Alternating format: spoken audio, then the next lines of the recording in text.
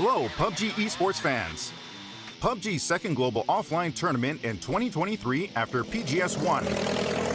PUBG Global Series 2, powered by Gamers 8, will kick off on August 10th in Riyadh, Saudi Arabia. PGS2 is a 2-week-long tournament where 24 teams will compete for a total prize pool of $2 million. The 24 teams consist of 16 teams that advance through the regional qualifiers of APAC, Americas, China, EMEA, and Korea, along with 8 PUBG global partner teams. The biggest change in PGS2 is that the battles will take place on a total of 3 different maps: Erangel, Miramar, the 2 classic maps, and the newly introduced Taego. Teams will be divided into 3 groups: Group A, B, and C, and they will compete with each other over 3 days in the group stage.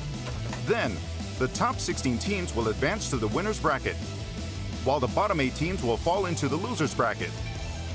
The top 8 teams of the winner's bracket will secure their spot in the grand finals, while the remaining 8 teams will join the rest of the group stage teams in the loser's bracket. The loser's bracket is the final gateway to the very last stage of the tournament. Only the top 8 surviving teams will advance to the grand finals. In the grand finals, the 16 best teams will compete in 18 matches over 3 days. On the final day, only 1 team will emerge victorious, claiming the $600,000 grand prize and becoming the champion of PGS2. But that's not all. The top 4 teams with the highest points total from PGS1 and PGS2 will qualify directly for PGC 2023. PGS2, powered by Gamers 8. Who will seize the loot and claim the trophy to secure the direct ticket to PGC 2023? Stay tuned.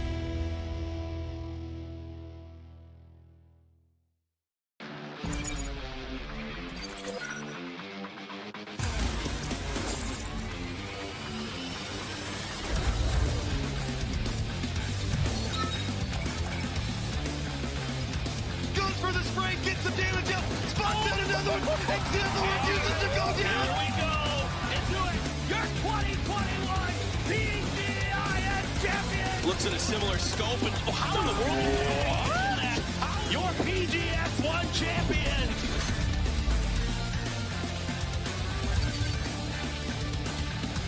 Nice swipe and good circle position to give us. So few options to work, but Blade hits Capitan. That's gonna open So a back little bit of a spray here. Gonna try to make some close. There it goes down and out. From friendly fire, but now they may potentially lose Volcano. Very good push.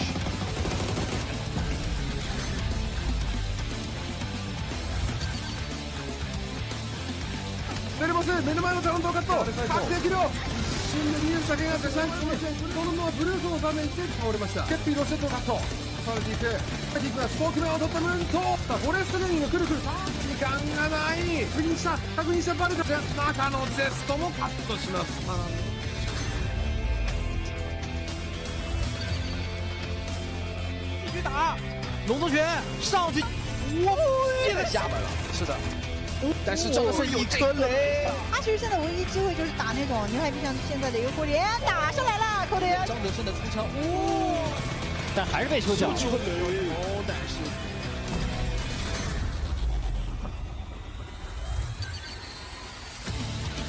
Personal getting the sprays down, but Besto's doing a good enough job of that. And Doozy a bit too far on the second one. Again, they don't have a whole lot to lose against these guys. The red killer with the P9. Outside of all of these fights going on. Okay, how's this gonna go? Usually not done against the barrel. Come out, Victor!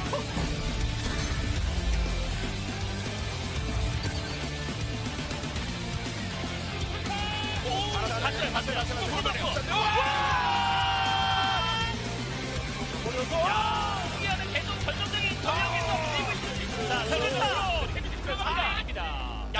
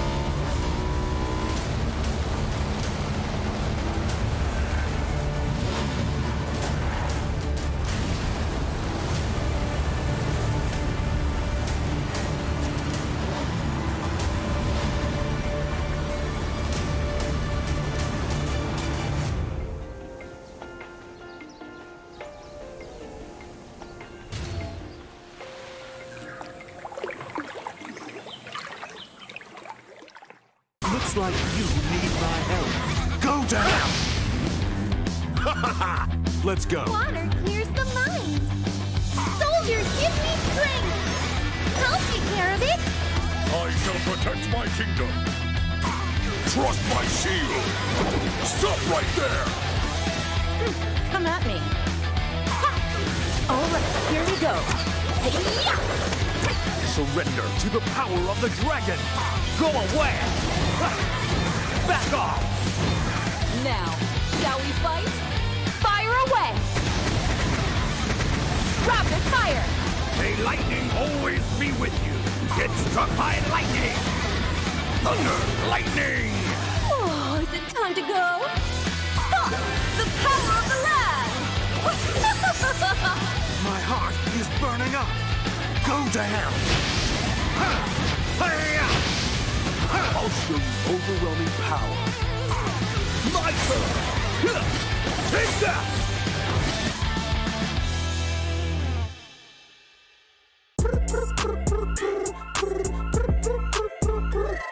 حتاكل انت تشبع وانت مستمتع وتلاقي الوجبه جايه على الاصول. واو يجيك العيش هش طالع من الاوفن والدجاج يقرمش just the way I love it.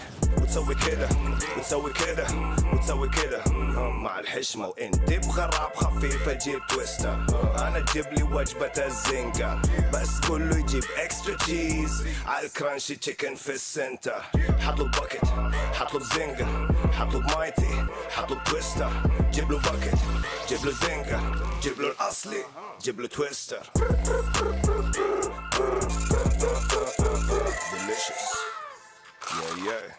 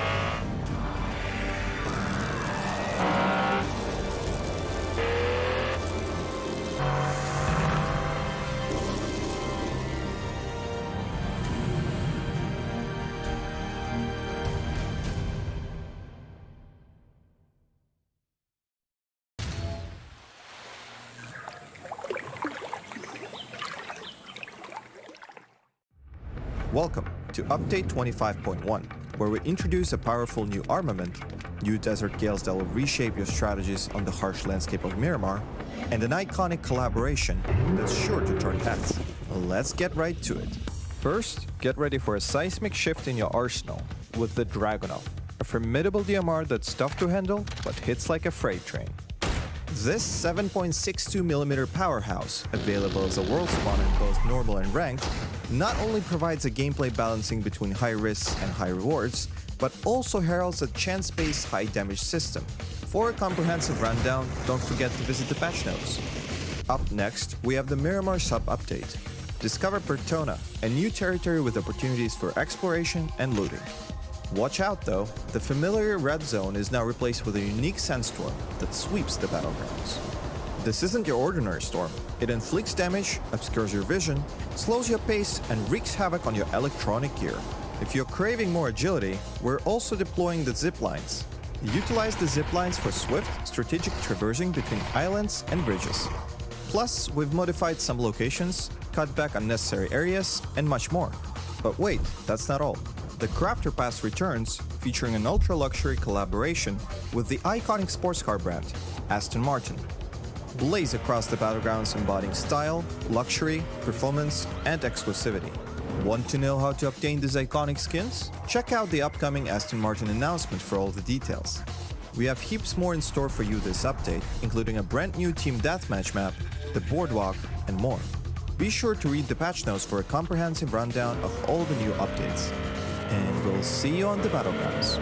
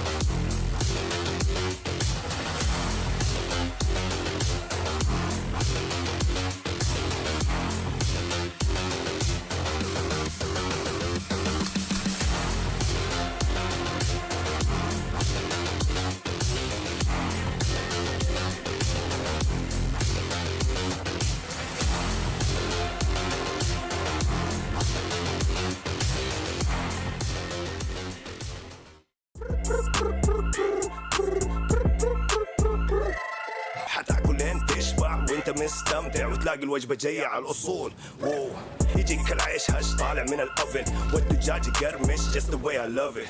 وتسوي كده وتسوي كده وتسوي كده مع الحشمة وانت تبغى راب خفيف اجيب تويستر. انا اجيب لي وجبة الزنجر بس كله يجيب اكسترا تشيز على الكرانشي تشيكن في السنتر. حطلب باكت حطلب زنجر حطلب مايتي حطلب تويستر. جيب له باكت جيب له زنجر جيب له الاصلي جيب له تويستر. delicious yeah.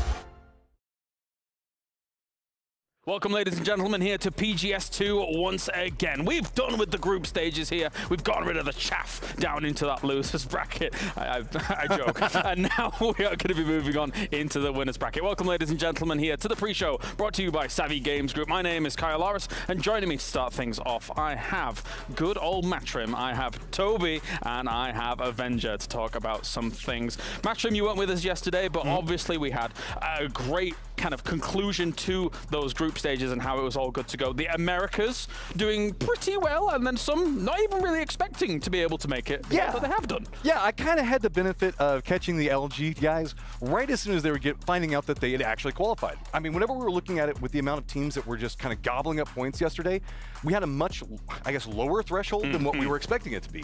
Even LG kind of being pleasantly surprised that they're going to be here today, as they, right as soon as they came out, they were like walking out, like, we're here with the winners bracket, you know, when they started chit-chatting with them, and they're like, yeah, now we just have to do all of our VOD review ASAP because we were expecting to have an extra day on that. Yeah, so I'm very curious to see if we're going to have a continual like point grab up at the top, or if it's going to kind of equalize down a bit more now. We'll see. We'll see. I've got high hopes for the Americas and seeing how they're going to fare here. On the opposite side of that, Toby, now we move into a different stage of the tournament, and you've got to have kind of, I would say, even different approaches to how this is going to go down. For sure, and we're also reaching a point where in a long-form tournament like this, fatigue is starting to play in. Minor things that is off-screen starts to play in. I've talked to some of the teams today. Not all are feeling as tip-top as they were coming into the group stage. Some are feeling a little bit under the weather. Some might have hurt a knee or something. You know, a lot of things can happen during a two-week tournament. During a two-week tournament, that can just play a factor in trying to keep your mental up. So Martin, really all these teams, not only do they have to perform on the server, but also make sure that they are staying as tight as possible. And some teams that are here have fortunately been able to do that in the past. Yeah, and here in the winners bracket, this is the time you want to perform. This is the first time in the double elimination before you go into losers if you don't do well. So, of course, huge factor for that. We'll talk a little bit about, of course, Cerberus and Tai Lu did extremely well here. Are they able to kind of push this performance into? Because what we saw at PGS1 was vastly different to what we saw in group stage and winner bracket. The performance and how everyone played, the meta kind of slightly shifted towards more passive play style, more center heavy. So that's really the question. Are they able to adapt to that, and how are they going to fare? That's really my question. I mean, one of the teams as well that kind of springs to mind here to see how they're going to fare in the winners bracket, where I think maybe they like surpassed expectations in the group stage. Toby, I'll come to you for this one. Is the Expendables. Yeah. That second day, 67 points on the board. They were rolling. They are a team that with every single global opportunity they have had, they have seized everything they could. And they're coming in looking as strong as they have ever been. Even the performance in their own region, they're outshining against a global competition. That is completely unheard of. The age on the team, very young as well. So there's no way to tell how much they'll be able to pull off over the next many years of PUBG. No, definitely. Beyond that, though, as well, you've got teams like Na'Vi, our current reigning world champions. They did all right, I think, back-to-back days here, to be honest, Matrim. So what are your expectations here for Na'Vi? Well, I mean, let's be honest. We all hope that they're going to do phenomenal inside of this. This is a team that we also do know tends to be a little bit slow roll at start. They have a very good strategy, but they also have a very good like homework and study session that they can bring into where they can make a lot of very good modifications as things come out. But also, I just want to see them be able to exploit the map in the way that they are so well known for, is they can just come in and given specific circles, they can just navigate it so efficiently. Toby, one team, not player, team that you think is not going to make it through to grand final from winners, and why, maybe? Third on 5. I complimented them throughout our cast yesterday. I loved how they went from being a surprisingly passive team to actually dare a little bit to get things going. I'm just worried that even when they do get things going, regardless of whether they're on the edge or on the center, the competition is too tough for them. All right, well, thank you very much, gentlemen. It is time to get things rolling here for the winners bracket. So, join for more PGS2.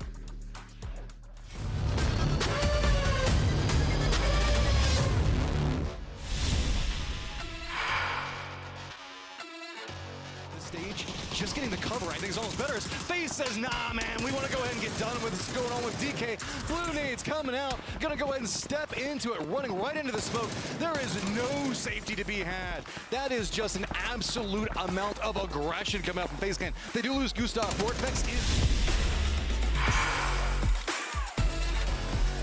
They've actually been doing well as far as their team fights, even though the results haven't been the best. How does that not kill Pace and Sharp? They will survive. It's just up to Pixel now as he flashes out the window, trying to delay this push from Soul. Rest comes through. Page instantly prones down, starts healing on up. Pixel found with a nail. That's huge because he would have found him in return. Soul finds the second, finds the third as well, and there he is, the current MVP. To hold the angle. They don't shoot at the guy immediately, they shoot at the guy set up top. So Expandables do, though, allow in both Melman. And one more, but 777 is hit instantly! Finds one with the P90. The P90 absolutely disgusting up close, and 777 has been a little quiet this game, but he will do so much damage as he finds a second, and that is it! He'll clean up Navi by himself! Move too aggressively. Petrichor Road just gonna bypass. Are they actually gonna stop there? That nade! Gonna step out. The nade's gonna be huge! Whoa! Big play coming out from Kian. Forcing them to heal and then make a play off of it, but if problems couldn't get any bigger now, here comes the push on forward. We know Pixel likes to put up vehicles in his buildings. We're trying to stay safe, but not gonna happen this round. Oh, but look at the double damage! The double damage is stacked. Oh my goodness! Pixel falls, but takes down the entire...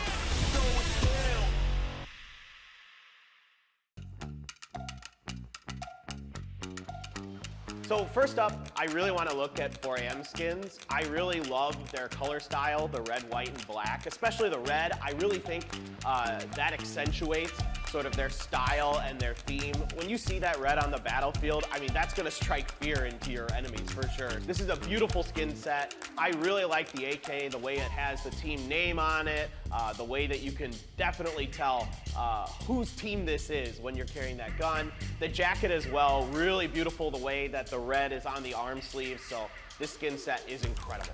All right, next up, let's take a look at the Sonic skins. And I gotta start with the AK here. This AK is absolutely gorgeous. The dragon on it, the teal color dragon, incredible. The Sonic's logo right there in the middle of the gun as well, very beautiful. The jacket's really cool as well with the Sonic's logo right on the chest. Like, you know 100% which team you're supporting with this. The gloves, everything about this is just a phenomenal skin set. Twisted Minds has one of the most unique, awesome looking skin sets. First up, the S1897 shotgun is beautiful.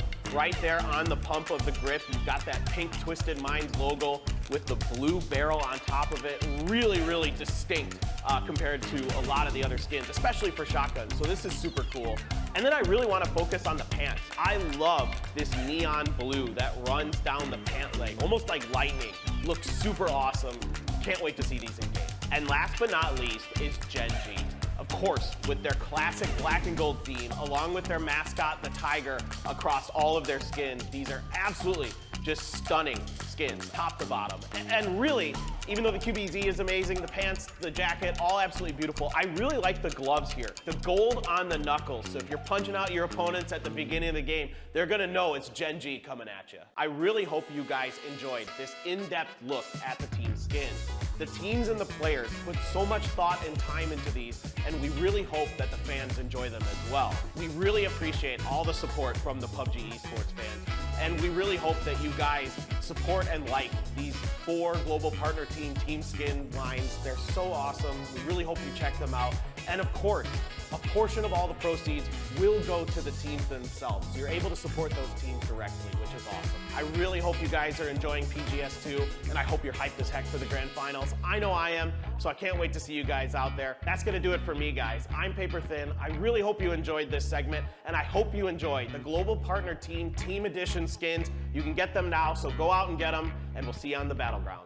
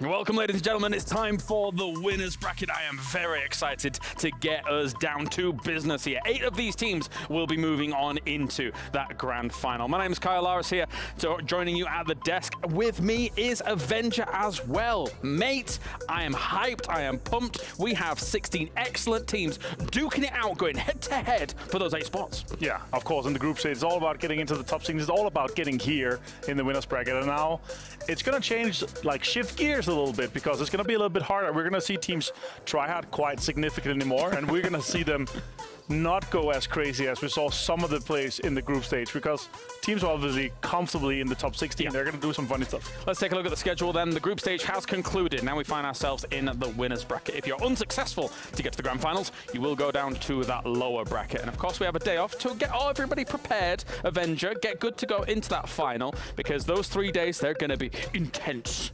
They are, for sure. And of course, it's all about the prize pool here. $2 million on the line, James. Yeah.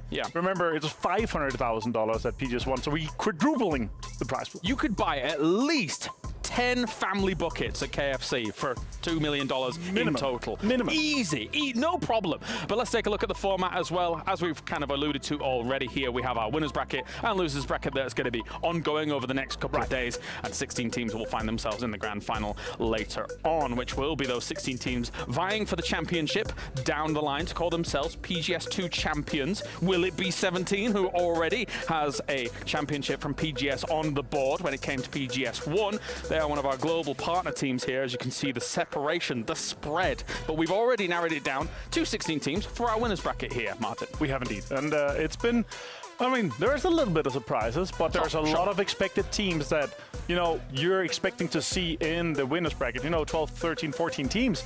You have like really high expectations to and really high hopes for, and they're going in there. I must say, whilst we take a look at our winners bracket participants, who are you surprised by being able to make it to the winners bracket to start things off? Who am I most surprised by? Probably D+. Okay. Yeah.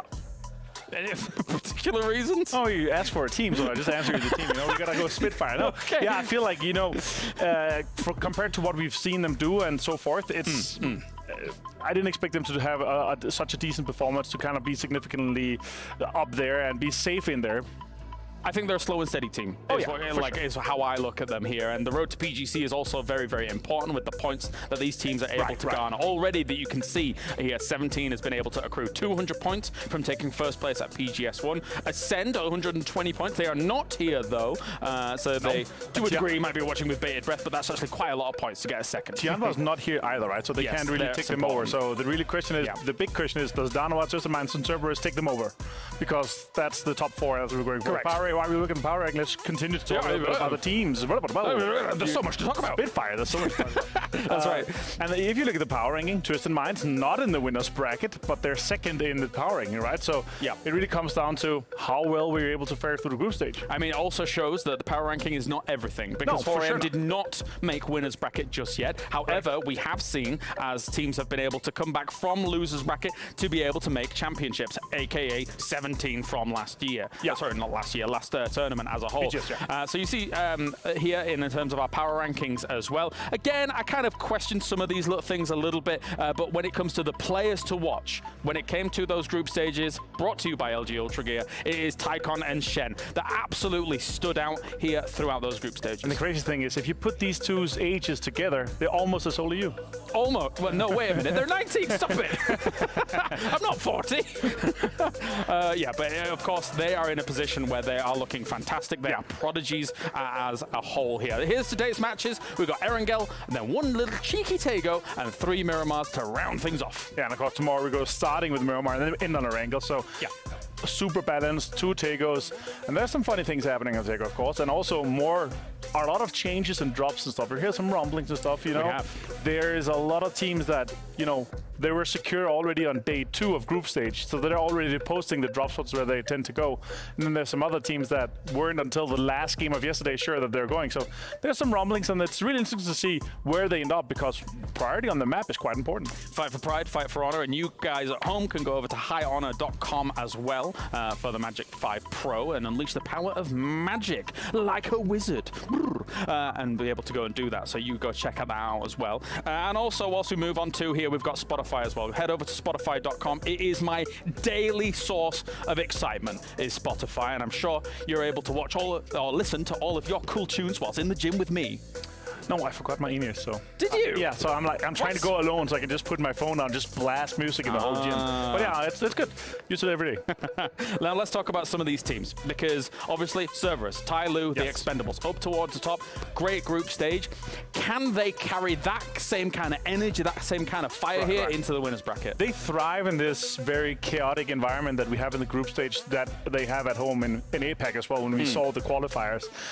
So I definitely feel like this is also one of the reasons why they're able to succeed this well in group stage. But once we go to winners bracket, and this is getting a little nitty gritty, right?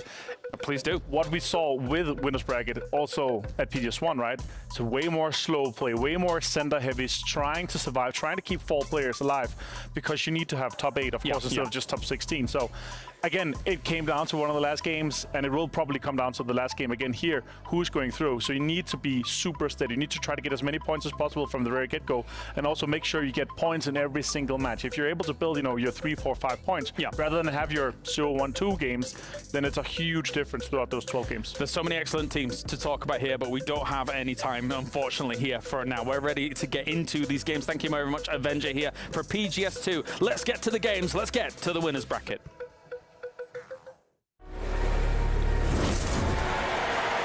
Shot's gonna come out, and it's gonna be Tyloo getting their second game. And what a play there. That was a beautiful display. 中国的战队每天都在进步，在这样一个不可企及的高度，我相信我们会很轻松晋级决赛。 And now look at the Expendables, Matt. They are making the push. They know this is their window of opportunity. Chúng tôi không hề cảm thấy sợ hãi. Chúng tôi có thể đè bẹp tất cả những đội tôi gặp. We didn't come to Riyadh to lose. We came here to destroy everything. This is insane what these guys are doing. Групповой этап и сетка победителей — это лишь ступеньки на пути к успеху. Мы приехали сюда для участия в гранд-финале. D+Kia have just made this an absolute Alamo for themselves. 저희는 그룹 스테이지에서 잘할 자신 있었기 때문에 위너 브라켓 올라오는 건 당연하다 생각해요. We're a step ahead of the game, and it's not worth your energy trying to catch up. Todo el mundo puede pensar que es algo sorprendente, pero es algo natural para nosotros. Just like that, one Molly over the top as PO claims 3. 목표는 당연히 우승입니다. 리아드까지 왔는데 챔피언 타이틀 정도는 가져가야 되지 않겠어요?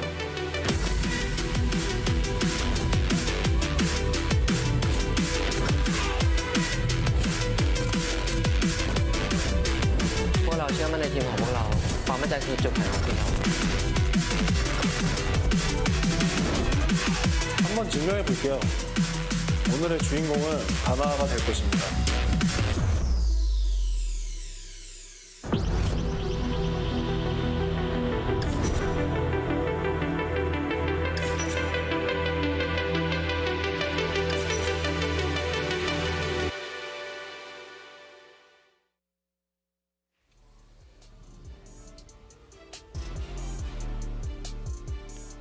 Welcome everyone to the first day of the PGS2 winners bracket. I'm Toby, joined by Matchroom, and we are in Matchroom for one hell of a set of 12 games here. The teams are ready. We've been up there talking with them already. They are good to go, and they want the action from right from the get-go. Oh yeah, we're getting like a small taste of what the grand finals could be like whenever we look at the collage of teams that we've got onto this one. But still, high pressure, as you've got to make sure that you're making the qualification settings inside of this, making sure that you're hitting your points, maintaining that consistency as we've had, sure, 3 days of action, but remember the players only each played 2 days due to the group stage. We're back into another 2-day session. And speaking of the group stage, I'm just going to go out and say this. If the group stage is anything to go by in terms of how many insane moments, how many clutch plays we're going to see, we are in for an absolute treat. You can see it on your screens, about 30 seconds to go until the first game will pop off. And I have a question to you right out of the gates. Who do you think, Matt, will come off the strongest and why? Who do I think is going to come out the strongest? Ooh, you just got to throw it to me off of the get-go. That's what I do. That's what I do. I'm gonna say I'm kind of I know I've got to do the waffling. You do you. But I'm kind of torn right now between 17 and Navi and how I think that this is going to end up between them. I think that Uba is coming in wanting to make a statement, and 17 once more, and I think that that's going to be the way we see this. APAC, man. Apex. Navi 17, so EMEA, China, or APAC will come off the strongest. Everyone but NA. I like that answer, Matt. That's Hey, look. Sonics managed to make some points. I finally didn't put Sig on my fantasy team, so he did something. They sure did. Now let's hop on over to match number 1. The plane is in the air, as fair as can be, as we go straight north to south. And while there's no promises off of this plane path, one thing that is kind of interesting, especially as of what we've been seeing late and in the qualifiers for this tournament, we haven't had a single military circle throughout the entirety of the group stage. So who knows? With this plane path, there might just be a chance. Look, I'm one of those people that whenever I'm like eating dinner or whatever, I find whatever the tastiest thing is, and I save it for last. Maybe that's all we're doing. We're just waiting for the millie-based games whenever we get to the grand finals, or whenever it's the absolute best moment for me, worst moment for the players. Now, I'm seeing Puccio still on board the plane. Now he's jumping. His entire team jumps towards Gatka. Does that have me worried? I'm not sure. He is in, and he's, well, good for him, the only guy on Millie. So maybe there's a plan to it. Maybe they didn't quite get the comms on through for when to jump out. I'm hoping that it's on purpose, and I'm also hoping we're not seeing any hot drops. But as I'm taking my eyes through the map here, I'm only seeing LG near Cerberus, but wouldn't expect a whole lot of commotion off of it. Yeah, this looks like this is going to be a pretty simple drop, all considered. Pucciu's maybe going ahead and getting himself as hyper-looted as possible. I will say that given the fact that we keep seeing Pucciu's do some like spinning in the... Yes, you gotta be careful. We can't leak the script like this, Toby. That's true. We're supposed to be surprised. Puccius, you're making it too obvious, man. We thought we had a plan here. No, he's the king of the island. He's got it all to himself, and I think he's aware of that too. And obviously, the last player to jump out of the plane saw no parachutes nearby. Now Sonics are wrapping on over, but you can be sure that he's telling his team, come down here, guys. It is an open buffet. And for all of those that are curious, yes, Sonics is already in rotation back down to military, just like Toby was talking about. 17 Gaming chilling inside of Pachinki. Pachinki not even in the circle. This is still a pretty southern military circle. It is very far south, not so much east side in, so the chances of those observatory endings are kind of, it's not impossible. It could still massively hard shift east, but not that likely. And then we still do have a little bit of land towards the north that could potentially have us end a game north of it, but that would also require one hell of a shift to go up there. So we're looking around at everything. You can see that it's predominantly safety in play for a lot of people. Our teams that are very far to the north, don't be surprised if we don't see them coming into the very tail end of this. We haven't been seeing a lot of success in edge play coming out from our teams. Yeah. So whenever we're getting a military-based circle like that, that does mean that we also are going to have some interesting situations where trying to get into the circle as fast as possible. Exactly. We're seeing PO here getting the rotation game going, the captain of the team, and now let's hear what he has to say. 저희가 좀 단단하게 잘하긴 했지만 그 이후 라운드에서 실수들이 많았고 또 이게 팀 게임이다 보니까 다 같이 잘해야 되는데 저도 못하고 다 같이 실수를 조금씩 하다 보니까 그게 좀 스노우볼이 굴러간 것 같아요. 아쉬운 것 같습니다. 세계대회가 이렇게 멤버가 맞춰지고 처음이고 오프라인도 오랜만에 하는 친구들도 많고 감을 좀 덜 잡아가지고 조금 더 경험을 쌓다 보면 충분히 잘할 거라고 생각하고 있습니다. Man, these interviews are savage. Hey, you guys did good in game 1, but sucked since then. How's that happening? What's going on? How do you feel about being bad? I know. It's always great to hear from the PUBG legend himself, PO. And I think we got to keep in mind that as much as he's saying, they're smart about the way they're doing this. They haven't had the best start to it, but they're acknowledging the mistakes. It's not just, oh, we didn't get the circles, like all the excuses. They acknowledge we didn't do well. They've sat down, they've prepared for this. But I want to see, you said there's not so much edge team play. They are one of the edge teams on this server. I need to see them be more aggressive out there. And that's kind of the problem that we've seen, right? The teams that are playing on edge have just been getting picked apart by third and fourth parties. It's also been a lot more open circles, specifically in that mid-game section, and that's where we've been seeing a lot of our problems come in. So teams such as LG and Gen G, who do really enjoy fighting along the edge and use that to propel themselves up and maintain their average points per game, it just hasn't been effective. Now DraftKings popped off in the group stage, and well, that made everyone pick him for winner's bracket, and there you go, -3 points. Minuta, on the other hand, gets himself the first kill of said winner's bracket, as he is far disconnected from the rest of his teammates over in Sarki. But you know what, if you want to get the mental games going, if you want to get into people's heads early on, this is when you do it, right from the start. As we can see, Cerberus is going to be coming in. There is no bridge camp set up at the time. We saw Navi making path just a moment ago.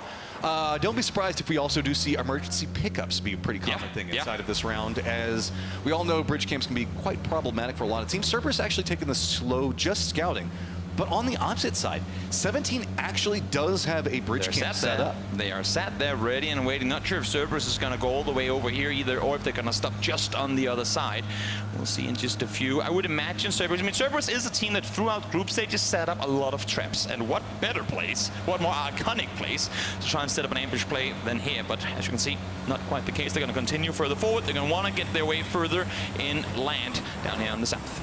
The best traps are always set up where they're least expected. So see, you don't do the bridge, you move back just a bit and try to aim for it over there. It looks like that's what they're trying to set up. Get some more control over this eastern push outside of the bridge. We saw just on the right-hand side of the screen before the kill spread between the team, the fact that you have Tycon and Himas doing so much work. I mean, the thing is, it's not just a two-man thing, but the entire team is set up around these two monster fraggers being able to do what they do best, and that is taking out players no matter where they are on the server. And oh my lord, have they been successful at doing exactly that. So I guess that's here just proving that this playstyle that Cerberus has come in with has clearly worked. Looks like 17 realizing nobody making the path in. They were scouting out, making sure nobody was on the opposing side. Then said, you know, hey, let's just go ahead and cut over to the other position on this one. They're going to go ahead and get down the strong compound just on the southern section of that western bridge. Petrichor Road now going to be coming in right back behind Cerberus, but they do actually have Tai Lu that's going to be coming in back behind them.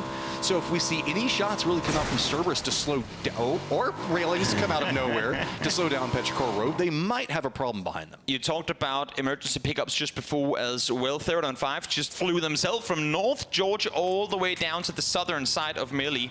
Bad thing for them, I should say, is that they want have vehicles to work with yet, but we'll see if they find any now. Here's the trap, here's the setup. We'll see what they get up with. Dogma already started shooting, but whiffing a few bullets, and that's going to be him down early.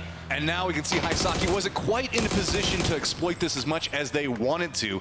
So with that, Duckmai going to be the one that receives the bad end of that, and that trap going to be slightly problematic, as now even LG coming in from the ocean on the opposing side. Petrichor Road's going to be able to bypass through them, but I don't think they're going to be stopping a Nova. I think they're going to keep going. It seemed that Cerberus, I know that, I mean, of course, Dogma would have wanted to hit a few more bullets there, but as a whole, they weren't set up for exactly them wrapping out on that side. And therefore, I feel like when you're set up there alone, you know the entire team is coming your way, maybe just don't shoot if you have a chance to just fall back. If the team isn't ready for it, as you were saying, maybe just hold back and let them pass, because you know there are more fights to come. They were trying to be prepped for it, but that was kind of one of the issues with it. They didn't have their last member really in that strong defensive position next to the hillside.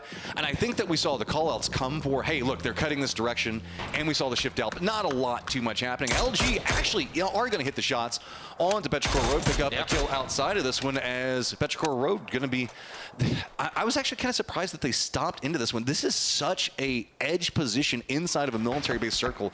I guess maybe aiming for kills on people wrapping away from the Cerberus camp? I mean, Preshow moved out very early. They're a very edge-heavy team in the very early stages of the game, but they also, I talked to Ixlef coming in to the finals as well, and about Summer, their new captain on the team. They're still kind of conforming to the former 4AM play style of saying, play edge early, but still go center. 1.5, maybe even 2 circles than the former Preshow would, and I think this is what they're trying to do, wrap around the circle so they could claim some center positions. This was just a pit stop to try and get everyone grouped up. They had just avoided the camp and survived. Now here, unluckily for them, Luminosity was there raiding. And I think that they should be able to pass through this with no problem. They will. Like, it's probably about a good kilometer before they bump into another team that they would have to be contesting against. Outside of this one, most of our teams are already inside the safe zone. Haisaki, though, you can see coming back over here with Cerberus making their shift away from their bridge camp. He is down. A couple smokes going to be coming out from this one, but it's going to be Tai Lu on the opposing side. That rock going to provide just enough cover, but nope, that's not going to be enough. Shin's got goals, man. Now, Tai Lu is one of those teams that I didn't know exactly what to expect from coming into the group stage. They went out and impressed everyone. Phenomenal plays coming out from this team. Now I want to see them do it again here, though. We're full reset. We need to see Tai Lu. We need to see Shen and Xiaoyang go out and wave the banner and say, we got the momentum going still from our previous games to be able to continue forward. We do have the res that came out on the opposing side for Cerberus, but remember, this is a 3v3 all lined up. Tycon's trying to step in. It's going to be 7-5-5 that actually gets the knock. Rest Tai Lu's going to be coming in, and Shin opening up the door. Tycon's going to be on the opposing side of that, opposite side of that tree. Long's going to come in, and you can see Shin already knows exactly where he's at. But it's going to be a Mox that comes in with a big hit onto it, and Tai Lu, our first team eliminated. Yep, solid repositioning, solid reset. Keep in mind, there were 3 players coming into that fight and took the first knock as well. So for a good portion of it, it was a 2 versus 4. But again, Cerberus, man, they are here to fight. And now with this circle shift, that is, well, I mean, it's north, but we're still not going north. I mean, okay, if you're a Falcons fan, cheer as much as you want, but there is very little to no chance of we going that far. It makes it a lot more difficult as we're going to see a lot of teams committing into the Sosnovka hillside already, and those can lead into some very embittered battles over there, just due to the fact of how peak heavy it is, and if you end up in the valleys, your life is just terrible. Now, Danoa, you see here on your server, a team that had a bit of a slow start to the group stage, but did manage to pull through in the end, making their way with the ferry. And also, the Expendables, one of the Apex teams. Wait, what? Did they hit? What? You know what? This was a showcase. You can now rest in the water, people. Yes. For those of you guys who didn't know that, Danoa, they have made a deal with PUBG and said, we haven't really had a chance to showcase this new ability yet. Danoa, if you could just jump into the side of the ship and get run over so that we can get things going easily. Danoa, like, you know what? It's kind of, I know it's winner's bracket and all, but, you know, we'll do it for you. So thank you, Danoa, for showcasing to everyone that, yes, you can, in fact, rest your teammates in the water. That slight curve of the ferry doing some work We'll just ignore that one. Okay, looking in, we can see most of our rotations coming in. Nuren's not getting away with that rotations as Na'Vi, center of the circle, high ground, everything that you could possibly want. And this is where I'm worried for the teams around Na'Vi. They play phenomenal PUBG out of this position, both globally and within EMEA. And with how well they've been playing in this tournament already, usually Na'Vi has been a bit of a slow starter in the global stage, but here they come in super confident. I talked to Alia coming into today as well. As he gets knocked, that's unlucky, of course, and flushed. Sorry about that one, Alia. But he said they were playing confident, they felt good, they were just going to go out and play their game. With the position they have right now, they should be able to continue that. But of course, unlucky for them to lose one this early. Well, that's kind of the symptom of the circle, right? Whenever you have that high ground, that means that every single time you're cresting to take any shots at any of the opposing teams, 50 people can potentially see you at the time, so it can lead to some very high risks in stepping out. This is kind of what we see going on in the northeastern part of the island. The remnants of what's still inside the circle is we are now also coming over here with Jin G next to 17. Essentially, we just bounce from one side of the circle to the other to give you an idea on kind of the lay of the land. Is everybody is hillsides, and then there's this awkward kind of congestion closer to the edge play, but I can't even really call this edge play, but it's the closest we got. Yeah, I mean, yeah, it essentially is. 17 still in and around the bridge, only with 2 players posted up, though, and Taemin on the bike has crept his way forward. So let's see now. Shabu has an idea, I think, that there might be threats coming from that side, but he's kind of looking all over the place, not having identified Genji, obviously, but a like his awareness. Those spots one, PO seen on the other side. Huge that he's able to see him before they catch them off guard. I love this position that we see him playing from. It's so defended. It can really maintain a lot of control over that western front that you can see people trying to make their moves in from. Plus, if for whatever reason somebody ends up going to the bridge, you can still do some secondary movements around that. There's a lot of strength to be had in it, but now having revealed themselves, they're like, you know, we could see somebody make the push into us. Let's just go ahead and regroup with our other teammates, because they were only doing a 2-2 split here. Also, I like both the disengage from 17 Gaming here, but also the immediate response. You saw both Lil Ghost and Sushu instantly hop in their cars. Guys, they're here, but you also hear him. You can almost see the call come through. It was just one guy. He has fallen back. Let's just regroup again, because look at the amount of control 17 currently have. If they were to full commit on a fight against Gen G, other teams would claim that, especially with a shift like this coming through. Okay, we know that we're staying on military base island, but the fact that we're still leaving that peninsula is absolutely insane. Question mark, you can see, making sure to get some more control over this northern area, because this is vital positioning now as we've just continued to shift up into this northern section of the island itself.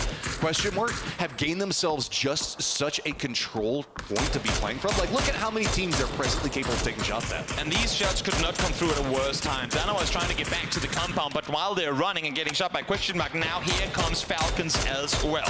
Whoa, but Question mark needs to be careful, because they do have Cerberus that is coming up back behind them. And, you know, DK, they've been out in the blue zone for a while, and they're also making approach. We'll see how they opt into coming in this one, but the longer the Question mark keeps taking these shots with Daytrade on the opposing side, means that we could actually see a bit more of a mix-up. Haisaki doesn't want to commit into the Question mark line, instead maybe moving more to the south where LG is positioned. Yeah, and this is really going to be a test on the Dano roster. I mean, I talked about teams in the pre-show that have to be able to play against, you know, it's here many days, stay good in health and whatnot. Dano, I talked to Soul early. Anonix has not been feeling too well last night. Loki is the one that had an issue with his knee. Soul as well has not been feeling too good either. So they're all looking at me going, you know what, Salute is going to carry us today. So hopefully, hopefully, I looked at Salute as well, and he was a little worried looking. So we'll see if this early commotion is going to become an issue. Tygon finds the first one, gets the flush as well, and able to dodge and weave as a D+, as I would feel forced to continue going. Ooh, wrong Haisaki. You just kind of getting a vibe for what's going on right now. DK now also making their approach. They're going to be rolling right in between LG, just passing Cerberus. Petrichor Road's just going to be the south of them. But as they move forward, they're going to be moving into that day trade sight line.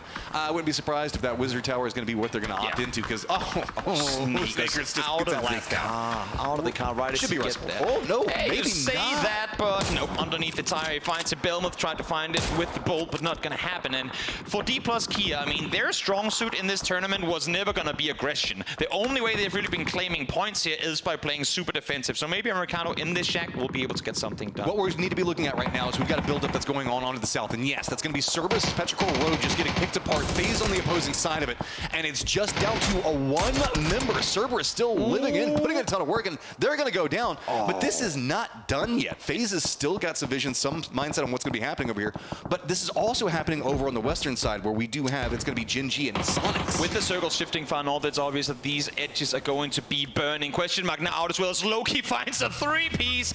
No matter if you got a bad knee or not, he's still going to be able to frag out, takes down the entirety of Question mark, and Sonics now trying to wrap their way further forward. First one goes down to the hands of Tiggleton. Finds the second as well. Now he needs to commit to the heal because he's running down low in phase 3 and it's about to hit phase 4. And once they crest up this hillside, it's going to be 17 that actually has vision on him, and they know this. PO all by himself. PO things paying off, but that means that he is now the last one up for his squad. 17 moving more aggressively into this as the new circle is popped. It's kind of just centered up on the landmass itself. Mime looks like they're going to just go ahead and leave him behind, and Sonic's going to jump inside of a vehicle and send it with a wing and a prayer, but they're going to have T5 in front of them and PO, depending on pathing, 17 on the other side. And this is again a situation where, I mean, PO a little disjointed from his team. We know that he likes to play this play style of going out and making things happen on his own, but when his team is then attacked and he is not able to really go out and help at all, it's just troublesome. As I say that, thank you, PO, for disproving my point, because bad PO things can really quickly turn into good PO things. But even if he does get these 2 kills, I'm sure that he would have wanted to really have his teammates alive here too. And that's kind of the problem, right? Is if you're Sonics, you're like, the only one we didn't kill was PO. Where could PO be?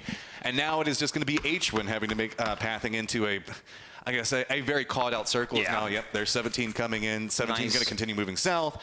H1 could wrap to the north, but 17 has control of the entire western line. If there is no path that H1 can take. 17 is taking nothing for granted here. They're wrapping in really slow, as you're saying. They have little ghost up on the northern side. They know that they have 3rd and 5 ahead of them, so not in a hurry to push on in. They'll sit here and make completely sure that no one is going to backfill them, that they're not going to get backstabbed. They want to focus inward, because we all know that 17 Gaming, once they only have one direction they need to go, they are as dangerous as any team on the server. Look, whenever you got your backs to the wall, you don't have to worry about being backstabbed. That's 17's strength. 8 HP.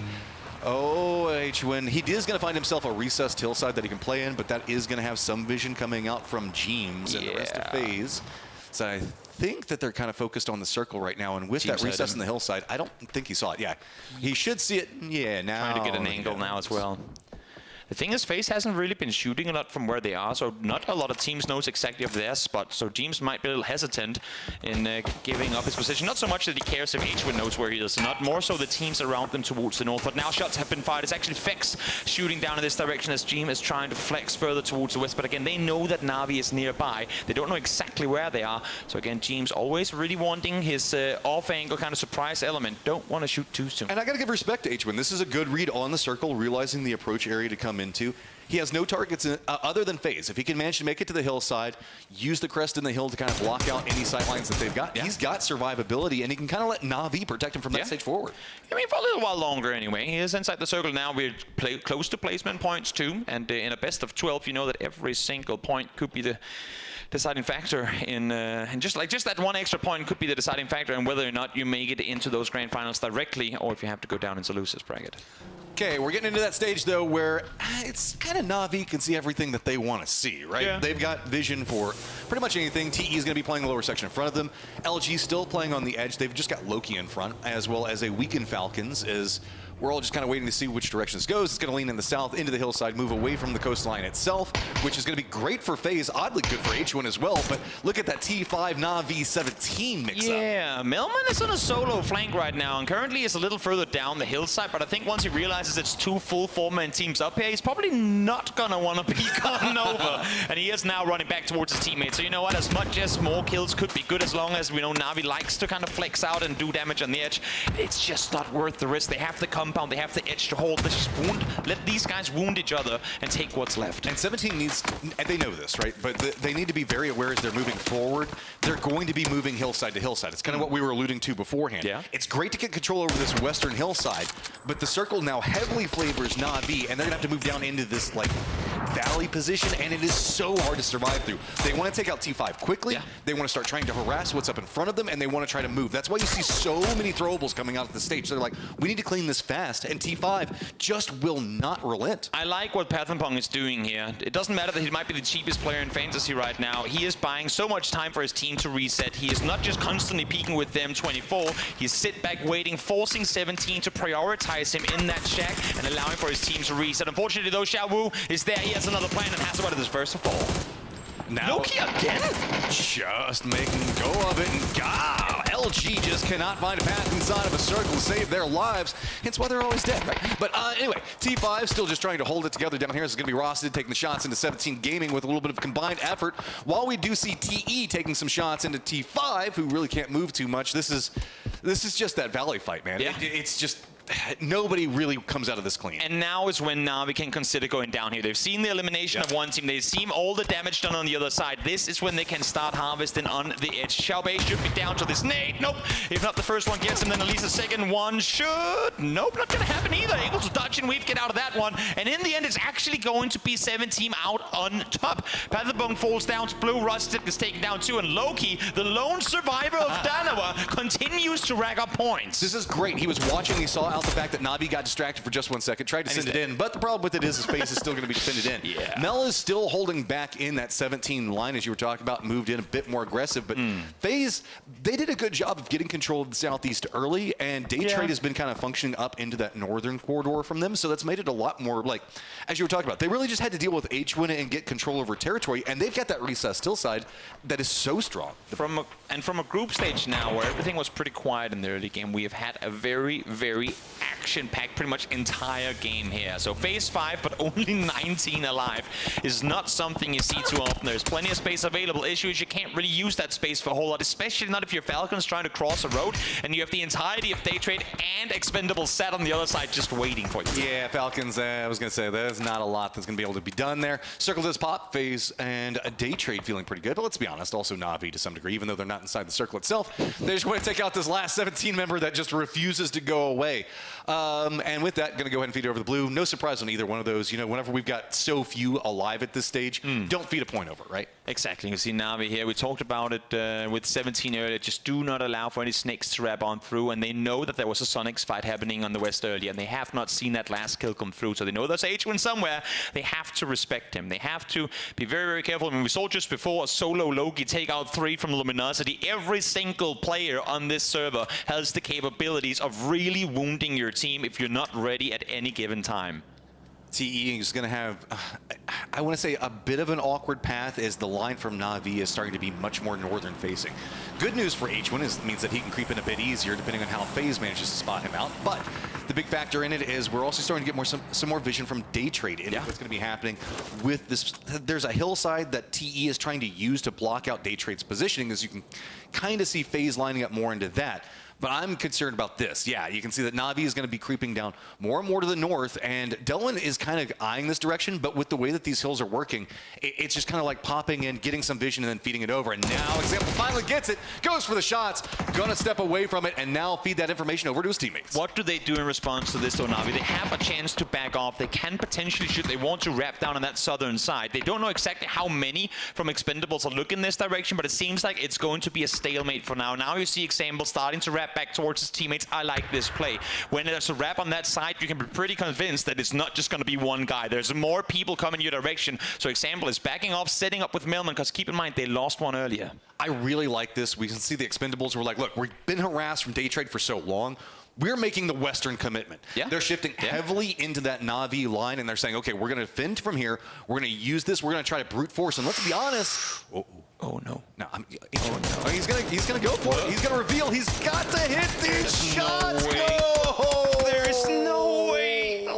That one's gonna hurt. In any case, H1 at least got some placement points. He was a solo player with 11 alive and he makes top 5, so there's that. Well, that's probably all he can take away from that situation. But here comes Expendables. As shit, this fight was bound to happen eventually. They didn't want to go into Day Trade, and now they're forcing the fight against Na'Vi. Delwyn up and over, finds the first, goes for the second as well, but can't quite connect. It's going to be Na'Vi that's got their backs up against a wall in this one Example, trying to be careful, but it's going to be FaZe also coming back behind, gives no space. And if you've got a team that's back against the wall right now and the Expendables, that is to be terrified of. Day Trade shifting over, but these guys, the more mad you make them, the more pressure you put on them, it feels like the more they're growing. Great timing on Expendables as well. They see Na'Vi back off to go down a potentially third party, and then they wrap north around. The issue for both these two teams is Expendables finished that fight so fast that no one could really punish them off of taking it to begin with, and now they get to back off towards Day Trade. Issue is, I was just going to say, are they aware that Day Trade have made this play? They weren't, but at least they haven't been knocked.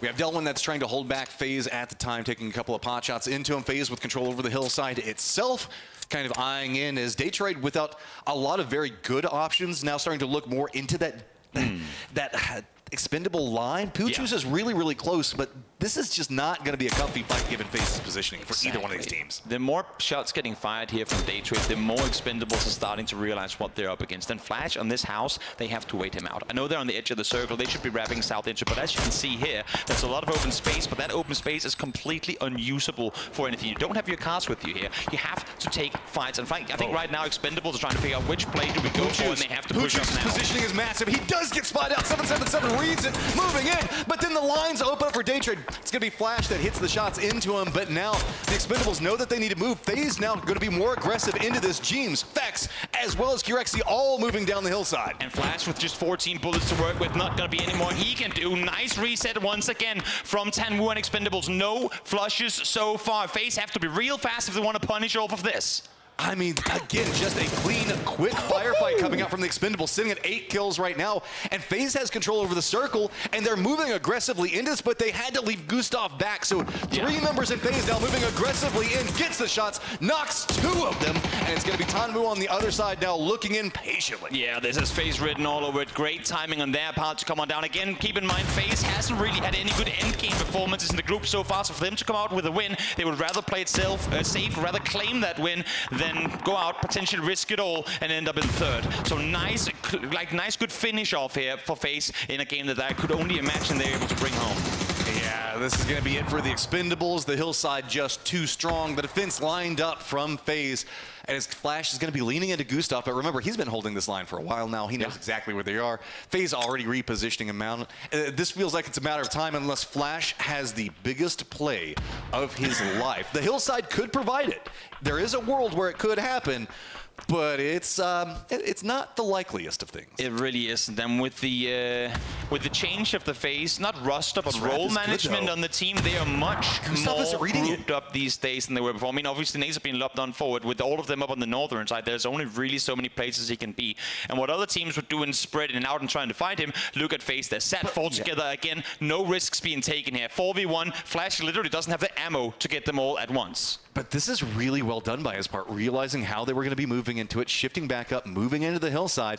He doesn't have a lot to work with, you're right, but he's making sure to exploit as much as possible. Keep in mind, he doesn't know it's 4 members of FaZe that are up at the time, so he's got to be... He should know. He should have a pretty good idea that they're all going to be up. Now here comes the hillside push. They now know, start to throw everything in. Flash going to go for something. He's got a shield up, but yeah, not too much you can do there. FaZe, though, 10 kills and just a dominant win. Great game for them. They played it quiet on that southern side from the start. Again, they were hesitant. Even when H-Wing came around the corner, they were playing it slow. They want to get late game presence. They want to get time in on the server against these teams rather than go all in early and potentially die. So very, very calculated play from FaZe to bring home the win in the first match of Winners Bracket. You got your melee circle now. Are you content? There you go. Now we don't need more. Now we got it out of the way.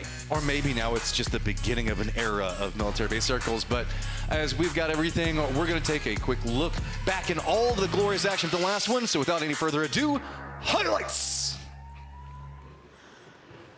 Yep, Toffees isn't here, but I am. We've got FaZe Force 5 all over the place here, able to get themselves the victory here on military. What a victory for them here to start off the winners bracket. Yeah, they're able to deflect the H-Win backstab quite nicely, and they were staying 4 guys strong with that. And then, of course, they're pushing in for the Expendables and taking over that position quite nicely. But yeah, they played it super clever.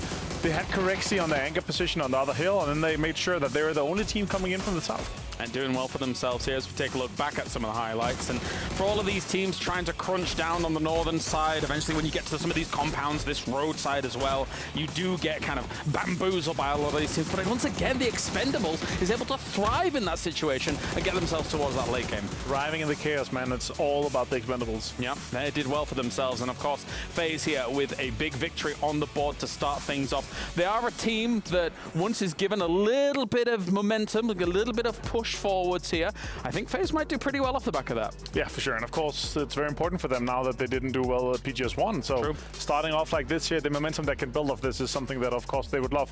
And yeah, having a start like this is like, basically, okay, we're going to make it. We're top 8. Yeah. Because you have such an advantage going into that, for sure. No, I would say so. I would say so. There were moments where I thought maybe like H-Win, for example, you know, probably should have got like one of the FaZe guys. So they got a little bit fortunate with some of those sprays going down towards them. But I mean, other than that, turned on a dime, able to take him out. And also there was 5 teams alive at that point, right? He could have maybe, now that they maybe felt that they were secure for that hill, he could have delayed it way more, maybe taken 1 or 2 placements. But again, if you feel like you have a free point, you should always take it. Unfortunately, there was some ducking and weaving going on. But on the other side, I'll say, you know, with the Expendables, how they're able to take down Navi, that was super impressive. They, again, pushing in utility-wise, winning their fight, winning their 1v1s. It's just, yeah, it's looked like they're continuing what we saw from them in group stages. It felt like they almost knew that they had a numbers advantage very early on in a fight like that, because it was kind of a very aggressive, very oppressive against what Na'Vi had available to them there. Unfortunately, losing Alias so early on does put a spanner in the works a little bit. It also helps, you know, everyone else are like, okay, Na'Vi lost one early, so they know if you're fighting Na'Vi, because when you lose it outside like of all the chaos, then it's pretty easy to kill feed. Yeah, for sure. Yeah, definitely. All right, beyond all of that though, the fact that we actually did have a military circle to start things off. Fantastic.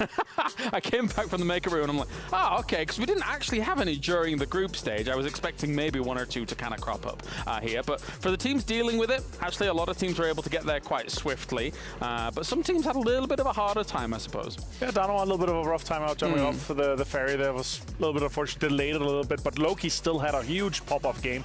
I think he ended up on like 6 or 7 kills, but here, of course, the winning team, FaZe Clan, Jeems ending up on 4, and there's the guys they share a little bit. I talked to them a little bit before the games, and Fex said, these guys are absolutely inhuman. I don't know if it was like a slant for fun or what it was, but yeah, they start off like this, and I'm pretty sure he's happy. And of course, the man of the match by Kadir here, Jeems. An absolute veteran of the scene here, Jeems taking that #1 spot to start things off, brought to you by Quidia. And I think ultimately as well, Jeems, he's kind of one of the guys that flies under the radar a little bit sometimes in the later stages of what I'm saying for PUBG Esports. Still a great player. It's just that, you know, again, you've got all these young guns coming up and stuff like that. He's also, he's getting old. He was young when we started out. He was like, 20, 21, but now he's, if you ask him, it's like the boomer. But the match leaderboard here, 20 points for FaZe and Expendables is 13. Really good. Daytrade, happy to see them also step up. They were also really good in the winners bracket for PGS1. Definitely. A lot of kills coming in for 17. Danoir as well, getting 7 on the board, alongside Cerberus, who went through the ringer in this game. I felt like every time we saw them on camera, just fighting the usual. But 6 kills is going to set them in good stead to get things rolling as well. Cerberus winning the fight against Tyloo, of course, super important for them. immerse popping off 3 kills in this game too. Yep, definitely. All right, well, that is how things sit here for game #1 of Erangel. Again, it's difficult to kind of extrapolate from a Miramar circle, from a military circle, how things are really going to unfold in Erangel, because it is such a different approach to the game here. But for FaZe, as we see them on screen, they're going to be sitting happy. But you can definitely tell, like, the more slow approach for the vast majority of the teams, like they're staying more calculated, they're staying together, more like moving like a unit for sure in this case here. And this is what we expect from the winners bracket, like calculated moves, pushing together, playing together. We're not going to see like these flashy moves until where maybe we have the teams that feel like they're secure in the top 8. Yep, definitely. There's an opportunity here for all of these teams to kind of situate themselves decently in the middle of the map if we do get a decent circle for that, as we take a look over towards the Expendables and how they're going to fare here for them. I think so far so good. When you see something like that, it's the glimpses of continuing on what they had in the group stage.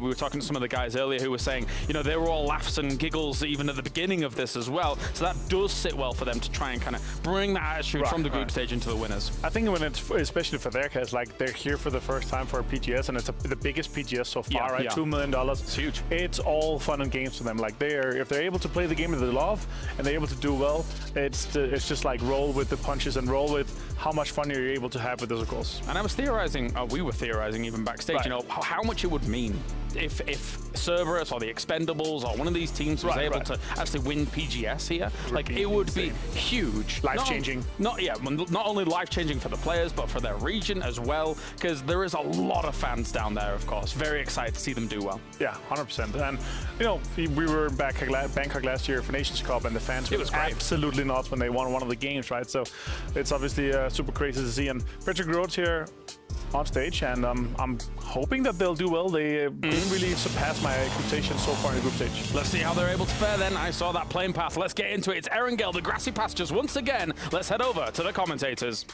Thank you so much, guys. Here we go. One more angle for today before we hop on over to Takeo. I'm Toby, joined by Matt Trim. And Matt, we finally got a melee game.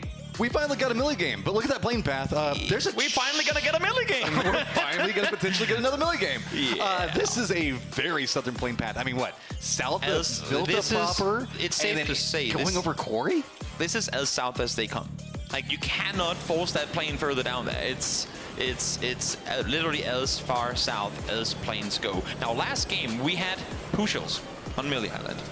I feel like this game, there's gonna be a few more teams down there.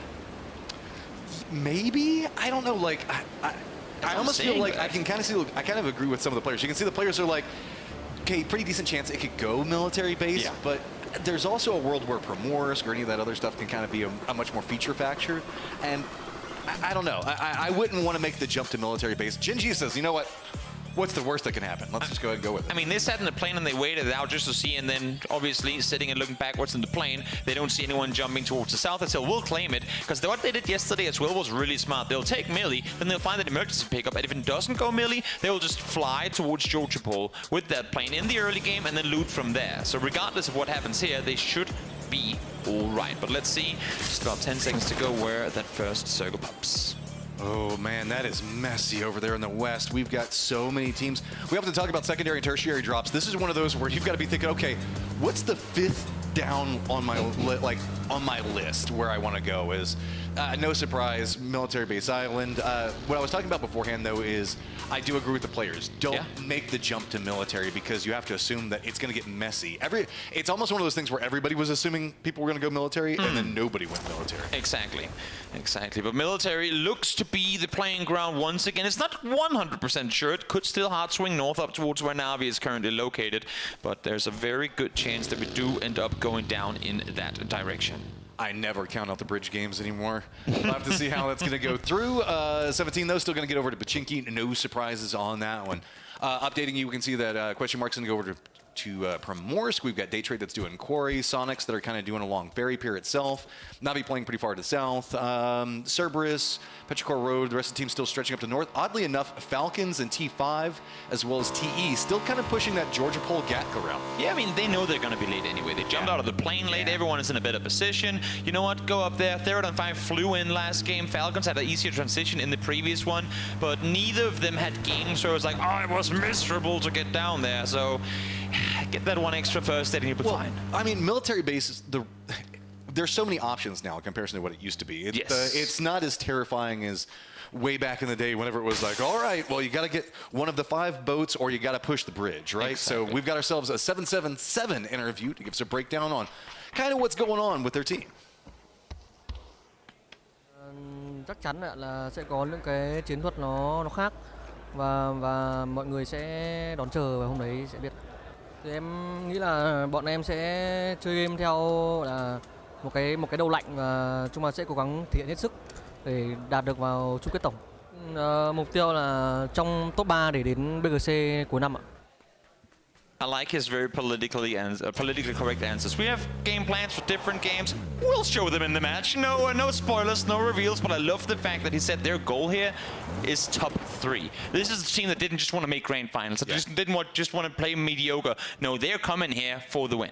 And respect, like 777 was one of the cheapest options in fantasy, and if you pick them up, you're feeling pretty good. I had them on my team, but the rest of my team just didn't do me good. So 777 was my points earner, and I gotta give respect.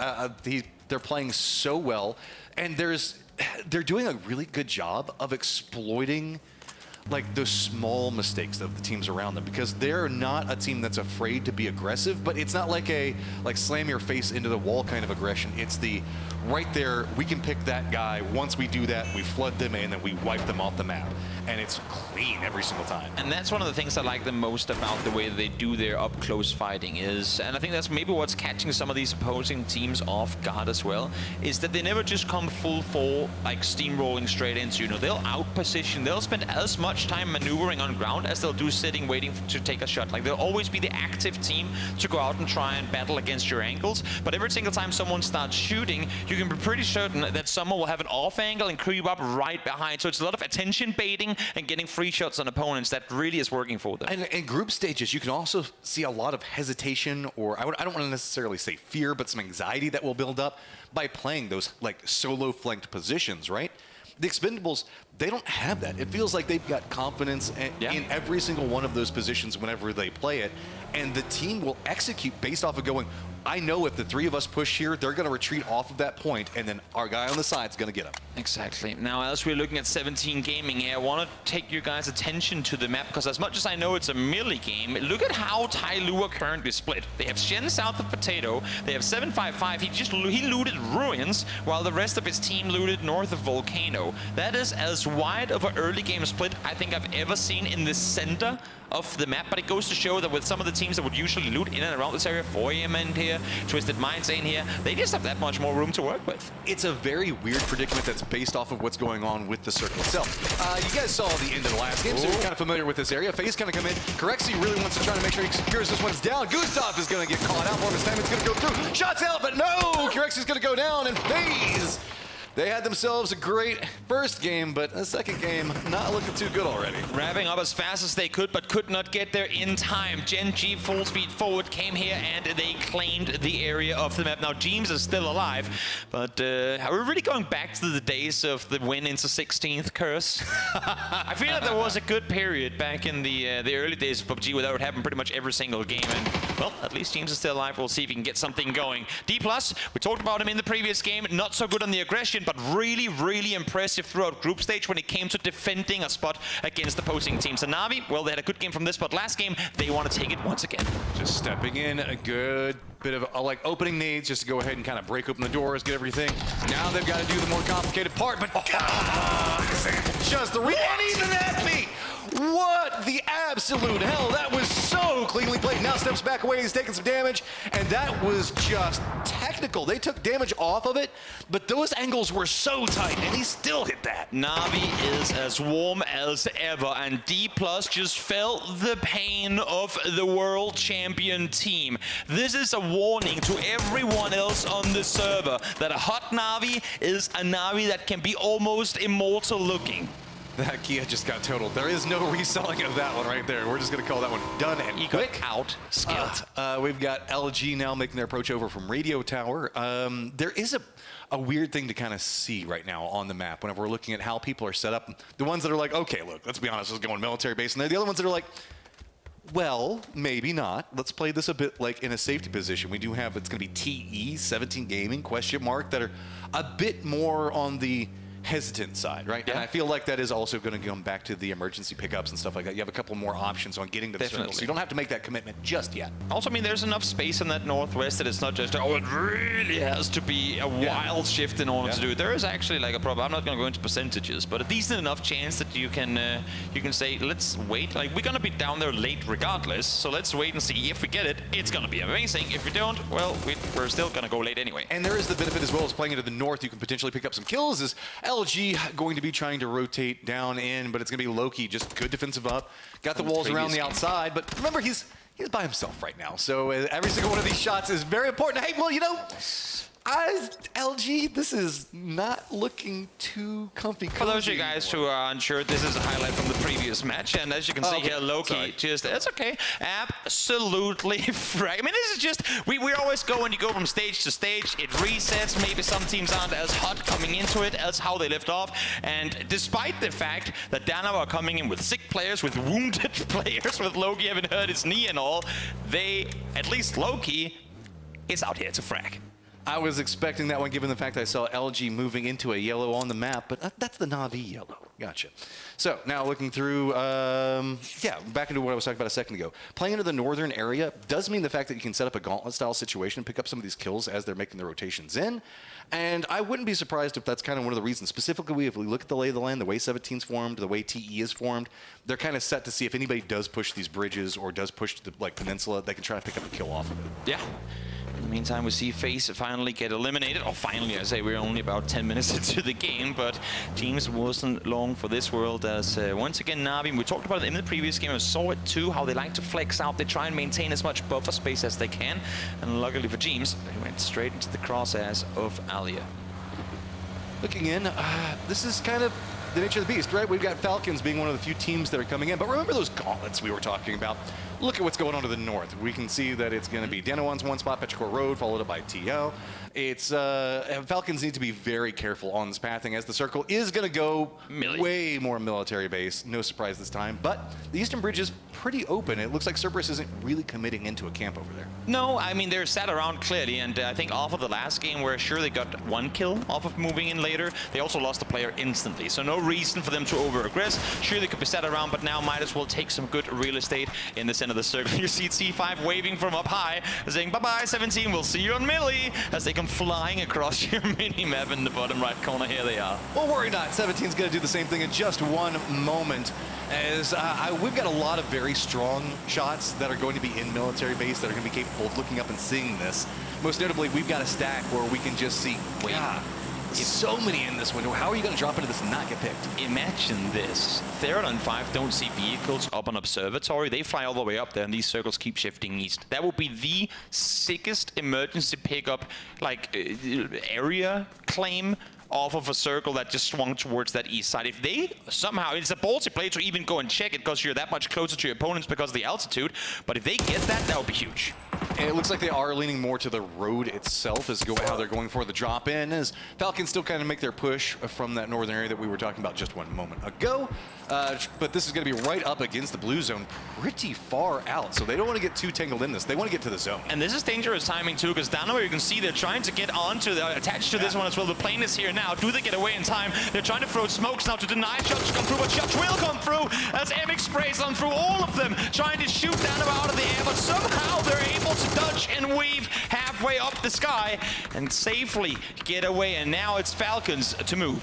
For now, there's a lot of tracers that are going up and after him. Expendables now taking the shots into QM as they're trying to cross the bridge. Nothing going to be on the opposing side of it, so they should be fine from then on out. We also do have a boat cross that's going on right now, as I believe Petrichor Road has opted into doing this while we see QM making their play out. Where did we see the drop come out from that pickup?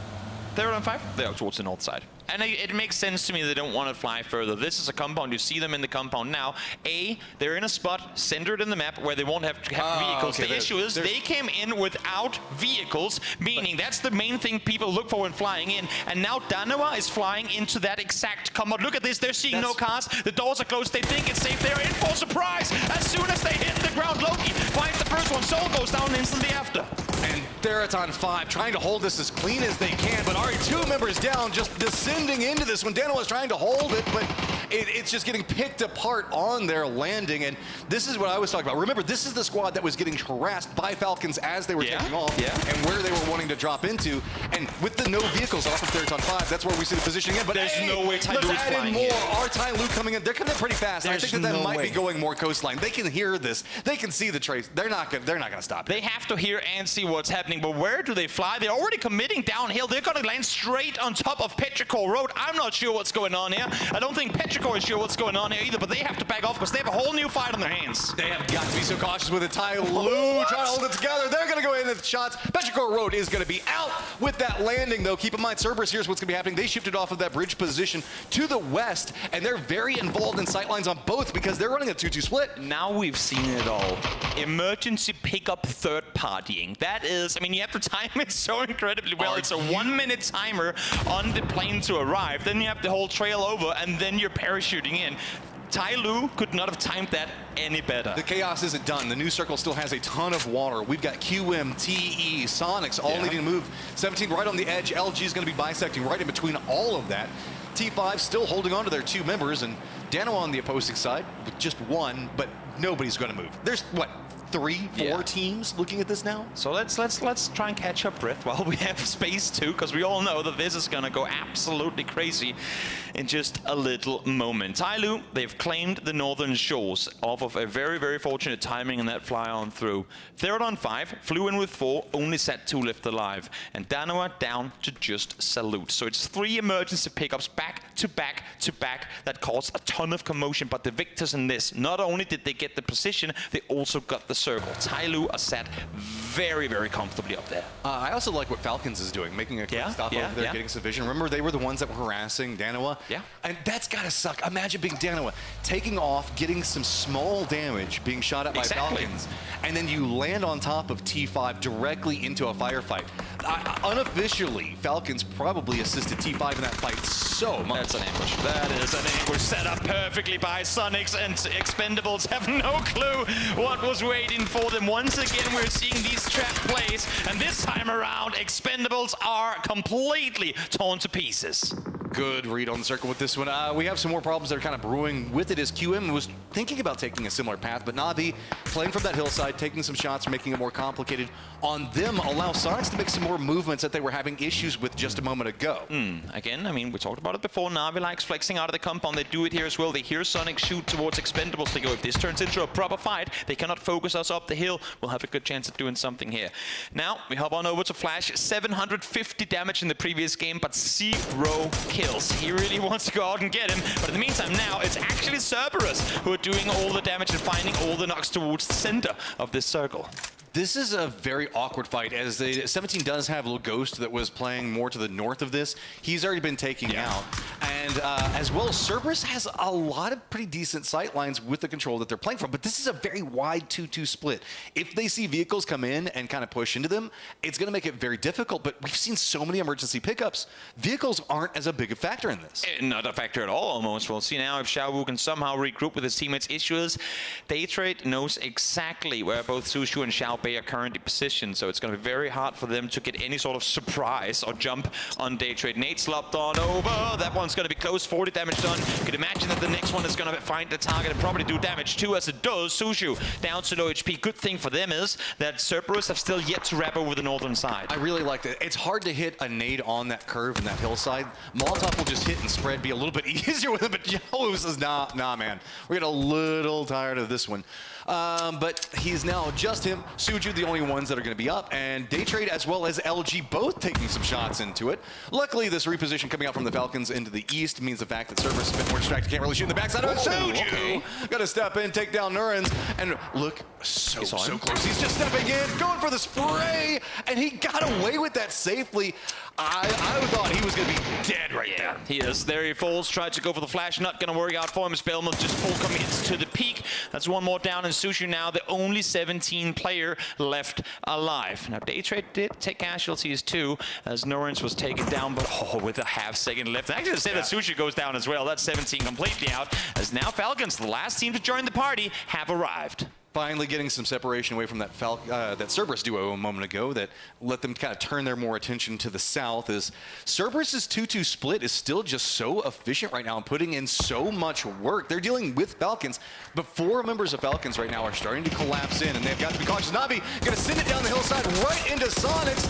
Na'Vi knows where they're at, played around it, moved in, but there just wasn't the cover that they wanted. Sonics sat here earlier, and Na'Vi thought surely they would have left by now. Not quite the case. Sonics haven't had to move, and all the kills are just coming to them, and just like that, it's only Uber left alive. Does he commit to getting off this hillside, or does he wrap back north knowing that his teammates are done for? You could only imagine that he's gonna make a run off of this. No way he's gonna get down here safely. He is a phenomenal player, don't get me wrong, but the longer you stick around here, the bigger the chance that you fall down with the rest of your team. LG is coming up back behind. They heard what's going on with Sonics. They're about to pounce into this. Tickleton cannot make the commitment into Uba. I was so wanting to see a Tickleton Uba 1v1, but instead, Mime says, no, I need assistance. I've got some friends over here, and Luminosity Gaming wants to get control over this because this opens up them to have control of the entirety of the majority hillside. Nice timing bolt there by Sonics. You had Tick still rotating in. You had Strimsy trying to go for a rest. What do? We don't need guns right now. Instantly pull out the smoke launchers and set up a barrier. Do not allow for LG to realize that they have a massive upper hand should they commit to this fight. So time being bought, everyone's healed back on up. Nice reset there by Sonics. This is such an awkward place to fight, given how just massive the decline in this hillside is. It means the fact that you kind of have to play specific positions in the defense for it. But while all this is going on, remember, Sonics is still very nervous. They know that they've got Uba back behind them somewhere, and they don't know what he's up to. So he's presently in a vehicle repositioning and using this opportunity, but they're now having to make the directed commit in, and it looks like that fight's about to pop off in just 1 second. Question mark trying to make their cross. Salute trying to hold it together, but he's got himself the shotgun prepped. Goes for the pop. Is he going to get another one? No, he isn't. Best of luck. Limps into this building. 3 HP to work with as he survives the onslaught that could have been one more solo performance from Danawa, but down goes Salute. As you said before, Uber was here. I like the flank attempt. Unfortunately, though, a single player. It's going to be an easy find for Sneakers. This opens up a lot more for Sonics, too. Now they know that they can play a bit more aggressive if they do need to do so. You can see now starting to be a lot more on the run offensive. Looking at the circle, they're just trying to push their way more northern. But This is an interesting set of brewing that we've got going as Falcons now trying to make their rotation. I mean, Cerberus are just maneuvering this forest to perfection. They're wrapping around, they're spreading out, they're taking full control. Falcons nowhere to go. They know they have Day Trade just on the other side of this hill. Flash should be seen by now, you'd imagine, as they're getting ready for this fight. So the regional battle's on. It's APAC to the east, and it is NA to the southwest. Our big movers that are coming into this one, Day Trade trying to make the push into Cerberus. Cerberus stepping away from that line, wanting to go a bit more centered. Tai Lu also still needing to rotate in. They might find themselves pathing a bit closer to the Cerberus side because that's one of the stronger places to play into the circle. But LG and Sonics both still kind of in their standoff on the outside.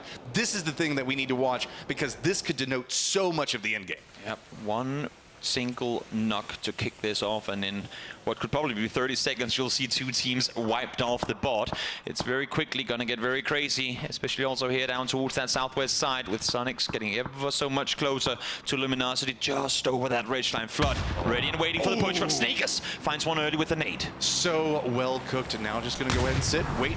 Next nade's going to come out. H1 cresting up the hillside, so he's just running for it. He just steps into it. I mean, that's what you got to do when the nades start going out, right? Several of them come at you while the pin's pulled, make the push, get the knock. You know what? I don't mind it. Whenever you see the second nade thrown, you go, he's probably going to throw a third as well. If I can catch him with nade in hand, so be it. And he does exactly that. H1 finds Flood now with the molly as well. So Kick, all of a sudden, just in a split second, finds himself very, very lonely. Shrimsy peeks over the top, goes for a knock, but realizes that they have to go for the res instead. Gen.G moving a bit more aggressive into this, and it looks like they might want to try to third party. Just 2 members, though. Now, we saw on Gen.G's Takeo loss that they could have come up victorious had they been more decisive. Had they committed to one of the 2 fights they had at their hands. Here, we're seeing a flex on up, but Taman and EJ are still up towards the north, so it's limited how much PO and DG can really do. And I think because they find themselves somewhat alone here and still respect the teams out east, they don't commit to it. But I would have really wanted to see Gen.G be in a position now to punish Sonics off of trying to make this play. Taman and EJ has to cross eventually. Why would they not have wanted to do it already? Poor kickstart. You left that fight against Sonics, and now you're walking into the thick of the Cerberus, Day Trade, Tai Lu shenanigans. As Sonics is still trying to figure out exactly what LG's got planned. I think that they're going to realize that this is pretty clean in just one moment. Speaking of that kind of brewing situation, you can see that Shin has now creeped up and gotten very, very close to a duo for Cerberus. There are big old all bells all over the place, and Kickstart might just be the torch that's going to kick it all off, but not quite the case. He's quickly dealt with as Sonics now, with the elimination of Luminosity, realizes, great, that is space towards the southeast. We can backfill, but as you were saying before with Kick, do they know what they're running into? Because there's a big pack of teams sat down here towards the southeast side. The pathing for this is actually probably one of the better ones that they can take, because they could just step in and fourth party this the moment it starts to pop off. With Cerberus now taking those shots in, Sonics is taking shots in what's going to be going on with Day Trade. That stalled out that fight. That means that this is kind of a 2v2 style squad fight between both. And while this is going on, Gen.G is still kind of flanking around to the south, back behind Sonics. This is slow roll firefighting, nobody wanting to commit too much just yet because they know the third and fourth parties are coming. But you can see that Cerberus ain't budging. They're set up here, up close. They're not wanting to allow for anyone to flank around because they know there are teams behind them still. They know they have a Gen.G that should be completely untouched, and they do not know how aggressive they're planning on playing. We know they're more passive, but Cerberus don't. So you can see him as in the minimap there. He's constantly looking towards that western side. He has to be ready for potential push through from Gen.G. Meanwhile, we've got good old T5 and question mark like, yeah, guys, just keep on fighting in the hillside. Forget about us weekend over here. It's perfectly fine. Sonic's now starting to move in, seeing if they can get more out of it, but that means that the duo from Cerberus now coming in from the north is going to be a little bit more pinched into this. Day Trade have walked right into a thick position, and they are just going to get pulled apart here. There is nothing they could do. This is going to be absolute chaos in just a moment, with Tai Lu now being able to wrap around Cerberus as well. They've not been shot at by third on 5, and therefore it's gone unnoticed. So the eyes of Cerberus that they are down here. Himmas though, prime nade lopped on over. It's going to take down Shrimsy. Look at this, 11 kills for Sonics, 9 already for Cerberus. These two teams are out for blood. H1's got to be careful with these peaks. He's already built Mott's going for the spray and narrowly makes it back behind, but with the combined efforts, that's a nice double tap from both sides of this one. Now Tickleton's got to realize, okay, do we go for it or not? We leave it alone. Gen.G's coming up back behind him, and suddenly Sonics, what you just did to Day Trade's about to be what happens to you, but that's going to be a unified Cerberus standing up against him. Hamas lines into one, but finally Mime spots out what's going on with Gen.G, and this is just chaos. Sonics out. How much more of a push do we see come up from Gen.G? Gen.G gets the double in very very, very good fashion. Slow moves, tree to tree, bush to bush. Don't aggress if you don't have to. But now with opponents right ahead of them, might as well take the shot. Now PO does get knocked, so they will have to try and reset. But Cerberus, we know they're not a team to sit around and wait this one out. They want to go and fight them in return, and they know that they have the numbers advantage. But they're so nervous. They know the fact that was back behind him. immerse unlocks this firefight. Sure, go for your res on a PO. We're going to go ahead and for the fight on the opposing side of it. Tycon now starting to lead the way with Isaki, but they're walking close range up against Jinji. PO playing the outside of smoke. He's going to go down. EJ defends him, and PO's going to go down again. Cerberus walks into the smokes, believes in their firefighting, and they are rocking it. And just when you thought they were about to fall apart, here comes Tycon, one of the powerhouse players of the team. Raptor on the side, Spots taming down to low HP, has to go for the reload low. Fortunately, the smokes are there, working in his favor. Finds one more as he swings the corner, and now it's just EJ left alive. Does Tycon get the first aid off? Does the smoke fade away before this one comes to a close? No! The nade on point as Ty Lu from the east finds one, finds two, clean sweeps the south, and then wraps their way up north. They were patient. They sat back. They waited it out, and now they find themselves in the top 3. Ty Lu, oh, the moving factor now is they are sitting on them. Nice, comfy 5 kills, but the other two teams heavily fortified, looking at a 3v2v2. But really, Ty Lu's the one that's got so much information in this, right? They've just been bouncing around, keeping an eye on everything. I just can't. I mean, the fact that these 4 players have sat here literally since phase 2 and been like, we can hear that Armageddon is happening over this hill. If we just stare into a wall, maybe no one will think we're part of it, because we just eliminated 6 teams in literally a circle shift, and now you have Dante, Bestelok, Thadadot, and Pathambong sat here going, guys, I think we need something. I just have like a Jurassic Park like mindset coming up when they do like the T-Rex box up and they're just like, don't move and they won't see us. Everything's fine. Everything's okay. Dante, though, has himself at least the information to see how Ty Lu is wrapping in. T5 kind of unofficially assisting question mark's position as well, given the fact that they're running a 1-1 split, kind of puts them a bit closer to Ty Lu's line. I think with Ty Lu now having just crept their way inside the circle with Longs being sat there, I mean, they know there are only so many places a position can be. The thing is, Ty Lu has been 100% focused on the east, and they're still worried that there could potentially be players in and around the forest area to that south side. Because of how chaotic it was up here, I don't think they have the lay of the land of the exact kill feed track, because how chaotic it was. They're playing it slow, they're playing it smart, but once they realize they're the only ones here, they're going to wait at least for another 25 seconds and see if that last circle goes out of the compound. And we're seeing the impact of emergency pickups right here. T5. Definitely. Ty Lu, look at we saw them come in just a moment ago with it. And so now managed to get past a lot of those hurdles, get to the positions that they wanted to play from, and managed to make it into the end game. I mean, if Ty Lu wins this game off of hot dropping Petrichor Road mid 3-wave fight, that is as deserved as they come. They were wise on their timing and the push on the eastern side as well. Normally they've gone full aggro in the past, but here they knew to hold back, they knew to wait it out, because like they could have gone for an extra couple of kills, but they would have risked them too. Here they say, let's just save that one extra kill and make sure that we keep our 3 players up instead. And I mean, this is kind of what we're looking at for the circle, right? Ty Lu knows that they need to move down into this fortified line. The hillside doesn't have the best of cover to really work with, so Ty Lu's taking this a lot slower, trying to use the hillsides, trying to use the trees as they can, but they don't want to burn a lot of utility. Benefit, though, is the fact that Ty Lu has been bouncing a lot from firefight to firefight, and they should be decently looted. Yeah, I mean, look at the ammo that we're looking on versus 2 teams that have been entrenched for, what, 4 circles now? Half the loot on the map lies in this forest. I mean, on various crates. They have like every loot from all the big cities on the entire map has been brought into that forest. So I'd be surprised if you'd be seeing Ty Lu players without utility at this point. They better have looted up because they've had the time to. But here we go. Smokes being deployed. I would be surprised if they crash all the way into the compound now. Use the trees for cover. Block your car into one. Maybe they have a deployable shield for that extra ankle block as well. Play this one slow, because even in the compound, you still can't see exactly what buildings your opponents are in. I really like this. Just be slow with it. They've got the utility. They know that. Whenever you're moving into a fight into this position, you have to assume. Remember, we saw them fly over, so they know that there was a firefight happening here earlier. So these squads are likely weak. Instead, just kind of use the war of attrition in your favor at this stage. I mean, look at the ammo on the opposite side of it. Dante running a 4th. What we saw one of the players from Ty Lu running. Now, while they're on 5 houses dot and therefore the best position, they're split in each their building, and if either of the two gets knocked here, there is no way they get each other back up. So at least for question mark, should Dante get knocked on the roof, best of luck. I mean, you could crawl back down on the other side, that being if he does it fast enough, and best of luck get him up. But the circle is closing in. They're going to have to leave the building eventually. I'd be surprised if they've used a lot of their smokes here. We're seeing 7 smokes in total on 3rd on 5. Ooh, nice use of that smoke grenade launcher. He wants to get it up in the building so he can block off the angle completely. Shotguns could be big at this stage. Huge, huge. So we'll have to see how that comes. As they're not going to have the easiest vision in what's going to be going on with Tyloo and as they make their approach. But Tyloo, again, slow, steady. Tree, step down into it. Dante realizing that I can't even take that many shots into what's going on. I need to conserve for the firefight that's going to happen. Blue zone nade not going to get quite far enough to take them out.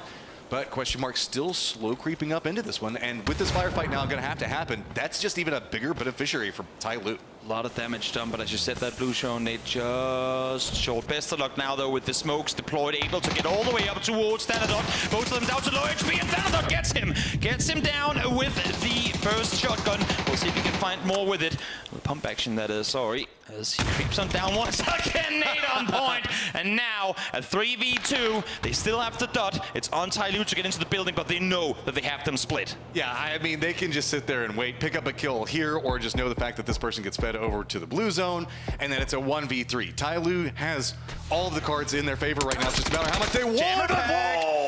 The jammer pack comes out handy as he gets down one Thanatot. You know you're in a 1v2. It's not going to be easy, but if you wait for too much longer, it's going to be a 1v3. They have to come to him. They know where they have him. Longs is blind for a second, but as you can see here, at least the first 3 takes are going to go their way, and in the end, Xiaoyang will bring it home. Not a flashy game from Tyloo, but they knew what to do. They flew in, they knew when to engage, and they get themselves a 7-kill win. Dude, they emergency picked up into the middle of a hot drop and then like fought other 3 teams. I think it was still flashy enough in the mid-game. Fair. They can take that and use the momentum from that to be like, okay, look, let's just play this one clean. Great decision making from start to finish from Tyloo as they come out victorious, but for both Sonics and for Cerberus, harvesting the forest to the best of their ability. Pop-off games for them there too.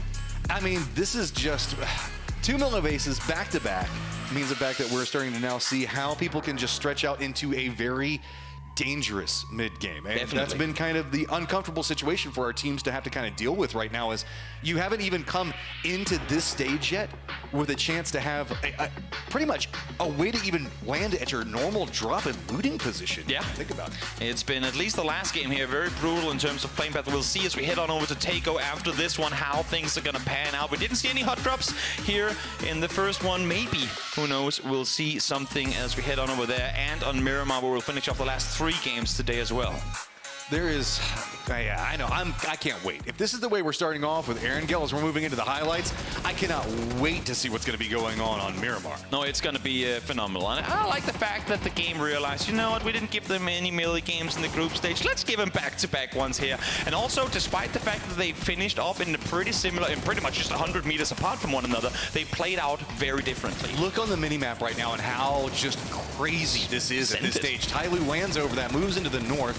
And then from then on, this positional coming out from Sonics is really good. Understanding that this is how pathing's going to be right into that trench. It's the safe approach from a vehicle. And the thing is, Tyloo, I think it was very clear to see their plan was come into that compound. They saw what Danawa saw when they came in. No cars, let's claim it. They just didn't know that the third on 5 was already in the spot. So very nice, like last second audible to go, oh no, you know how they go like almost completely sideways with the parachute sometimes? Get across the street, get in the forest over there, because there's a mega fight happening right here. It's up there. Tyloo got to see the fact that there was like a firefight happening. They heard all the stuff that was going on and was like, no. First team that jumped in just jumped literally in from the fire, right? Yeah. From the frying pan into the fire kind of situation. Nice backfield there as well. But now let's hop over to the stage, over to an interview with Barney and Sandstorm.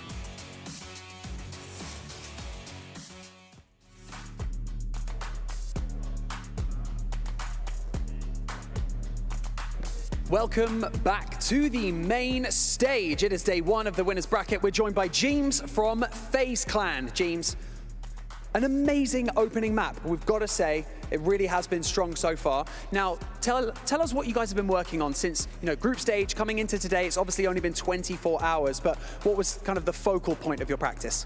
Not much really. When we had bad games, we've just been shrugging them off. We just acknowledge our mistakes and we try to not do them again. Obviously, we made a mistake here in game 2, so that didn't work. But yeah, that's just what we do. We just shrug them off, go next. What do you think like the best attribute of you guys is? Do you think it's like your in-game communication? What do you think it is? Is it just like that you're all just really good fraggers? What would you kind of hone in on? I think we got a really good mix here. We have like me and Gustav doing the in-game leading. We have Fex doing kill feed, and he's amazing at that. And Corexi is just like insane at killing people. So it just works out really easily for us because Fex has full kill feed knowledge in game 1. We know exactly who's where, and it makes our decision making very simple. Yeah. Well, next up you've got Tego, and you know you're yet to kind of surpass a top 10 finish. So, kind of, what are you going to change? What's been preventing you from claiming those chicken dinners on Tego? Tego has actually been one of our strongest maps back in Europe, but here we've had 2 bad games. So, I mean, I think we just played those 2 games poorly. We could have played them better. I think we'll just try again, and we'll see what happens. برحب فيكم اعزائي المشاهدين وبنرحب في جيمس من فريق فيس كلان بالمقابله بعد مباراتنا الثانيه وحبينا ناخذ رايه بسؤالين على السريع. بدايه قويه جدا في الوينرز براكت بعد ما حصلوا وينر تشيك دينر في مباراتنا الاولى، لكن حبينا نساله ايش التغييرات اللي اشتغلوا عليها بين مرحله الجروب ستيج ومرحله الوينرز براكت، وما كان فيها التغييرات الكبيره. المهم بتطلعوا على الاغلاط اللي بيعملوها في كل مباراه، بتعلموا منهم وعلى طول عم بيتحركوا للخطوه الجايه للمباراه الجايه. وغير هيك حبينا نساله انه ايش بيكون تركيز كل واحد من اللعيبه او ايش بيكونوا الشغلات اللي عم بيشتغلوا عليها. بيكون مثلا هو واحد كمان من اللعيبه بيشتغلوا على التحركات والكو اي جي ال، في عندهم 2 بيكونوا شغالين بنفس الوقت. بيكون في عندكم اللاعب فيكس اللي بيكون مركز على الكل فيد، بيعرف بالضبط وين بيكونوا كل اللاعبين موجودين، مين الفرق اللي تم اقصائهم، وبالضبط من هاي الحركات ومن هاي المعلومات بيعرفوا وين يتحركوا. وبخصوص سؤالنا الثالث والاخير، نروح على خريطة تيجو بما انه هي الخريطة الجاية. حبينا نسأله ايش الغلطات اللي عملوها بسبب انه يعني ما اخذوا غير توب 10 اعلى مركز حصلوه في خريطة تيجو. رده كان انه هي تعتبر اكبر خريطة واقوى خريطة لهم في تصفيات الاقليم الاوروبي، لكن غلطوا مرة ولا مرتين في اخر مباراتين، لكن حيحاولوا يركزوا على المباريات الجاية وبدهم يحاولوا يطلعوا بتشيكن دينر في المباراة الجاية. نشكرك يا جيمس على المقابلة وعلى تواجدك معنا، وبنتمنى لك التوفيق في باقي المباريات، وبنرجع للاستوديو خلال ثواني بسيطة. Sandstorm never fails to impress me with that. It's absolutely amazing. Right, James, thank you so much for chatting to us after the game. What were you going to say? He's a rap god. He really is a rap god, isn't he? It's incredible. So thank you so much for joining us in the interview. It's always great to chat with you, and best of luck with the remainder of the day in the winners bracket. Thank you so much. And with that, we're going to send it back over to the desk to continue our winners bracket day 1.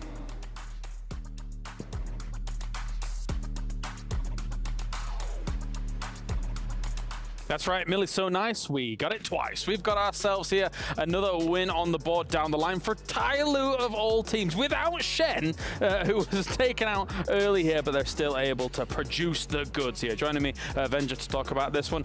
Tyloo, man, still on a tirade. Yeah, something I didn't have on my bingo plate. Tyloo winning a game without Shen having any kills or any impact, because of course he got picked off.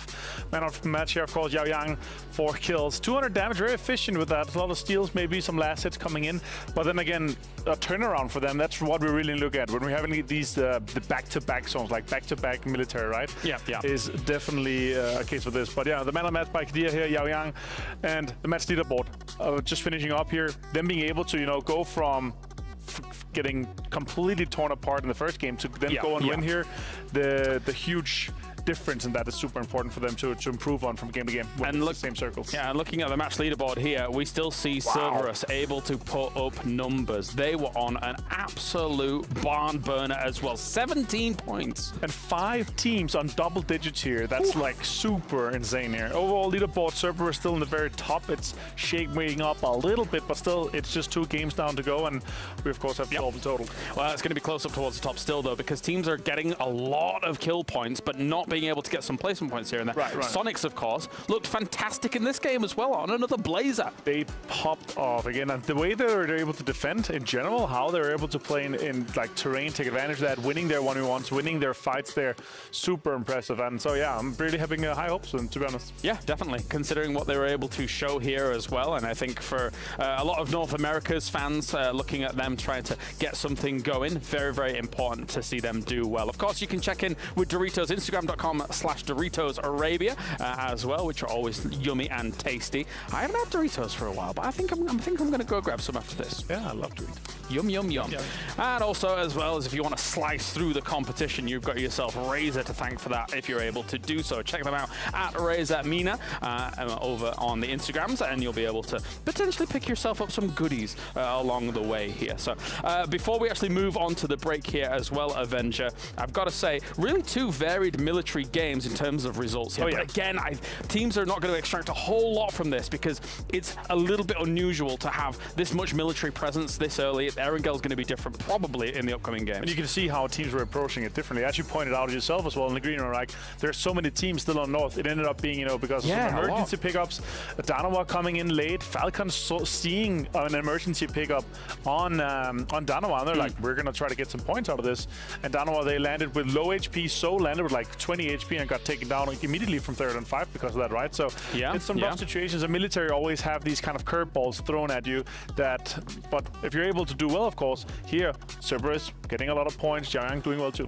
Yeah, all right, well, thank you very much, Avenger. Here we are going to a break. When we return, more from PGS2, and it's time to Tego after this break.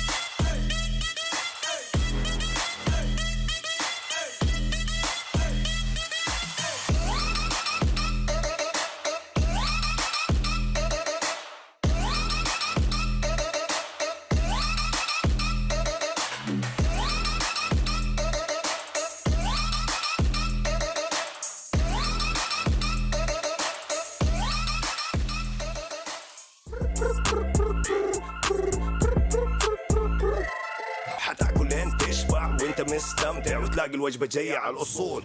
واو يجيك العيش هش طالع من الاوفن والدجاج يقرمش just the way I love it. وتسوي كده وتسوي كده وتسوي كده مع الحشمه وانت بغراب خفيفه جيب تويستر. انا تجيب لي وجبه الزنجر بس كله يجيب اكسترا تشيز على الكرانشي تشيكن في السنتر. حطلب باكيت حطلب زنجر حطلب مايتي حطلب تويستر. جيب له باكيت جيب له زنجر جيب له الاصلي جيب له تويستر. delicious yeah.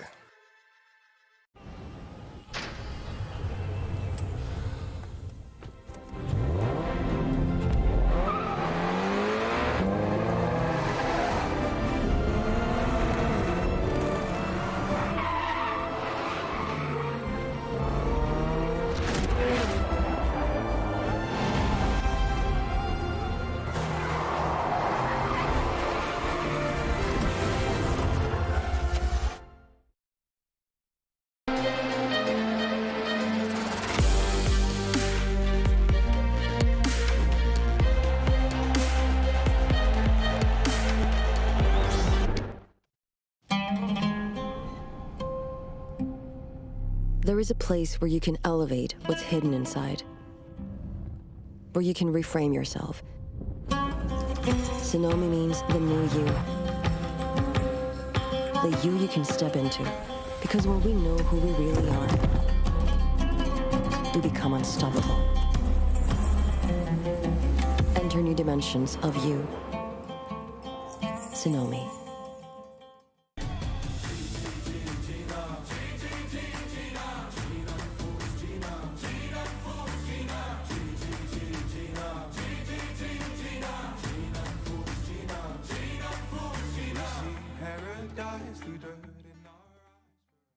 All new Honor 90.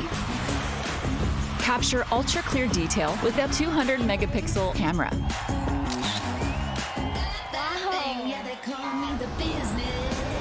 Care for your eyes with risk-free dimming display.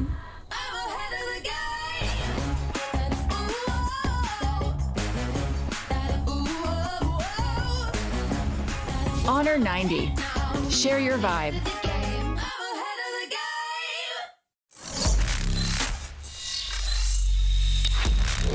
Open your eyes. When you look into my eyes, tell me what do you see? Tonight, I'm gonna show you the wonders of the mall. Hey, I got nothing to lose. I got nothing to lose. I need warriors. So is this what you want, man? You wanna war? Show me what's up, then. Now we ready to bust in. Take everything, leave 'em with nothing.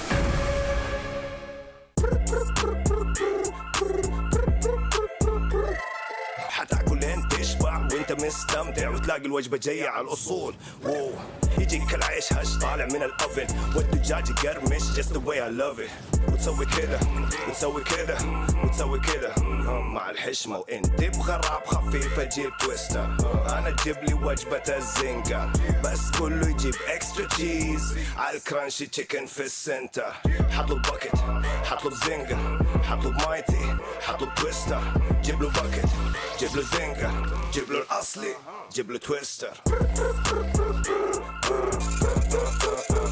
delicious yeah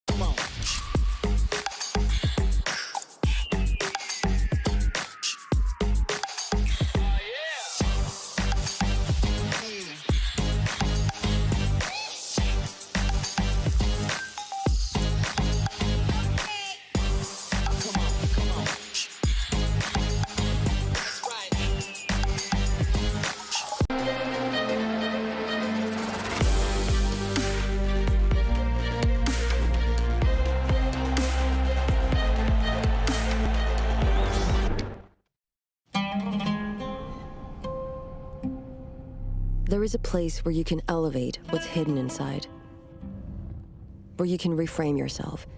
Tsunomi means the new you. The you can step into. Because when we know who we really are, we become unstoppable. Enter new dimensions of you. Tsunomi. All new Honor 90. Capture ultra clear detail with a 200 megapixel camera.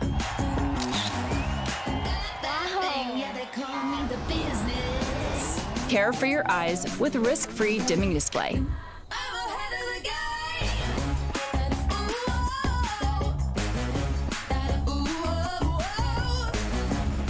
Honor 90. Share your vibe.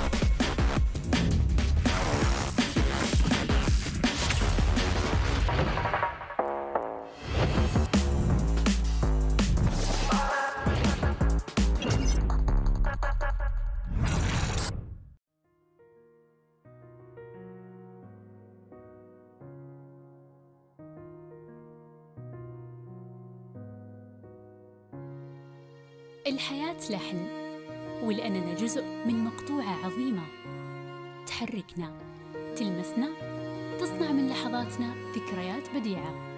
لأن الوجبة، التجربة، المغامرة، حياتك بعد جديد في هيلتون الرياض.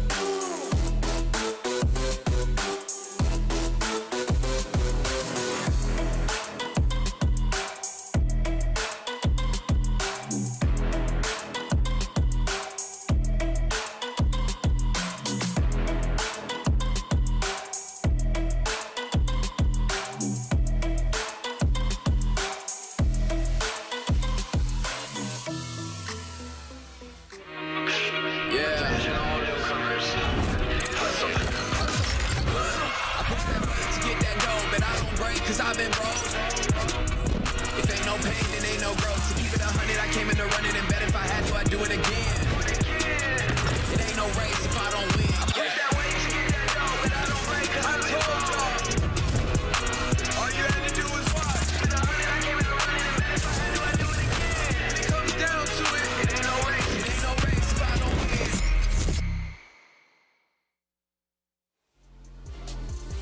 Chaos commenced on Erangel as we headed to military base in back-to-back games. But now we take our eyes over to Takeo as the winners bracket continues. I'm Toby, joined by Matrim. And in just a short moment, Matt, we're gonna see these teams play their way through Takeo. And our winners of last game, Tyloo, well, they've been looking pretty hot on that map too.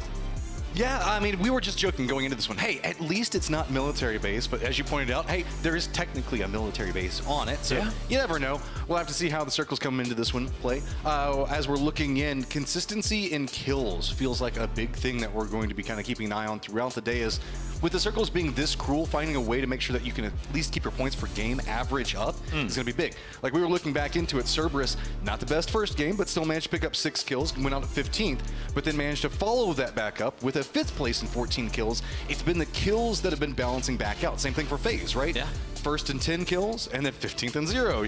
You got to be focused on your points per games as far as the series is going to be going. And that's what we were talking about before. 2 military games, sure, but they played out very, very differently. But now we are headed on over to Takeo, one of 2 Takeos that will be played here in these winners bracket matches. So here we go. We saw just briefly before one salute screen that it is a very fair playing path, pretty much, honestly, as fair as can be on Takeo. Unless you're like kind of a shipyardy team, but even then you can still kind of make it over. Yeah. Like I find in Takeo there's not really too much unless we get one of those crazy plane paths that was very far south like we got in the last one, right? Looking out, we'll have to see as, I don't know, the circles have been mean with what between military bases today, hard shifts being predominant and back-to-back like opposing side hard shifts, specifically in the mid game, specifically also on Tego, have been making it very, very difficult for our teams to deal with. Now, I am hoping that we won't see any hot drops because, while you can do all those crazy things in the group stages, winners bracket, you want to be able to get space, get looted on up, and then keep on going on your day. But I was over talking to the players in the arena prior to the matches starting today, and I kind of figured, wait, why are there so many of the coaches kind of maneuvering around between the different team booths, and what's going on here? And then I just kind of called off of my ear saying, teams are changing spots, and all of a sudden I realized, wait, 6 teams have started talking about whether it's just rumor spreading. As a coach, you have to be ready for it, right? 6 teams around the same time, just 1 hour before the game started, were talking about changing their loot spots, and that's going to play a huge factor. But as we're seeing here, there ain't really any commotion early on outside of Lil Ghost trying to get some early damage in on Na'Vi, but seems like Uber will be safe as the circle heads east. No military base, no craziness, much more comfortable, but in just the thick of everything, I want to point out the fact that we do have a pretty decent stack of rice patties that are going to be inside this one. This is going to be pretty open. For those of you not the most familiar with Tego, roughly imagine Gatka Fields whenever you're looking at them, but with more recesses that you can kind of play and get cover behind. Exactly, because I was going to say Gatka Fields, I don't think does the Tego rice fields justice, because I've actually seen a couple of end games in and around the rice fields that as soon as you get compounds out of play, as soon as you get some of that high ground elevation out of play where one team can just sit and overlook the entire thing, once everyone goes, okay, it's rice fields time, it actually proves to be some pretty fun end games you get out of it. You just got to make sure you get the hills out of it, because if one team gets the hills and everybody else is in the rice paddies, not going to be a good day. But that's yet another good balance thing on Tego, is that you don't have those same mega elevations that we see on the likes of Miramar and whatnot, and Rankle too to some extent. It's much more leveled out, which means that for the most part, open field areas will be more playable, especially in and around those rice fields. There are, of course, plenty of open barren wastelands on Tego too, but all maps have to kind of have that. And look at this, top kills so far, back-to-back Cerberus players. People were worried if there was just going to be a group stage fluke for some of these APAC teams, but Cerberus, they've come in and said, you know what, we did well in group stage, we're going to pop the head off in winners too. Being immediately followed by some Sonics players as well.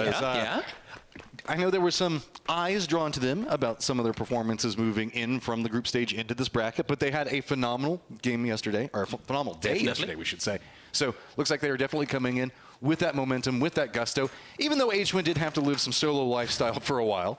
I mean, they came off, as I said, they come off of their last Tego game being a win. Now, the only issue is they're very far from the circle. Last game winner was off of a emergency pickup. We'll see if that's what Sonics are going to do, because not only do they have to backfill the likes of half the server, but they also will have to cross a bridge somewhere. We're looking at pretty much the center of the circle right now, where we've got Phase 17 as well as the Expendables. The usual suspects already do centered up, and we were talking about the struggles of teams that like to play Edge right now. Well, look at it. Look at the leaderboard. Look at the teams that are already centered, and realize the fact that that's why it's going on. The teams that are finding ways to get center, manipulating them well, and doing a good job of controlling it are the ones that are handling the leaderboard, which is weird because our points per game averages in previous years have been mostly based off of edge play. Yeah, it sure is. And now while Luminosity is rotating on forward, I'm a little interested in following what we saw the start of the Na'Vi rotation just before, because we saw and heard Lil Ghost from 17 Gaming shooting at Uber as he left, but I'm not sure if Na'Vi is maybe expecting 17 to have positioned differently in and around the terminal area, because they're wrapping straight in their direction currently. Maybe just regrouping a bit of where they are, but they're getting very close to 17 very early on in the game here, so it could potentially be some early fights happening. In yesterday's Tego matches, we didn't see the first kill come through until plus 10 minutes. So who knows, maybe with teams centering up, as you were saying, so much so early, that could be different here. See Danawa making their rotation as Jinji watches it in passing. EJ just going to feed that in. Yeah.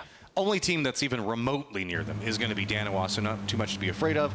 Falcons, though, has a different problem, as they're about to run right by FaZe, as they want that centered position, but they've got FaZe on one side, Cerberus on the other. Gonna bypass that, but let's not be done yet because FaZe is running a split, and that split's also gonna be right next to 17 Gaming. So Falcons need to find somewhere to stop pretty quick, otherwise this is not gonna be a good rotation. They sure are threading the needle, because as you're saying, they're coming in between a lot of teams. Good thing is, with all the bullet holes in their cars, they're gonna be able to go out and say, great, so there's a guy there, there was a guy there, there was a guy there, and well, yeah, we're surrounded, because that's essentially what they are, and I'm a little worried that now that they had their foot, like their path on in, it's not gonna be easy to get out, but you called the FaZe split, and seems like Falcons is coming to punish. They just send it straight into it, but the defensive line holds. Krex is going to go ahead and get one. Silzen, though, is going to go ahead and make sure that he's going to go down off of it. He's going to be picked up in the post side. Krex is going to have to step away from it.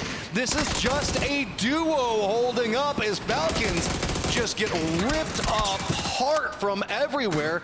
And now FaZe coming in, it's just a full regroup, and this is just done for them. Corexi found the first three. They do lose Gustav. That's, of course, unlucky, but Corexi and Gustav bought enough time for FaZe to regroup in this position. What a hold. What a standoff here as they were able to defend this spot. They only get 2 kills off of it, but that's just, again, showing how many teams are already in this area to claim those points off of them. And that is scary. I mean, running a 2-2 split, centered, a full 4-man just crashes into you. Corexi just doing massive work there to keep his team in this. Despite the fact that Falcons die, great read on their part too. They're getting shot at from pretty much all angles possible and still read, wait, there's only 2 cars here. We might actually be able to pull up on this. They do. Execution, not so ill, but also while they didn't do well, Corexi played those angles to perfection. Tactics only get you so far. Eventually, the gunplay is going to be the secondary factor for it, and Corexi just read it. I mean, just so clean. Most of our teams inside the circle right now, oddly enough, really just centered up, pretty comfy. Day Trade's doing a really wide split out, but they'll get in the circle. They've got one player that's presently over the next to Musatsa, and then they have another one that's all the way over at Prison. I'm loving what we're seeing from D+. The way that they got them, their highest point came off of them just full speed sending a Cinder and Tego, holding on the fort in a dip and just stayed there. Now they're going into the exact same spot that we saw Falcons die from just before. The issue is they're running past teams time and time again. They're literally following the exact footsteps of the Falcons, or tire tracks, I should say. Good thing for FaZe is they don't have to defend once again because they're going in another direction, straight into 17 Gaming. I mean, you got to do what you can. Jumps out, Zenith at least gets the down. You can see going for the flush like, okay, this is going wrong. Let's at least try to get a point out of it. Yeah. We do see a separated 17 running similar to what we saw come up with FaZe. Issue is, 17 couldn't quite get the same defensive line that FaZe did. Now it's all slowed down. Regroup is coming out from 17, but you got to give it... Kia's doing a good job on surviving in this one. And we talked about it before, 17 having Na'Vi right behind him. There's a nade coming through. You can already see Alia in the minimap on the left-hand side. Expendables starting to flex in this direction too. If this fight doesn't come to a close fast, it's going to be difficult for them to maintain their footing. And just like that, Little Ghost gets knocked. They already have Sushu out, and they have Xiao Wu knocked as well. Na'Vi might just want to fully commit on a proper pull-up here because they're going to get a good compound out of it, and they're going to take out one of the main threats in the center of this circle. But with only Alia and Melman here, how much does Na'Vi dare risk to claim this compound? I mean, this and mortars. Yeah, you can hear the mortars at range coming in. We're going to have to be careful as we're watching this one. Given how open this could potentially be, too, you can see a lot of teams are having to start to commit. They've got buildings for now, but it's not going to stay that way. Yeah. So mid-game mortars are probably going to be a feature we're going to be hearing pop off. It's not the first time we see Danova and Genji run into one another. Genji continuing their wrap around the northern side, and Danova again. I mean, it's not that they didn't finish off with flying colors yesterday, but the start to the tournament wasn't too strong for them. And as we were talking about earlier, they've been under the weather. Some of them not feeling too well today, so playing things a little more slow, a little more cautious up here to the north, and maybe, just maybe that's going to result in a fight between them and Genji. This is a very cautious setup coming out from Genji. I mean, they got Taemin so far up to the north, making sure that nobody does a wrap back around Yongcheon. So it's just more a, let's play this for safety. I would say that if Danaway even goes for any directed shots in, they're just probably going to step it back and retreat. And the only threat that would be, I mean, we know that they don't, the only threat that could be a team pulling up on them over a bridge, well, they're right here. Third on 5 is going 3 for 3 on emergency pickups so far today. We'll see how many games in a row they manage to keep that streak going, but where, oh where, my dear friends, are you planning on going? Because that circle center is very occupied. It's been going okay. They are presently just straight up tied in. There's 3 other teams holding down 14 as the circle is going to pop. And while they're going to be in the air, they're just going to go ahead and cut. And it looks like they might be looking more into that question mark. Like, no, I think that they actually see the building that they want to go to, and it is open. So they came in with the circle popping, and now they're seeing a compound with no one in it. But as you're saying too, Petrichor are wrapping in this direction. So who gets there first, the cars or the parachutes? It's going to be fun to see as now Summer and Chewy realizing that they're late to the party. And this, my friends, is a perfect showcase of how to use the emergency pickup. You've got to be early, you've got to be smart, you've got to lock up those compounds with no cars in them. A little scary in this area because it is a warehouse. They could have parked their cars smartly. And I think that's something we're going to see more of in the future too. Teams playing reactive to the potential of pickups coming through. Park those cars safe and be smart about it, but pre-nades locked on through. That's Na'Vi are denied on entry. That is just a catastrophe. Now he was trying to hold it. He's going to go down. Mel playing the outside of this one, just the last one up. No real winners in this situation. You can see 17 still already down 2. Wow. You're going to be able to pick up Na'Vi, pick up those kills, but that's kind of what they've been feasting off of, right? Everybody's just been coming to them, and I mean, still, even if they do go out 8 points already, that's a pretty decent game. It's a gameplay mechanic that I feel like it's been a while not in the making, but in the proper perfecting, the pre-nades that is, and we've seen it for the last, I would say, better part of a year and a half of how teams have just perfected reading the timing on teams trying to make their way on through. And Xiaobei lops 2-1 but that's 3 Na'Vi players down. And just like that, just Mel left alive. I cannot wait. I keep waiting to see it, but I want to see somebody do the pre-cooked nade, throw it over, and then immediately follow it with the blue zone nade as somebody's jumping outside of their vehicles and just watch the catastrophe. I mean, we saw Pixel with a pretty good showcase of what happens when you combine blue zone nades and frags yesterday. But of course, it wasn't on it was on a pull-up, but it wasn't. Okay, the only difference to what you just said and what I'm saying is it didn't take place outside. I was more like throwing it over the wall right as soon as they're making the crash. Okay, fair. Bye, Sloop. Yeah, he's gonna leave. All of Gen G, are they on the hunt here? They might just be Loki. Falls down. Stanoa now for the 3rd game in a row are taking casualties early on. They've had some individual performances that have kept their score pretty high. First game it was Loki, able to rag up points, and then Salute had a good performance in the second one. But now Loki is down early once again. Gen G looks like they're going to have to send EJ out of the safe zone, going off into a different direction. Sonics also managed to find themselves a pathing into this that's just going to be to the southwest of what we were just looking at a moment ago. Nearest friends are going to be them and TE, as the compound where everybody is scrapping at still has Mel and 17 over there. That's going to be to the southwest of them. It's going to be interesting to see for how long this river is going to be in play. With Phase 4 shifting away from the open waters, it's not all of the river here that it's going to shift away from necessarily. And we do know that if there's an area you don't want to be caught, an open area that you don't want to play in unless if you absolutely have to, that is down in and around those riverbanks, especially around the shallow river to the eastern side, because it is just open. And if we see a shift hard east like that, we already have we actually have QM and Petrichor Road full defended up. Look at that creek, river, whatever you want to call it, that's cutting through. Yeah. If you got a path through that, it's just, I know we make the joke about fish in a barrel. That's about as close to it as you can get. And if we end there, it's going to be even worse. Let's see. Well, I mean, that's I am very, very sorry, LG, Cerberus, Day Trade. I did that to you. My bad. Good luck, and we'll see. It's fun. We'll see how far away we shift. Right now, it's right on the top. And of course, Tai Lu is going to group up on 755 and Xiaoyang. Makes perfect sense.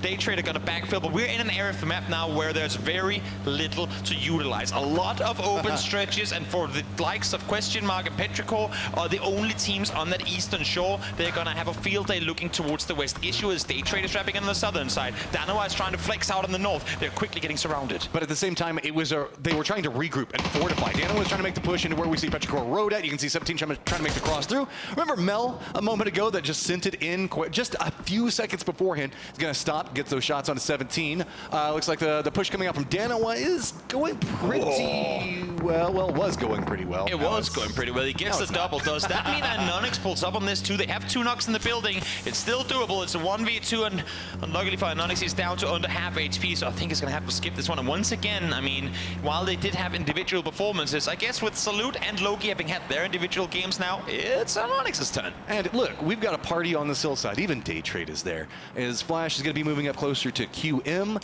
I will say that the beneficiary for all of these teams that moved in onto that western bank as they were trying to come in was the fact that QM tried to regroup at roughly the same time. And FaZe is airborne right now. It looks like they could be jumping in along Day Trade sidelines. Day Trade has no clue that two players, I should say, are currently flying over them on the far eastern side. Pushos, he's running around, but I don't think he's going to hear anything until right now when the parachutes land. Very, very iconic sound, and he should be well aware that he is now surrounded as he sits down completely spilled. But did FaZe see him? Well, there's your answer. They know exactly where they have him, and there's none of the other Day Trade players around to help defend. Ooh, that was almost an amazing nade there. Forced him at least out of that. You can see he has no idea what's going on. The rest of the Day Trade really can't commit back in because they don't want to surrender this position. Exactly. It's so good for the later stages of this game as that is going to be Na'Vi going out. If they go move to support what's going on with FaZe in the solo, they lose the potential in-game position that they want to fight for. So no, they just have to leave him alone. Pujuice is on his own. And if you guys are confused, yes, you saw it right. It was Fix that killed Na'Vi, meaning that FaZe are literally playing each side of the circle right now. They have Jeems and they have Corexi far out as east as you can possibly get on this one, and Fex is sat on the other side about 1 kilometer away from his teammates. So we'll see if this wide phase 3 split can somehow work out for them. Screw the creek. We don't want to be contending with that. Just jump on opposite sides, get kills, right? Points per game average, what you're going to be looking at. Puchus looks like he just wants to get out. Even if he does manage to get out, it's, I mean, it's not even the worst for FaZe as they're just trying to harass in. Circle about to pop. Yeah, Belmont is there to try and help suppress Circles, shifts towards the western side, and Fex is going, guys, why did you leave? We were in a perfect spot here. And I told you this was the place to be. Exactly, I knew this was where we had to go, but not to be. Hopefully for them, they have a second emergency pickup they can utilize. In the meantime, now the new damage was done onto Pushields. More damage being done now from Flash outside as the entire team is doing everything they can to help Pushields get away from here.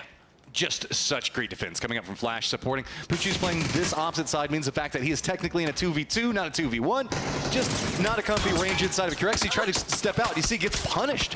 Has to retreat, and this is just really well done. The problem is it's taking so long, so Day Trade, they need to get in the circle, but they can't. And finally taking down Jeems opens up something for him. And all these shots are being heard by Cerberus, who have just wrapped the entire circle to get over here. Now, Pushels does go down, and Jeems might just be able to get back on his feet. Issue is phase 4 is closing in 3 seconds, and you can't get that first date on up unless if Jeems has a jammer pack on. Does he? Yes, he does. So he might just be able to get rest in phase 4 here. And they do technically have a vehicle, but really it's about how long Day Trade wants to stay here. It looks like just Flash is staying behind. The other member looks like they're starting to rotate down to the south away from it.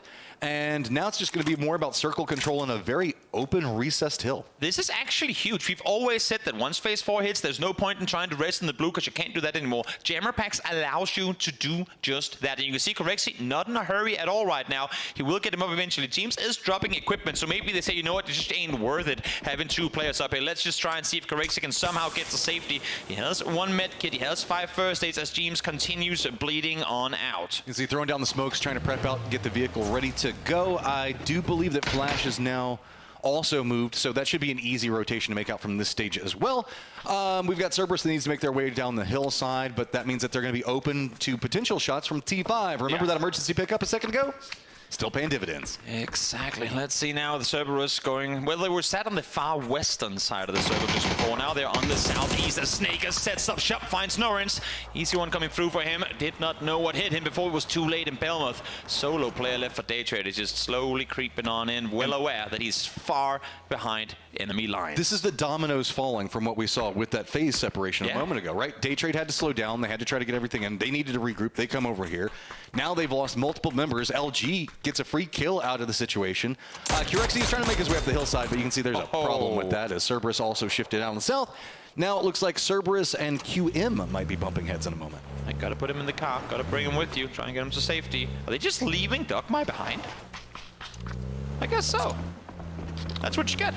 Well, there's a 1 point at least. Should have won your fight, man. Yeah, I suppose so. At least 1 point does go through for FaZe here. We'll see if the rotation can prove for Belmont. Not gonna happen. 755 takes him out. Dogmai will bleed out as well as the circle swings right back down the river. Cerberus getting heavily rewarded for that. They were trying to send it in. Tyloo's got a full defended position onto him. They haven't managed to make it in safe zone yet, but with those shots, now 755 has to contend with LG, who's trying to carry them back behind this one. Tyloo finds himself suddenly pinched as a circle favors them, but also in the worst of ways, QM spraying down into him. Petrichor Road sees what's going on with 755. It's just a mess for everybody in the south. Tyloo is trying to flex out and do damage to Cerberus, but Luminosity won't allow that to happen. 755 is there ready to defend, but he has just fallen. So that is their behind defender gone down. Question mark still yet to make an aggressive play. You can see how open this stretch is, but that is a nade on point, and that is going to be Cerberus out. We are not even close to being done with this. Nonyx is going to go down. 17 Gaming is trying to creep forward, but where we see T5 out, we've got Sonics, we've got TE also needing to make a similar path, and while this is going to be going on, Shinji making a desperation push up into the area where Petrichor Road's going to be at. While we see all of this coming down, Petrichor Road is defended up, wasn't expecting the angle that they saw Shinji coming from, hit a couple of shots, but now Petrichor Road is hoping that these nades can pay up something for him, and they're not going to connect in the way they want. Once again, a Genji pull-up where Piomi now is here, but was not here at all for the start of this fight. Oh my god, if one nade hits here, that is 3 kills coming through. Do they get away in time? Yes, they do. Look, the T5 firing line. Yeah, you'd have to imagine that is just them running from one slaughterhouse straight to another. They pull up, mistime it, and now they try and get away, but they're in the lowlands, they're in the open, they're in the Valley of Death. This is the circle. You can see what they're driving into right now. There is nothing to be had here.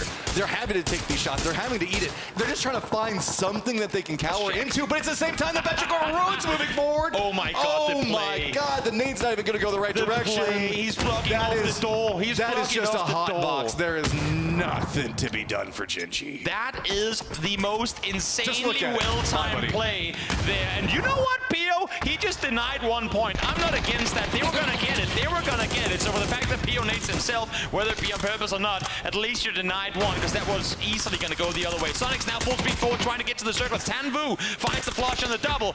The stance here from Expendables works out for them, despite them being the ones to have players knocked just before. Trimsy all alone and by himself right now, as you can see the 17 duo trying to see if they can maintain being a duo. Tanvu dancing around with multiple members for the Expendables are around him. He spots it out, goes for space. Trimsy spins it back around, but that's just going to be the information they needed. LG is eyeing into this one, but LG, who's been quiet for quite a while, has such a strong position in the circle. That flick from Trimsy was absolutely disgusting. Shrimsy, man, there's something about whenever he gets down by himself, if you take shots, he is just on edge and can spin so quick.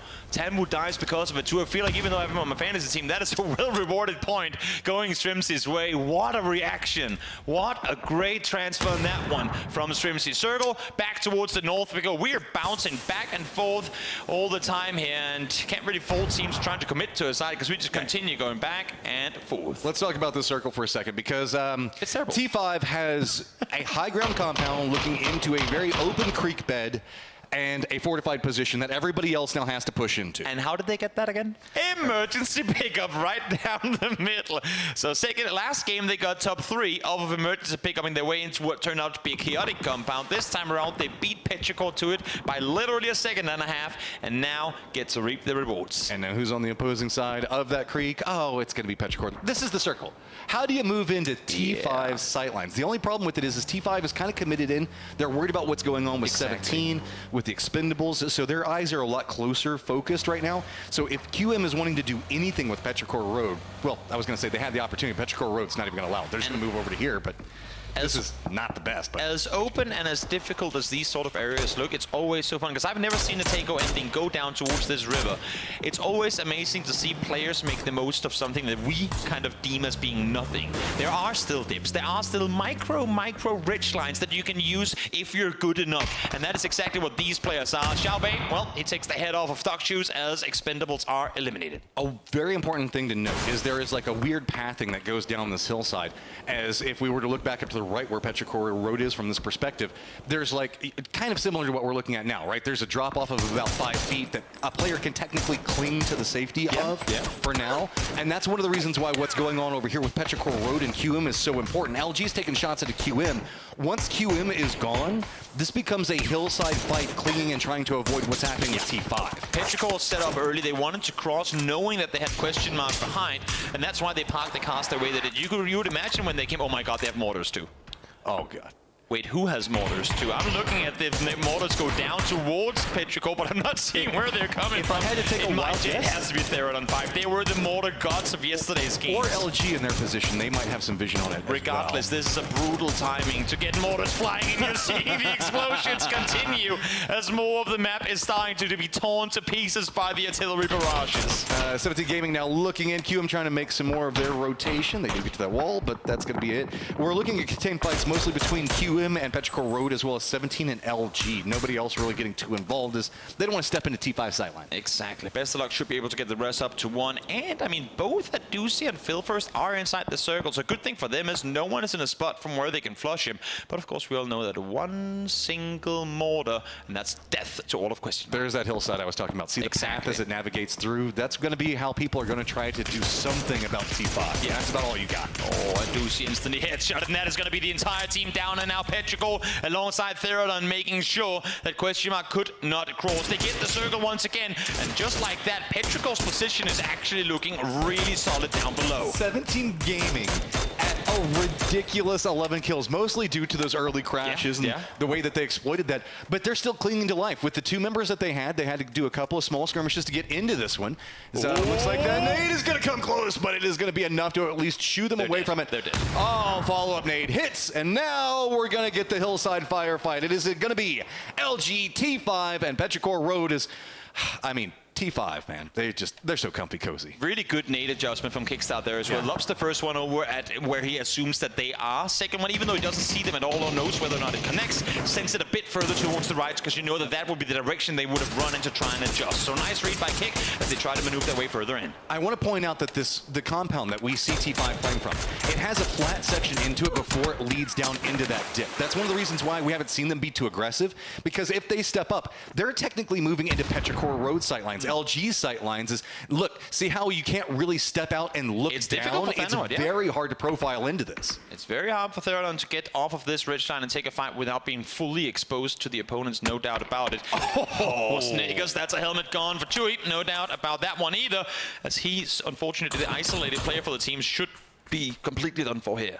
LG actually has a pretty strong pathing that they can use from this. T5 finally realizing the vulnerabilities of their compound. They have the numbers advantage. They're now going to start playing this more aggressive. But that does also mean that they're kind of sweeping in back behind Petrichor Road. Petrichor Road just, let's be honest, in some trouble. Axlift just has nothing that he can do. He's going to be out from this one. Means that it's going to be the LG sight lines down in the lower ground versus T5 still just trying to get a read on exactly how LG is playing this. 4 versus 3. Therodon 5 got themselves a second place in the previous game. They're here 3 out of 3 matches with emergency pickups, and now they have themselves a shot at winning this one. Luminosity has been brawling their way through this game. Therodon 5 flew in all kinds of comfort and claimed a compound. Helmets, vests should be in the favor of Therodon 5, and so should utility. The northern defensive lines are so key inside. Rosted, you can see taking some shots into Kickstart. Yeah. LG is having to navigate through this one, but again, they have this weird little pathing that they can use to get kind of close to him, but that just puts them in nade range. Remember, T5 hasn't been in the thick of the fighting. They should still have a very large amount of their utility moving into this firefight, whereas look, LG has been much more open. Exactly. Oh, so smart if he gets away with this. It is smart, but also incredibly risky. If he falls on transition, that is going to be one player down with limited info of what he can feed across. But for now, since he stays put, that is very, very good. He quickly gets the info. Spots 2 on the other side. That nade not far enough. They can't get them over the top of the rock. But as I say that, they're continuing to get close. Molly not going to go far enough either. A lot of utility being spent here by Therodon 5, but no damage done off of it. Flood has tried to make a similar move to what we saw doing Hasawat doing a moment ago. Moves down here. He needs to get this out of position, but the rock line just isn't going to let him do it. He's on the outside of this, so he's still going to have to get something. This is just a play of desperation, saying we're backs against the wall. There's nothing we can do. That shift coming out from T5 is so good. Blue Zone nade's going to come in, and there is just nothing LG can do. They don't have the sight lines for it. No sight lines, and now blinded as well as their rocks are engulfed in the blue. More smoke's been locked on forward. Flashes for days as they're taking the eyes out of the head of Kickstart. Kickstart trying to really deny any sort of vision. It's all on Flood to try and prevent the entirety of Therodon 5 to move forward. And so far, he's applying just enough pressure to force them back. But there should be no way that LG is allowed to get the rest on through. No way they're allowed to fully reset. But it seems like Therodon 5 has pushed back. They know they have the dot. They can wait this one out. They're now starting to go for the res.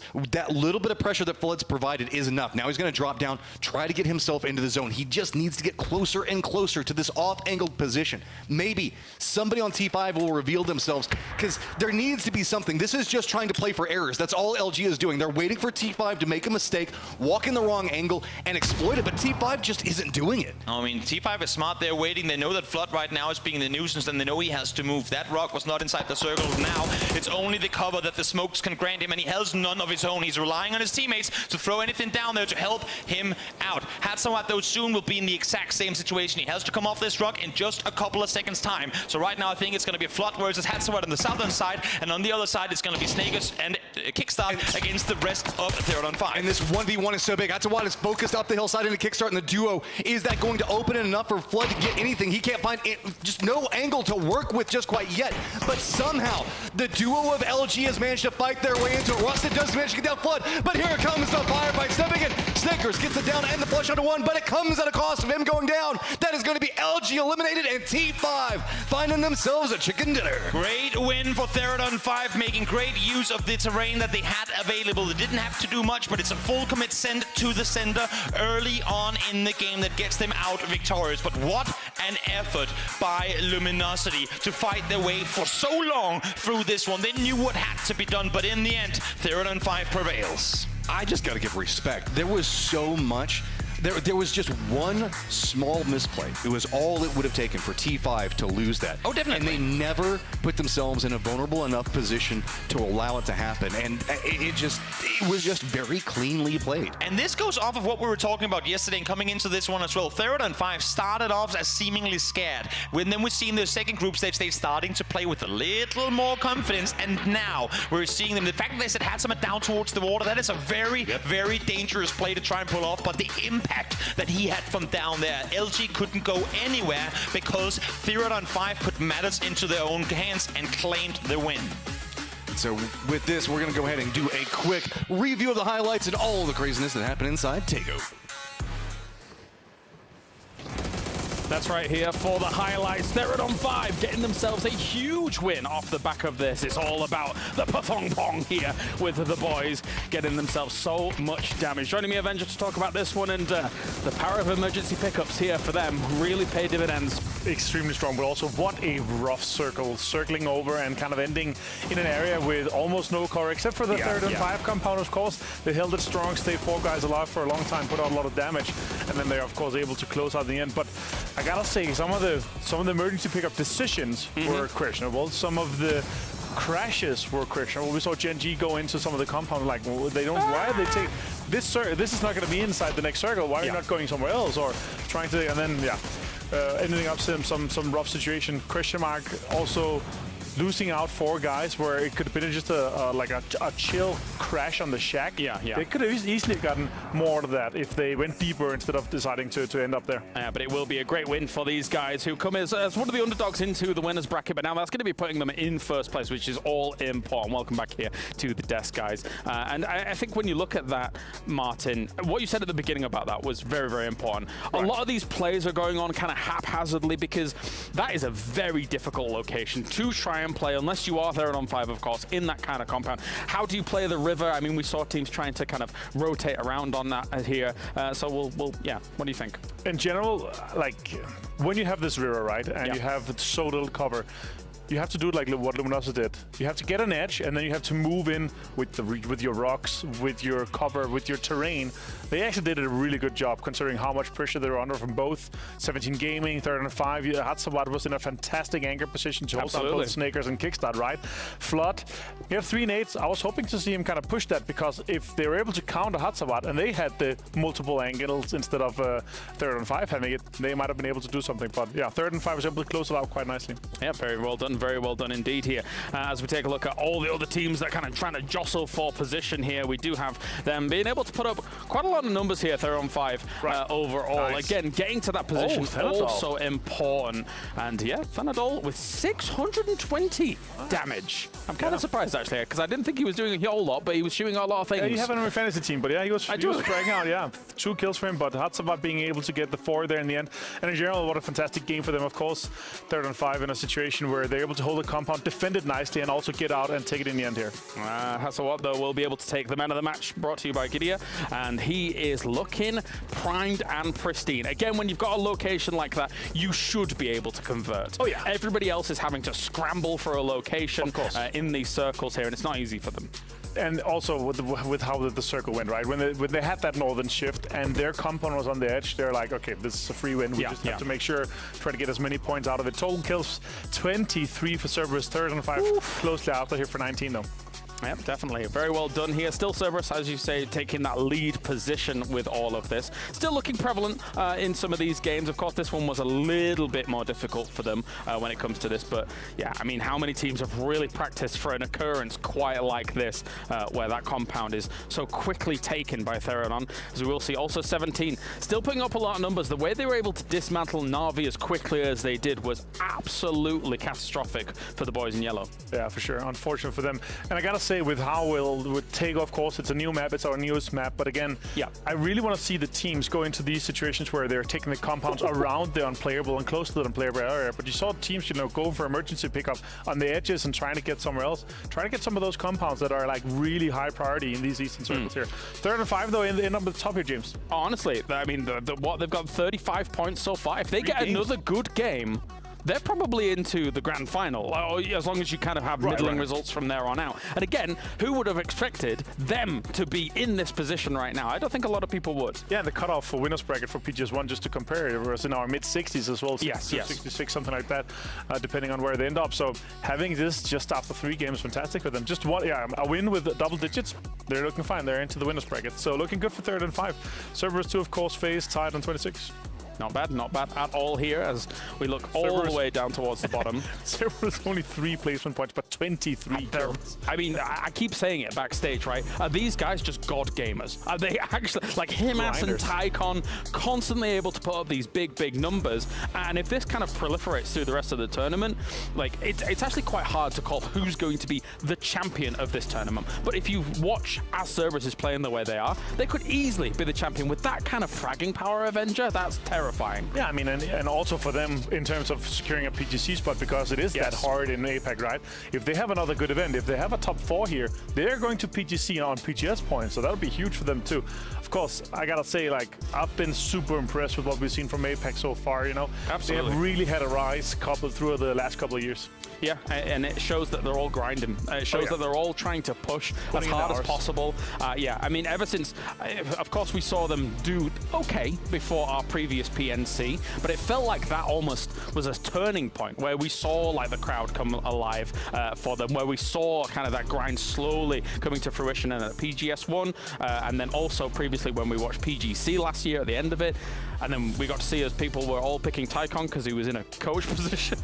There's like a way too cheap on fantasy, right? So he's just being put in the outcourt, and then he went up and absolutely stepped up. Yeah, PGC last year was really, for me, like my eyes was really starting to focus on them, and that's where they really proved us here. And then, of course, coming in and a great performance at PGS1 too. Let's talk about LG though, because they were able to get themselves to the later stages of this game. It does feel like that they're able to last a little bit longer. When I looked at them in group stage, Avenger, correct me if I'm wrong, but I felt like they were playing a little bit slow, a little bit scared. But maybe this is the boost they need here to get themselves a solidified spot in the top 8. What do you think? I definitely think so too. And also they're the most damage dealers so far. I think Snakers already has 1,000 damage in just 3 games. Damn. So super impressive for them to step in and do like that.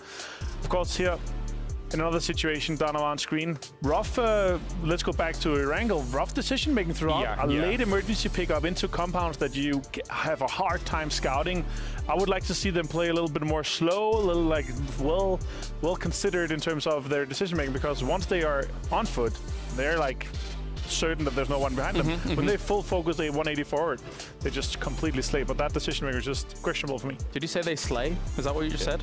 Nice. Absolutely. Yes. Okay. I like that. I mean, the funny thing is that I have to agree with what you're saying, but at the same time, with it being two military bases to start, or military islands to start things off, it does create this weird situation where maybe the results aren't quite as they would have gone if we'd have got normal mainland Erangel circles. So early days, 3 games here down out of the 12 for the winners bracket. I'm expecting, say for example, Adanawa to try and come back, even though, you know, we're hearing murmurs, whatnot. They didn't have the easiest time in the group stage as well. But technically, on paper, this is an awesome roster. I mean, look at what I think it was it Ionix or Loki was able to do in the first game? Yeah, 7 kills on Loki, 1v3'd and 1v4'd, I believe. Absolutely insane scenes. We're going to be seeing more from that later. We saw it in the replay too, where he destroyed Luminosity. It's just crazy to see how well, you know, even with just being 1 player left alive, you can just take on a full team and take them down. So super impressive to see.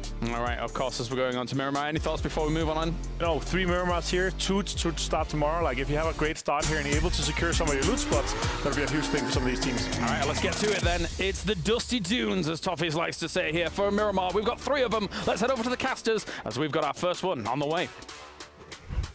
Thank you so much, Colares and Avenger, bringing in all the insights moving into this set of Miramar. As I am excited. Groups for this section of it, 3 Miramars back-to-back close out. We often see them to be fairly action-packed, depending on how the circles are going to be going. And I got a question for you here. Is it considered getting the circle if you now emergency pick up into the circle?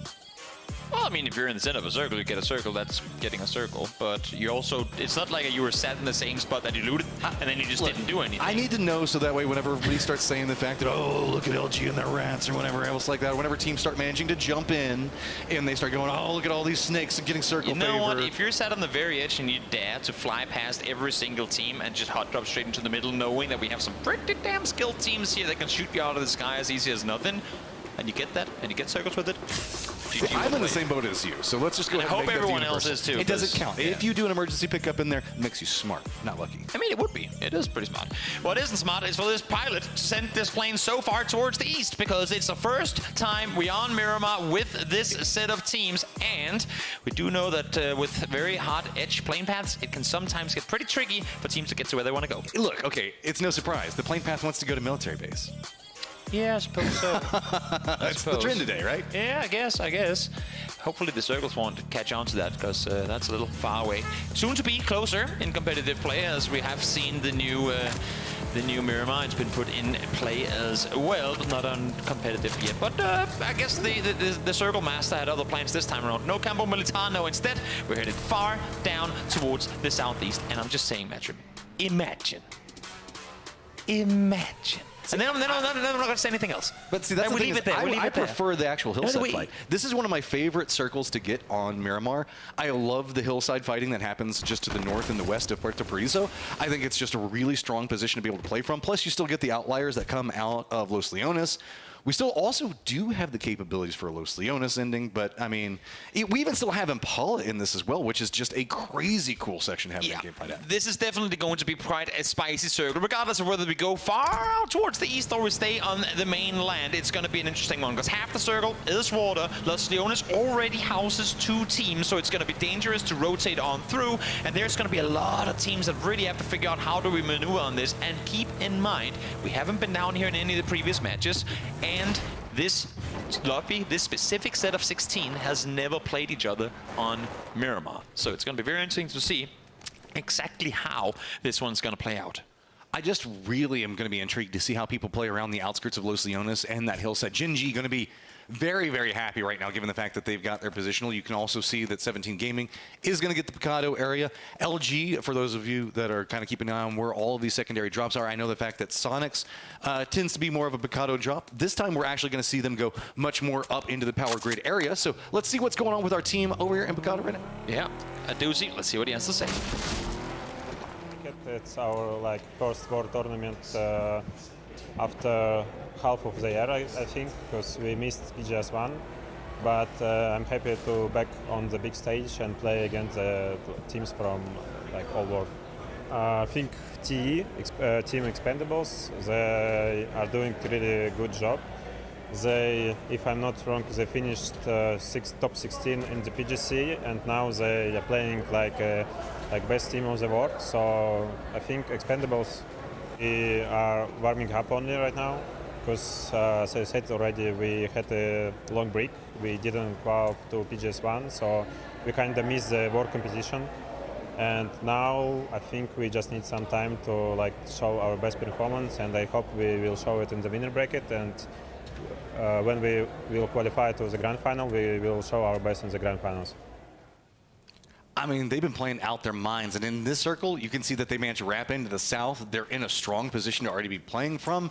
This has the potential to be a great game for them, and I gotta say, I love seeing these guys here. The capabilities of what this squad is, I know that you guys have been talking about a lot over in EU. I don't even know if we've actually seen them hit their pinnacle yet, because I think that there's still more for them to keep going with. Yeah, definitely. I mean, Question Mark was scary, and now you add Bestelot to the mix, that just makes them even more scary. Bestelot comes in with years and years and years of PUBG experience. He's been at the very, very high of PUBG and also down at the very, very low. So he knows exactly what it takes to build a super team, and that is what Question Mark is currently trying to do. They have been adding a more aggressive, kind of fitting to their playstyle, and I'm liking what I've been seeing. So far today, it hasn't been overly aggressive for them. A 14th, a 3rd, and a 5th. Placement points have been there. Kills haven't quite. But we'll see now as we go over to Miramar how they're going to fare. Na'Vi now making their regroup. They're just going to be to the north of kind of what we see going on with TE, as they're going to be just, actually, I guess TE is more to the west. They're kind of scattered along this hillside. This is a ridiculously good compound, depending on how the circle is going to lay. Most of our teams definitely playing that southern area of Impala, more to the east of what's going on with Los Leones. One, because it can hold better territory. Two, because higher likelihood of how the circle's probably going to fall. Now, I'm not going to go out here and say, Matt, that crates predict circles. Even though we all know it's true. I'm just saying, if you guys out there watching the map right now, look at where the first crate of the game has landed, and then let's get some prayers in the chat. I'm so weird. Like, I am the guy that, like, everybody just says that I'm like an agent of chaos. I like the cruel circles, because I do. I just is there a limit to the cruelty? I always just prefer like the hillside firefight and versus the actual like swimming and weirdness that happens on an island circle. They're fun to see. But as far as cruelty and like craziness go, I think that the actual hillside fight there is way, way cooler. And I know everybody can get mad at me about it, but that's my opinion. And oh, Aix left is in some trouble. Now he's going to be fine though. Yeah, well, you say he's going to be fine. The entirety of Na'Vi is looking this direction. He's going to need Summer over the top to help defend if he wants to not only get out of there alive himself, but also get Tui out with him. This is not the start to the game that Petrico was hoping to have, coming down on that southeastern side with Na'Vi all around them. But good thing for them is the pressure has been applied, and that's going to force Alia back towards the compound. Yeah, this is one of those things that while Na'Vi got the knock, it would be too hard to follow up, so just kind of relent it. Na'Vi instead wants to get the higher ground control and kind of watch what's going to be going on with this. We do have the drop coming into phase, as you can see in the distance, and they do have a hillside, but it's not comfy. Well, I mean, phase one of the compound towards the northeast, and they went, wait, Na'Vi is there, and then they wanted to go south, wait, Gen G is there. Great way playing down in and around the open. And it's not a bad place to be. You know you're going to be shifting away from water eventually. You know you're going to be shifting away from the mountains, and you know, if you know it, you should have shifted away from Haisagi, because he will find you any day of the week. At this point, I don't think that Cerberus is a three-headed dog. I feel like it's a four-headed dog, because every single one of them can fight. They sure as hell can. And for Daytrade, they just have not been getting any breaks in this city. Not only have they been forced through group stage to play off against DD team, but now, as soon as they try and leave, Cerberus is there just sat ready and waiting. So sure seems to be somewhat cursed for them to be looting in that center city. Just about everybody's already made it in, but keep in mind that Cerberus day trade weirdness was up next to Hacienda. We do have T5 that's going to be over there, day trade, Sonics, DK, kind of being our outlier teams, but worry not. There's so much of this circle that's still open. Everybody is just packed between Puerto and Los Leones and Impala. Just a triangle of, I don't even know, whatever you want to call it down there. Now, I'm no circle god by any means. I don't have the power to pull circles in different directions, but I will say this. If we are to talk tendencies and things we've seen in the past, when we don't go far towards the east, we've actually had to go far towards the west quite a few times. And the thing is, we don't have to go overly far towards the west in order for that phase 4 to be forced to go into Los Leones because of the mountains that we currently see Falcons on. Most people right now are playing the geometry, right? So the fact that whenever we start to see how the circle and the water comes into play, mathematically, if you were to lay all the circles over each other, the best position is right in here. You are correct that we do sometimes see the pull kind of go more directional, But this one, everybody's just kind of playing the fact that if you were to like make a Venn diagram of how the circles could pop over each other, this is the area that has the highest likelihood of them all to stack. Exactly. Doesn't necessarily mean it's the way it's gonna go, though. I mean, we could even see a far northern shift into a no man's land Bendita and Paula Field, and that would be a feat. Yeah, it could easily swing north, no doubt about it. There are no teams up there right now outside of Cerberus, Third on 5, and Sonic, who are currently rotating on in. Behind all that, we have the 3 remaining players of Daytrade, and here, of course, the team that took out that 1 player from Daytrade. 2 in a car. It's going to be Dogmire and I believe him as riding together as they try to make their way into the circle. Desk was talking about it, you know, with the regarding of, well, you know, position points, those are fine and good, but, you know, kill points are kind of what we see Cerberus thrive off of. Oh, yeah. This is an example. They're sure, they're right next to the circle, but it doesn't matter. There's teams around them. Let's see if we can, they want to find them. They want to kill them. T5 is back behind Tycon right now. They might spot them in a second. I mean, they're definitely going to see them. Question is whether they're going to want to, and I don't say waste time, but take a fight here. We have 25 seconds till the new circle pops. Third on 5 has no clue what they're driving into, so there's a lot of scouting still yet to be done. There's, of course, the chance that they could just kind of emergency pick up into the center of something, but I think at this point, if we go anywhere towards the center we currently have, Third on 5 would get completely torn to pieces in the sky. This is the most terrifying team to rotate next to, because you can see, like, more often than not, you kind of drive next to each other and you separate out. No, Cerberus is like, let's see if we can get a little bit closer. Where is this circle going to go? And right into the thick of it. Right into the middle. So it seems like every single team gets right. At least for now, it can still do something crazy towards the west, but it's very, very unlikely at this point. Remember that kid in middle school who's like, what am I ever going to use this match for? Right here, right now. This is how you get rewarded with it. As really Cerberus, T5, and Daytrade, the only teams having to make big moves. You can see that DK is also rotating kind of close to where 17's at. Now I'm seeing Na'Vi pulling up a Tyloo, and I think Na'Vi has called this split because 755 and Shin are nowhere near to defend. Na'Vi has had some really good games out of this eastern side of the city. In the meantime now, though, we talked about Third and 5 and Cerberus just before. We're starting to see fights for these compounds, for these priority areas of the map. As both Na'Vi and Tyloo alongside Third and 5 and Cerberus having a bit of a fight. Cerberus going to be rolling right next to Duck Juice that we saw just a moment ago, but TE did realize which 2 teams did kind of get in the scrap because they saw that kill. They're not going to overcommit just quite yet. We do also see Kia making a very dramatic path, I would say, right next to 17 Gaming as well as Luminosity. They're about to hit a wide open field, and that's not going to feel too good. Again, I mean, D plus Kia, what they do best is play defense, and we see it time and time and time again. Phase 2 is their time to just full speed send it towards the middle, prone down somewhere, whether it be a compound, a shack, a dip, you name it. They'll sit here, they'll sit tight, and they'll try to defend. But this spot, as you're saying, this early in the game, and with Americano now hitting Zenith, it is a little dangerous. At least they're outside of the 8 range. But Mortis. Oh no, I didn't even think about that. Oh no, Mortis. Always got to think about that one in this one. So, this is probably one of my more favorite areas. This was kind of what I was alluding to earlier. You can see that the hillside has got a lot of dips. There's a lot of very interesting footpaths that you can make, but note that the entirety of the hillside is just a slow and steady decline until it gets down to closer to Puerto, where it does a massive drop off, and the angle on the slope changes so much, which means that a lot of our times we see teams kind of having the capabilities to fight in a much more trench bounce kind of situation down over here, where they're chasing after each other. I'm just sad looking in the sky for mortar shells to come flying on through right now. The good thing for D plus Kia is that I think they're aware of this threat too. They saw as soon as they got the rest on up, instantly try and spread out as much as they possibly can, so that if these artillery barrages do go their direction, at least there's a smaller chance of it hitting all of them. I mean, if I was running a mortar right now, I would probably even still save it. This is going to be so much open space to contend with. That if we were to go into, like, let's say, circle number 4 with a mortar, I think that we'd have a much better benefit with it. The thing is, there are only so many areas of the map you're able to use a mortar. Because sure, it's great to shoot into people in the open, but you're also going to be in the open when you use one. That's what I was saying about with this circle. There's going to be a lot of angles that you can play from where you can use the hillside to protect you and be able to shoot into another open area. Now, I'm seeing what's happening here, and that is our good friends in Daytrade planning on an early entry to phase 3. My only worry is with how congested this circle center already is, where do they fly? Where do they land without getting completely just... There are places to land, They definitely are, but how do they get down from the air? Yeah, exactly. I mean, okay, there's the first one. We were talking about it. There's the second. We knew mortars were going to rain on in eventually. We knew it was bound to happen. And here comes more as Silson has the angle dialed perfectly. And Dava, get away. Get to safety, my friend. You're in trouble.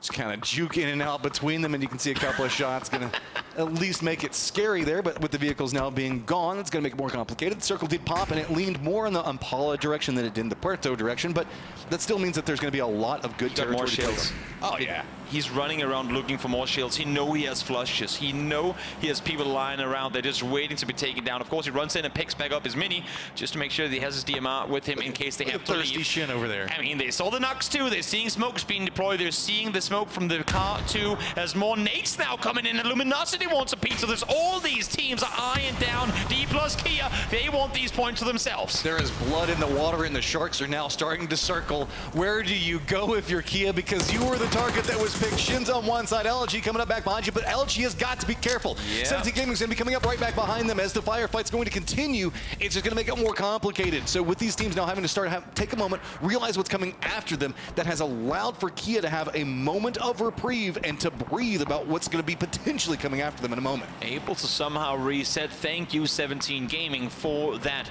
Luminosity, of course, not necessarily fully aware that it is 17 that's just over the other side of the ridge, so they all sit tight at least for a little while longer while shots are still raining in from above. We do need to point out the Kings of the Mountain right now are going to be our teams in Sonics, Falcons, and Tyloo, who are going to be capable of just kind of looking down into the more open areas. So that's one of the reasons why we're seeing them lean into using the mortars, getting firefighting. They have the ability to move down the hill as they want to, as we saw with Shin just a moment ago. But Kickstart playing this very, very patient, just waiting for the moment. Oh, and is it going to be Flood that follows in? Are we just going to see them crest up the hillside? Nade's now going to come out, and it's just going to be a directed retreat as the nade just bombs back in their face. Solid double up on over. They knew exactly where they had him, and now Little Ghost has to see if he can make a play off of it.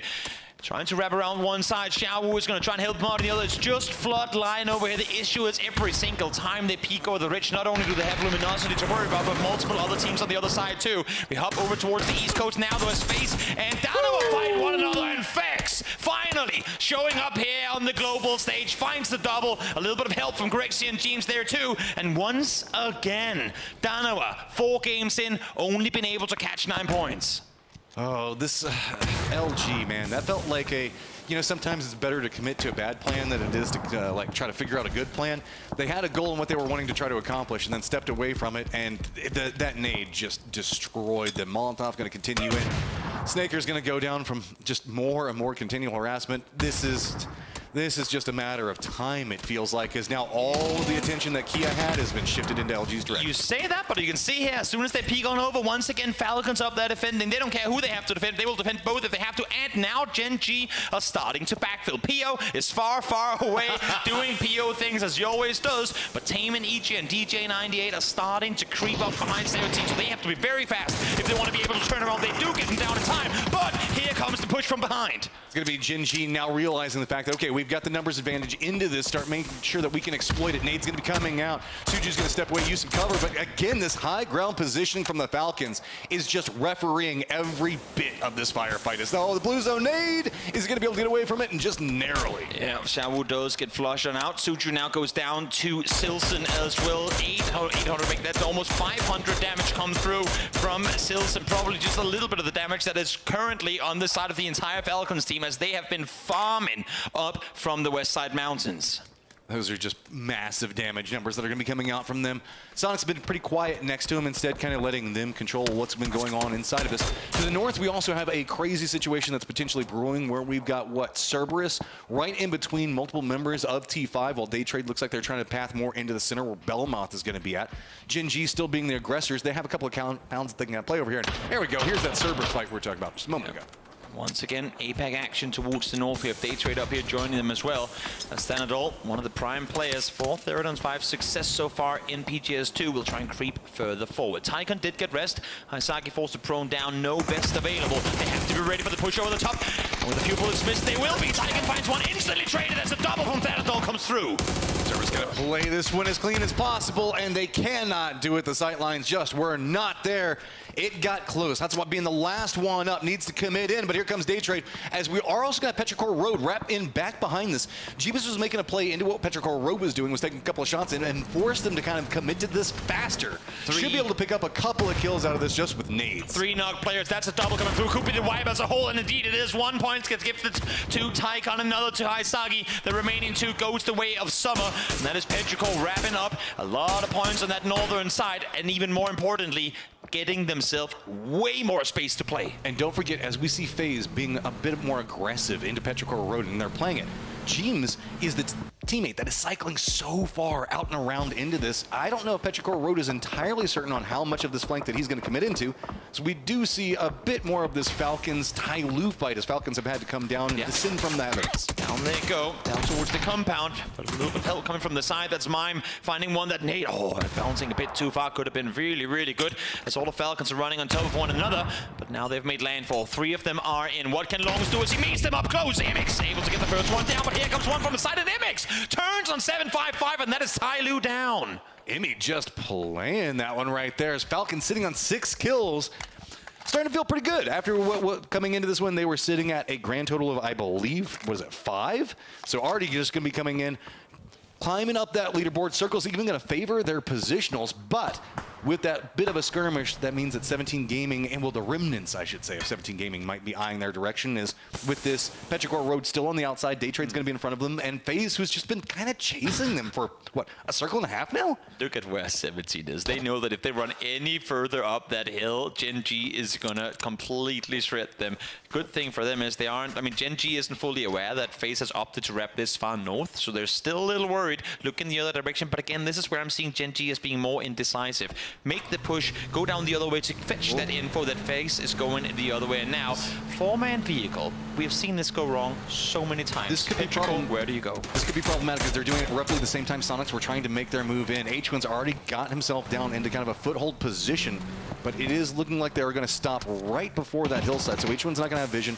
That hillside is going to block them out, but Daytrade is going to have the capabilities of moving into it. This right here is playing perfectly into the hands of FaZe, and you can see as soon as that first knock comes through, they're all eyeing this fight. They're going to peek over from behind and get a really, really good part of this fight. Summer finds one, Mill finds another. A lot of damage coming through towards Daytrade, but not able to get all of them. And now Sonic's peeking over from one side. FaZe is going to peek over from the other as well. This is just going to be an absolute sandwich. Daytrade, Petrichor Road just smashed in between Sonics on one side, FaZe on the other one, exploiting high ground advantages and just raining in the damage. It is just, what, I would say at this point about an 80% chance of rain, but that rain is just going to be bullets and mortars, nades, everything you could potentially want. And there you have it. H-Win with a double takes down Petrichor. They thought they had a good play in the making, but not quite the case. Daytrade falls immediately after. And just like that, Falcons losing trafficking. That's the little ghost. So off of all the commotion that happened towards the east and to the north, because Gen G didn't look after 17 on their escape, they've actually managed to get all the way up above the Falcons compound. I love that Sonics is still leaving Mime back behind to make sure to protect flanks. FaZe is trying to creep over into this direction. Mime is going to spot that out. He can't support a lot. As you can see that the dips and the valleys in between this doesn't mean that he has a good angle for it, but he's already fed that information over so the other 3 can start their defensive line into it. Definitely. So they've been warned in advance, but they are going to be outnumbered. Is H1 going to be able to get the knock onto it? And yes, he does to open this one up, and that should stop FaZe in some fashion. Is also the Expendables are going to see this rotation. Yep, that could have been a very dangerous play had Jean's been allowed to wrap all the way around that side, but H-Win ready and waiting as the push came through. Correct seat now lobbing a few smokes forward. They want to get Gustav back to safety, but I'm not sure how they do that from here. They're going to rely on other teams to force Sonics off that hillside, I believe. Oh, Gustav, the vehicle's on fire. Get away. He saw it and he started sprinting. Unfortunately for him, in due time. He's got enough of a smoke wall. They should be able to retreat. And it looks like now, yep, just taking some shots back in. Okay, you can have that, guys. You guys, Sonics, north is yours, but we're both going to have to move anyway right down into Falcons compound. Exactly. That's the main reason they back off of this one. And the fact that FaZe gets to go away from this, only taking 1 casualty, considering how much of a disadvantage their position was, especially with Mime over the top, huge that they get to back off, reset. Yes, they lose James, but still, now they can play the next circle because they're going to have to figure out how the hell they get into this one. Yeah, FaZe and Sonic's not going to have the funnest of times. Definitely also, not. 17 Gaming got to realize, okay, do we push through being shot at by Gen G into Falcon's compound? Because it's about the best options we've got. Sonic still do have their vehicles, so they have some options to work with. Really, it's just going to be Emmy from Falcons that has a good sightline, as it is going to be TE distracted by what's going on with FaZe. FaZe wants to breach into this line from the Expendables, but the Expendables are all locked in together.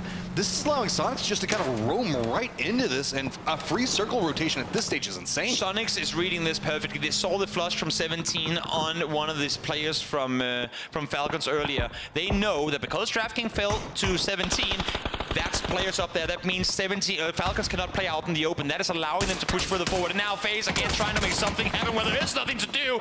Nice headshots come through from Corexi, but it ain't gonna be enough. I mean, that was...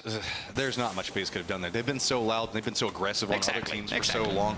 The Expendables have been taking shots at them and knew exactly how they were probably going to be rotating through and open on either side. At least this way it was only focusing on one team, as Na'Vi also had a small bit of vision.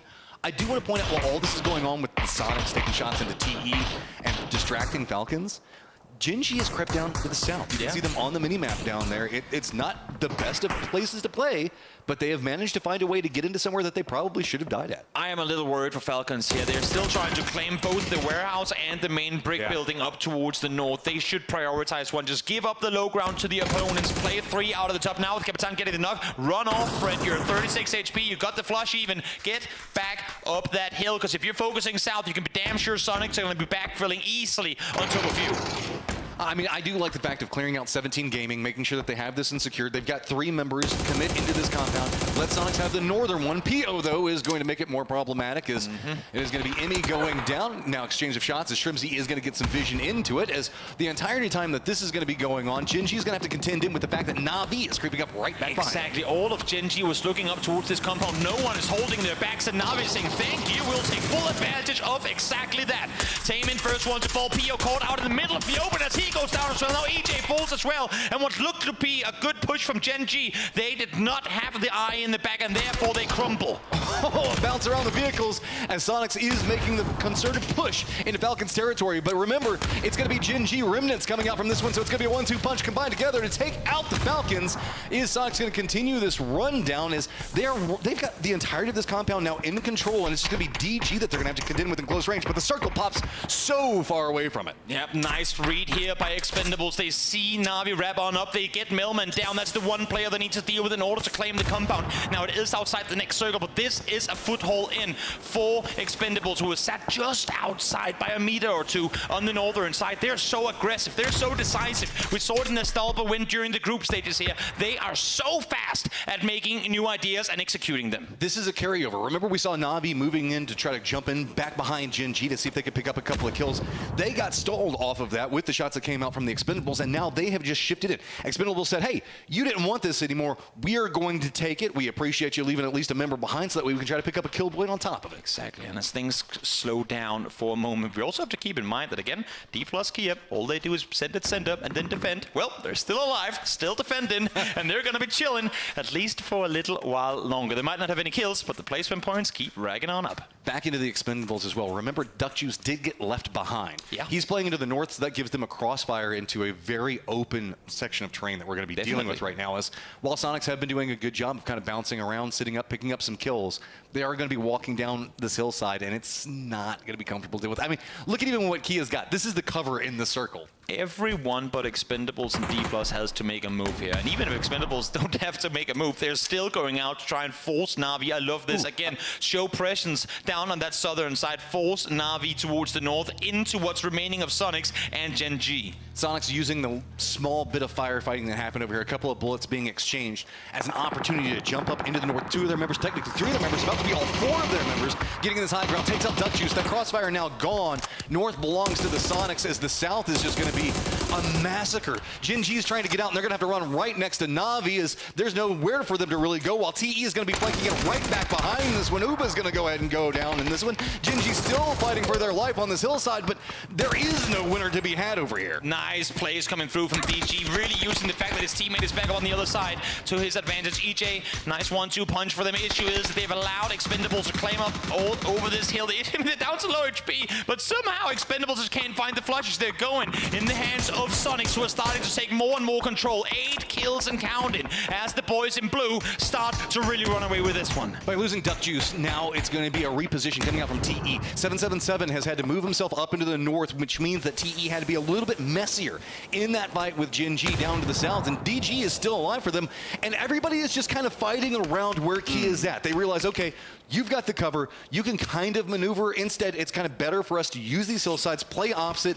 and just deny sight lines on. Now, does Sonics know that 777 is still up on that northern side? He could catch them off guard, and we know that these Expendables players give them just a half mag available, and he could easily find a couple of players. None of them are looking his way. None of them have ARs out. It's all DMRs. It's all long-range fighting. If they opt to wrap around that western side, 777 is going to catch them off guard. I do also want to point out, a lot of these Sonics kills have come very clean and very quick. So as some of the other firefights have been a lot more drawn out, it means that armor, stuff like that is going to be much worse on the other squads. So in addition to having a numbers advantage, Northern Control, they're just probably better equipped into this firefight. The only problem with being in the north is TE's got eyes on them. Kia could have eyes on them in a second, and that could lead to a crossfire position if they're not careful. Let's see how many different fights Sonic's stats take at the same time here. There, H1 is slowly making his way up the top of the hill, and now the element of surprise on 777 has passed, but he finds one. Mime falls. Can they reset? Instantly, smokes deployed. And you can see Delvin here wants to go for the rest, but it's simply not going to happen. There's too far over to 777 as Tickleton instantly pops off to hold the angle while the rest comes through. Yeah, I like this from Sonic. Instantly react in. Nice reaction. Go for the res onto it. You know the fact that you've got the control in this territory. You can just kind of wait this one out. They do lose the kill onto 777, but it's picked up by somebody else. But at this point, you're playing for in-game and win. You're not playing for that one kill. H1 is wrapping on this one. I like the idea. Now Strimsy peeks over the top, gets the double on Delvin and Tanvu, as well as Sonics reach kill number 10. Nice off-angle push for H1. D plus Kia, very, very limited now with what they can work with, despite them being the ones with the cover, because every single time they peek anything whatsoever, they're going to be right in the crosshairs of Sonics. H-Win, P90, close range, getting into the thick of it.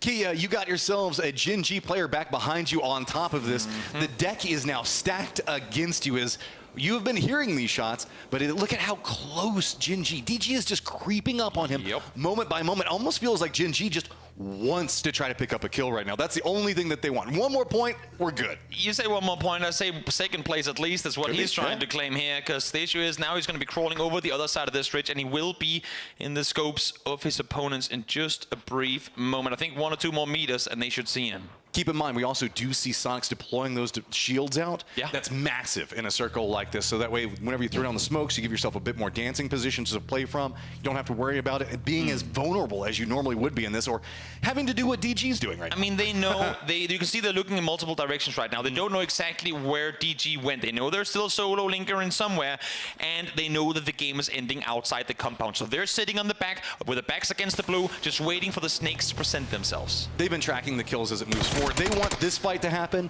and then they want to exploit what happens next. They wanted some weakening to happen, because the Americano already down to half-life just makes it that much easier for them to have to contend with. Now that that's happened, you can see this is your go moment. Sonic's just going to step forward, start throwing out their utility. H1 was going to be leading the way with a solid gun to try to get something, but Americano defends it up. Good headshot, but that's still a lot of Sonics members just flooding down into the thick of it. I don't know if Americano, which way are you going to try to be looking, as Deva now making a flank play into this. Mime is far out in the blue. He doesn't have anything to work with somehow, though. He's not seen. Mime goes down. Tickleton finds one in return. And just like that, it's a 2v1, but this one is turning out to be a lot more hard to claim than what I thought it would be for Sonics. It's a 2v1. Flashes galore. Deva is blind for days. It should be an easy pick up in here, but they're both blinded. As Deva finds one, and thankfully for the Sonics, Tig is able to turn it around, but you can see that face. That ain't smiles. That ain't joy. That was way closer to a second place than Sonics would have wanted it to be. Davis reposition out on that was just really, really clean. Americano getting that opening knock into it was solid, but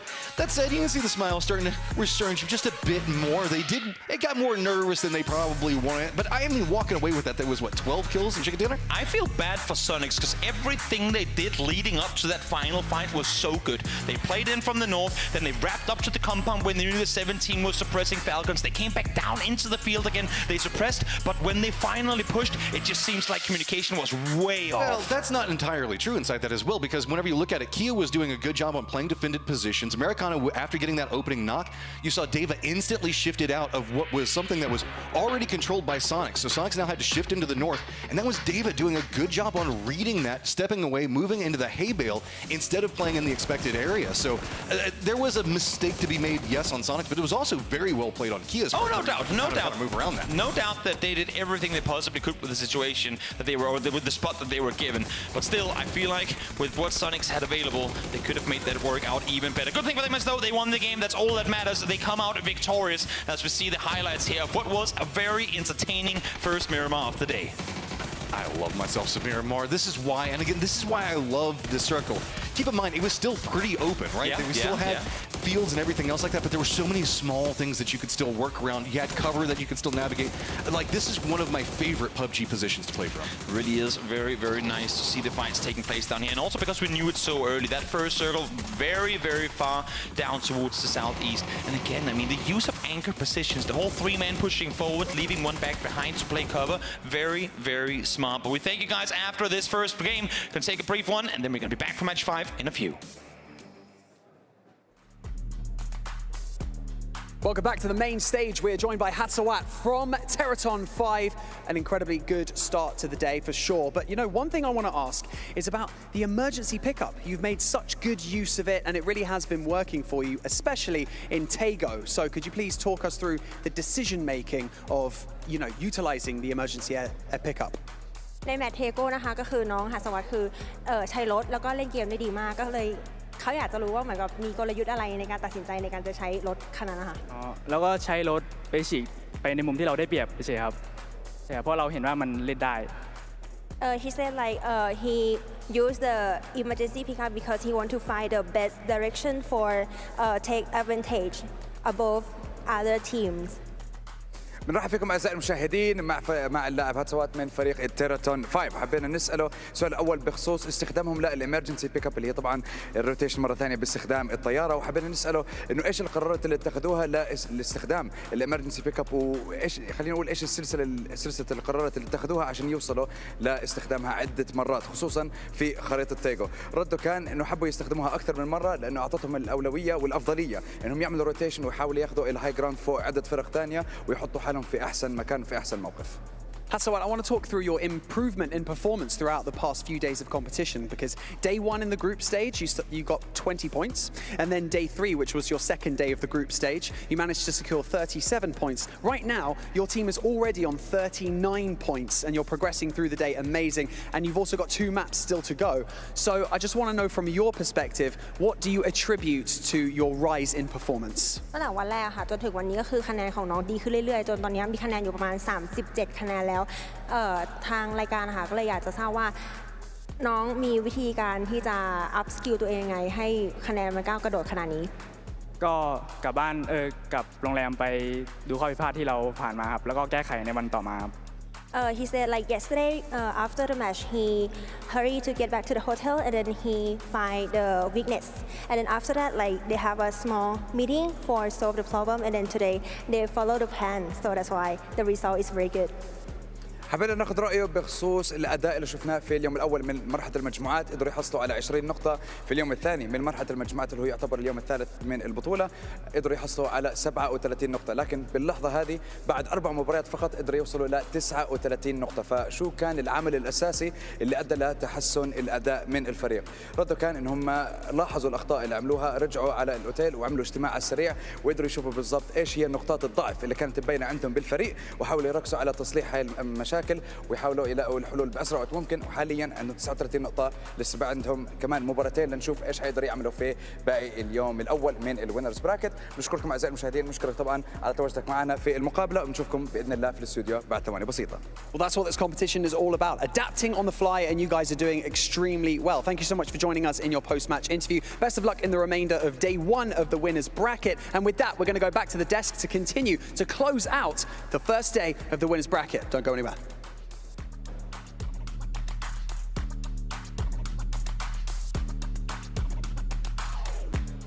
That's right. Thank you, Barney. Yes, as we come off the back of this win as well by Sonics, looking fantastic here in the fields of Miramar. Joining me, Avenger, to talk about this one. Sonics has come out to play. They're looking great. Yeah, 64 points in the last day of group stage, and then to kind of roll into that momentum here, looking extremely good. 12 kills and a win, 22 points for them in this one, and they played that perfectly, perfectly executed. Of course, staying super strong here towards the end, and of course, Shrimpsy on the top here with 5 kills and 700 damage. What a man. What a man.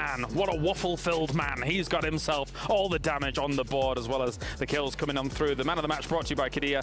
And I mean, looking at how he's playing things out, this is a team that is absolutely on fire right now. And if you put a team in this kind of position, 22 points going their way as well, I think they're going to keep rolling with this, man. They're almost certainly going to the grand final with a performance like this. 100%. These guys are the kind of guys that will roll this with this for sure. Like the momentum, the mindset, the morale that this is giving them is just going to roll through. So I feel like already saying, like, congrats, Sonic, you're going to the grand final.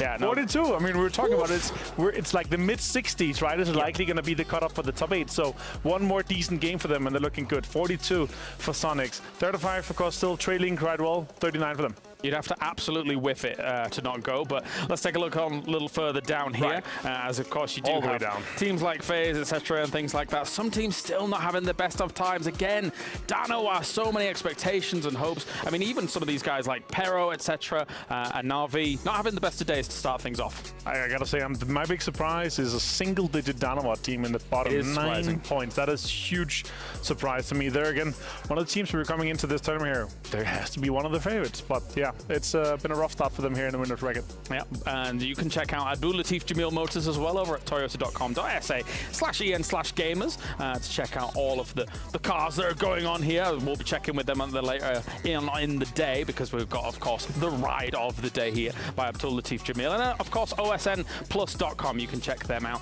too with the code GAMERS8 for 50% off all of your home entertainment that's going on as well while this is going on. But there's tons of entertainment going on because we have 2 more Miramars left here. This is kind of a strong indicator because we get a lot of endings over this way here, Avenger. So to see all these teams like lock down these fields, lock down these compounds, it does become an important location oftentimes on Miramar. Yeah, for sure. And also how land ratio works, of course. You have all of the East Los Leones that has this effect that will push away from water, of course. So you can see how most of the teams they're already setting up. But not a big surprise to me is honestly it's Shen going down in an off position. Tai Lu had a pretty good spot, but he's just out in the fields trying to get some kills, and he got caught off-handed. I love that Sonics wins this off the back of kind of trying to control some high ground on that west side and being able to transition constantly and strongly. But thank you very much, Avenger. Let's take a break now. When we return, we have 2 more Miramars on the way, and then we'll be halfway done here with the winners bracket.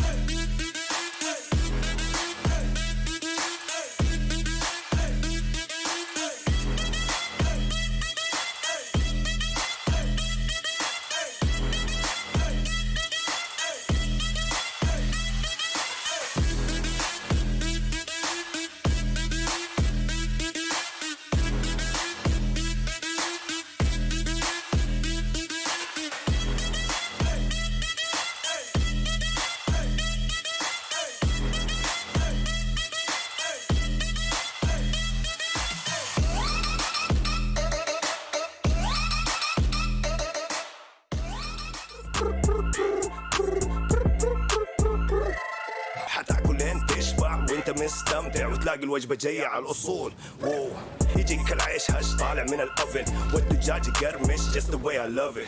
وتسوي كده وتسوي كده وتسوي كده مع الحشمة وانت بغراب خفيفة جيب تويستر. أنا جيب لي وجبة الزنجر بس كله يجيب اكسترا تشيز على الكرانشي تشيكن في السنتر. حطوا الباكت حطوا الزنجر حطوا مايتي حطوا تويستر. جيب له باكت جيب له زنجر جيب له الأصلي جيب له تويستر. Delicious. Yeah, yeah.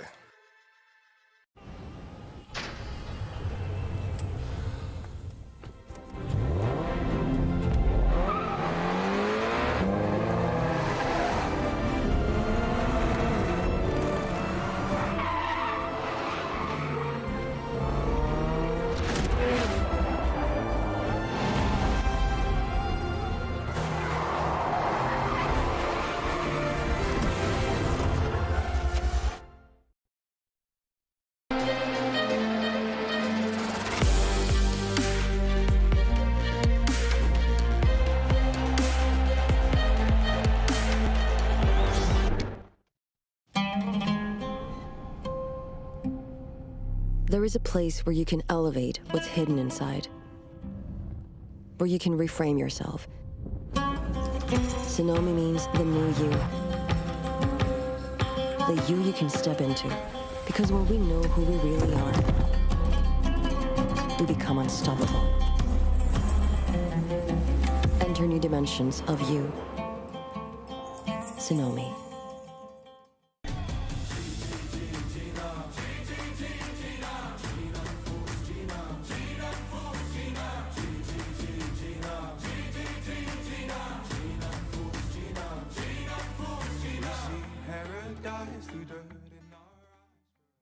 All new Honor 90.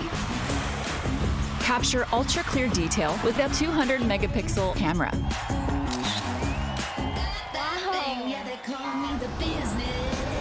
Care for your eyes with risk-free dimming display.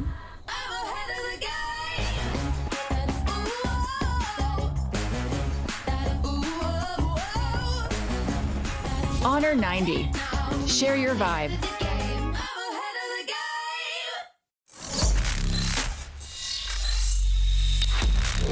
Open your eyes. When you look into my eyes, tell me what do you see? Tonight I'm gonna show you the wonders of the mall.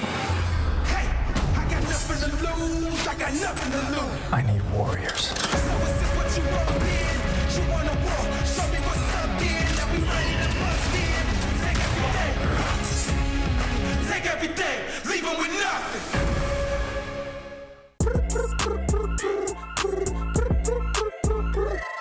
حتاكل انت تشبع وانت مستمتع وتلاقي الوجبة جاية على الأصول. واو يجيك العيش هش طالع من الأوفن والدجاج يقرمش just the way I love it. وتسوي كده وتسوي كده وتسوي كده مع الحشمة وانت بغراب خفيفة جيب تويستر.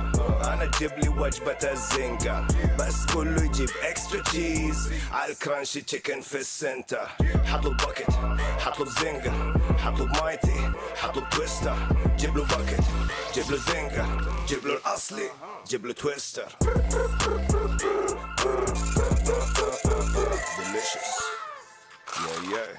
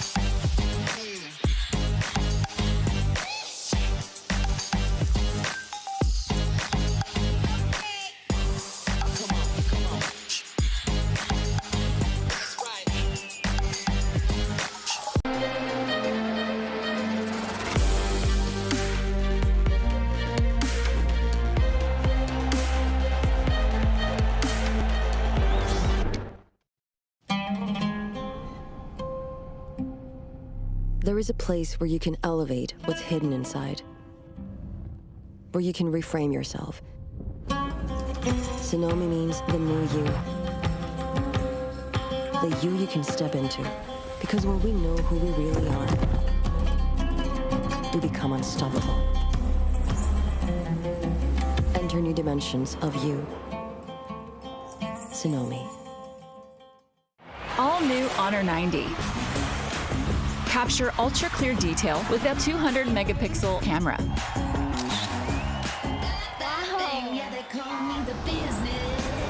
Care for your eyes with risk-free dimming display.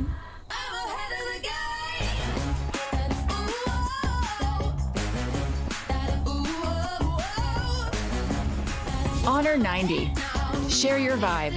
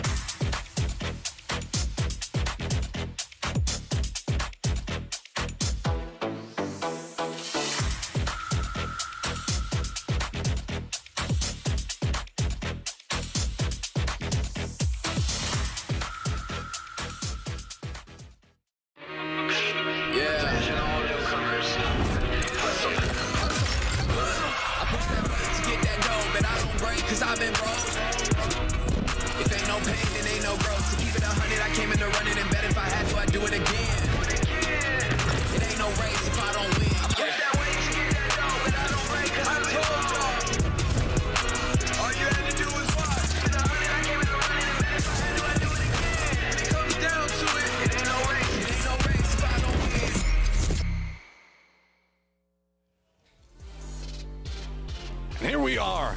Ain't no race if I don't win. 2 more games to find out who is going to be winning for the day. As I gotta say, this upper bracket been feeling really good. The games have been spicy. Circle's been unfriendly, the way I like it. Also, I love that we haven't had any one super dominating teams. Now Sonic's off of that win here, pushed himself into first place, but it is still very, very close in the top between Sonics, Therodon 5, and FaZe Clan. That is just a wild situation to be looking at, as Cerber's been doing great. Gen G also having a big come up inside that last game, so phenomenal to see them making their appearances. Just, let's be honest, first 3 games, not necessarily the best for the Korean region. Not necessarily the best whatsoever, and Verdana in particular currently sat dead last. We all thought of them coming into this tournament as the contender for the trophy. Essentially a team that was bound to win this tournament at one point, but right now it's not looking too hot for them. Of course, still plenty of time to reset. The current cutoff for top 8 is set at 21 points, so let's see if they can make something happen. We are moving into Miramar yet again, as that is going to be the rest of our day, which always makes me happy. I love Miramar games. We're going to have to kind of get a feel for it. Circle's going to be coming in just a bit, but the playing path is going to be far more comfortable coming in from the north. Yeah. West, just straight down and through. Everything available.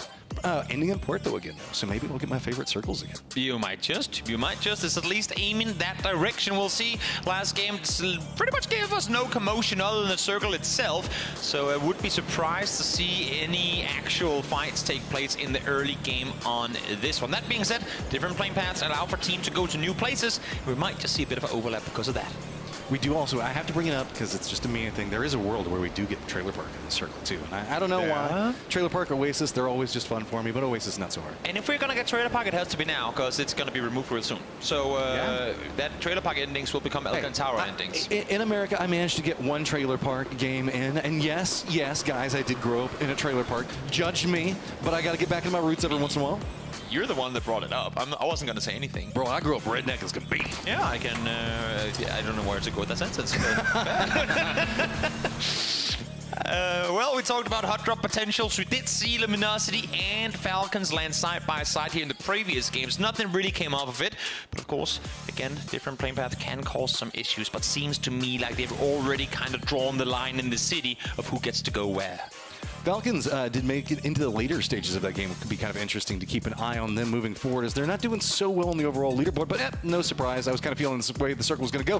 Hey, remember FaZe and Gen G fighting over here a while ago? Well, we're going to get more of that. Early pickups, and it's Heyman getting a pistol, whereas Gustav's got himself a rifle to work with, and that's going to be far more efficient to start this off. Well, we buff them 16, and there it comes.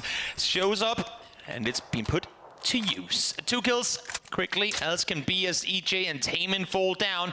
And Gen G, I mean, it's good to see in the top 5 for a second. I do not mind them dropping here. The only thing that's odd to me is that PO has all of Puerto Paraíso.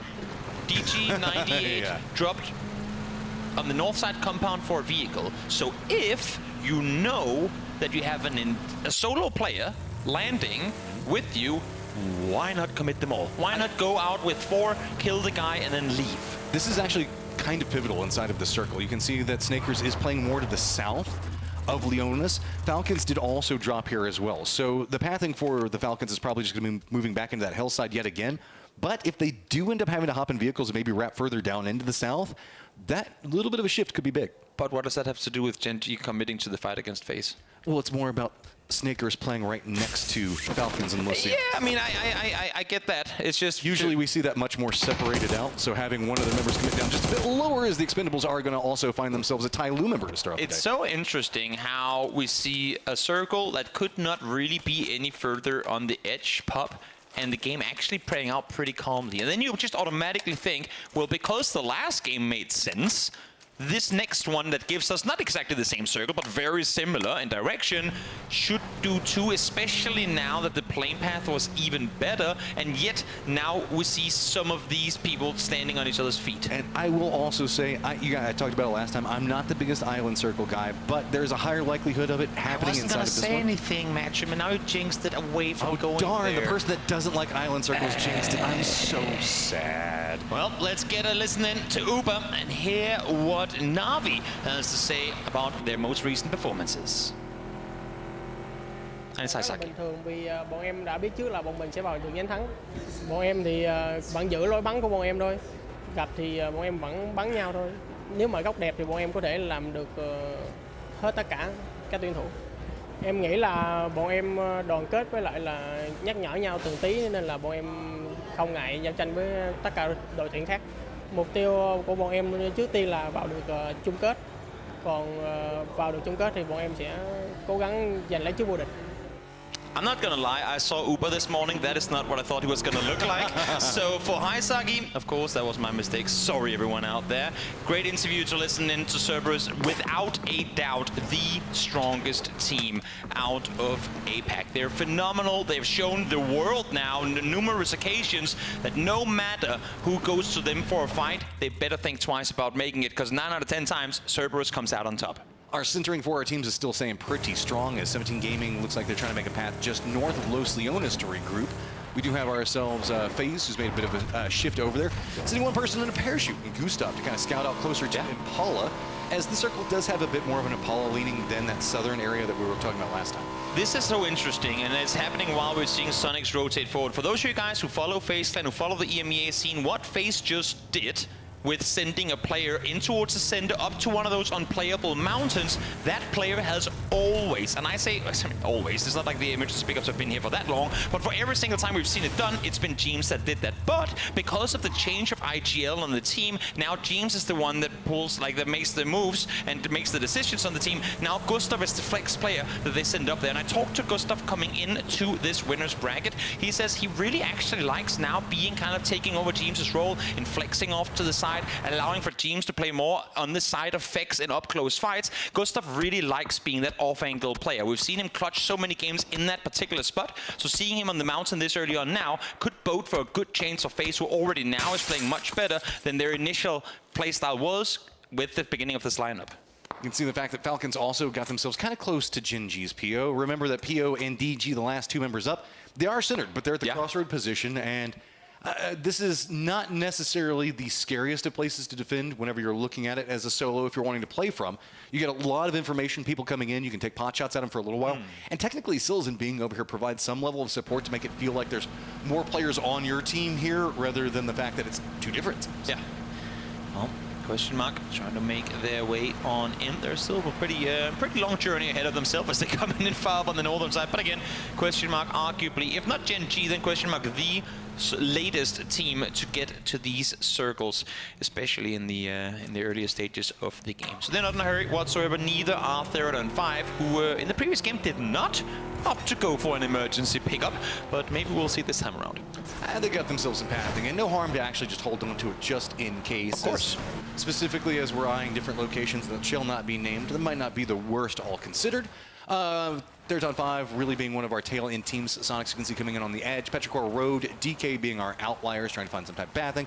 But again, with the way that we see most of our teams leaning into Impala in that southwestern area between Impala and Lociones, there's tons of space free on the edge of this one. So really just a couple of shots exchanged, just saying, hey, I'm over here, you just stay playing more into the north.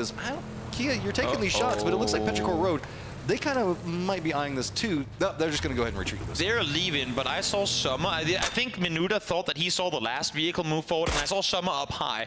Good thing for them is Summer wasn't quite over that top ridge line yet, so he didn't have an angle to shoot, but now he's out. Now they're going to continue moving, and just like that, the Tide's turn has seen it. Is taken down by Ixleft. That's just information being fed over by Summer, like you were talking about. Just well done, pick up a free kill, and now it's going to be Kia having to go more northernly, while Petrichor Road has a path down to Los Leones, and there's not even anybody in Los Leones, so they're pretty much ready to come out. All is good. The only team down in and around that area is Danoa, who are looking to go somewhere east of the city proper.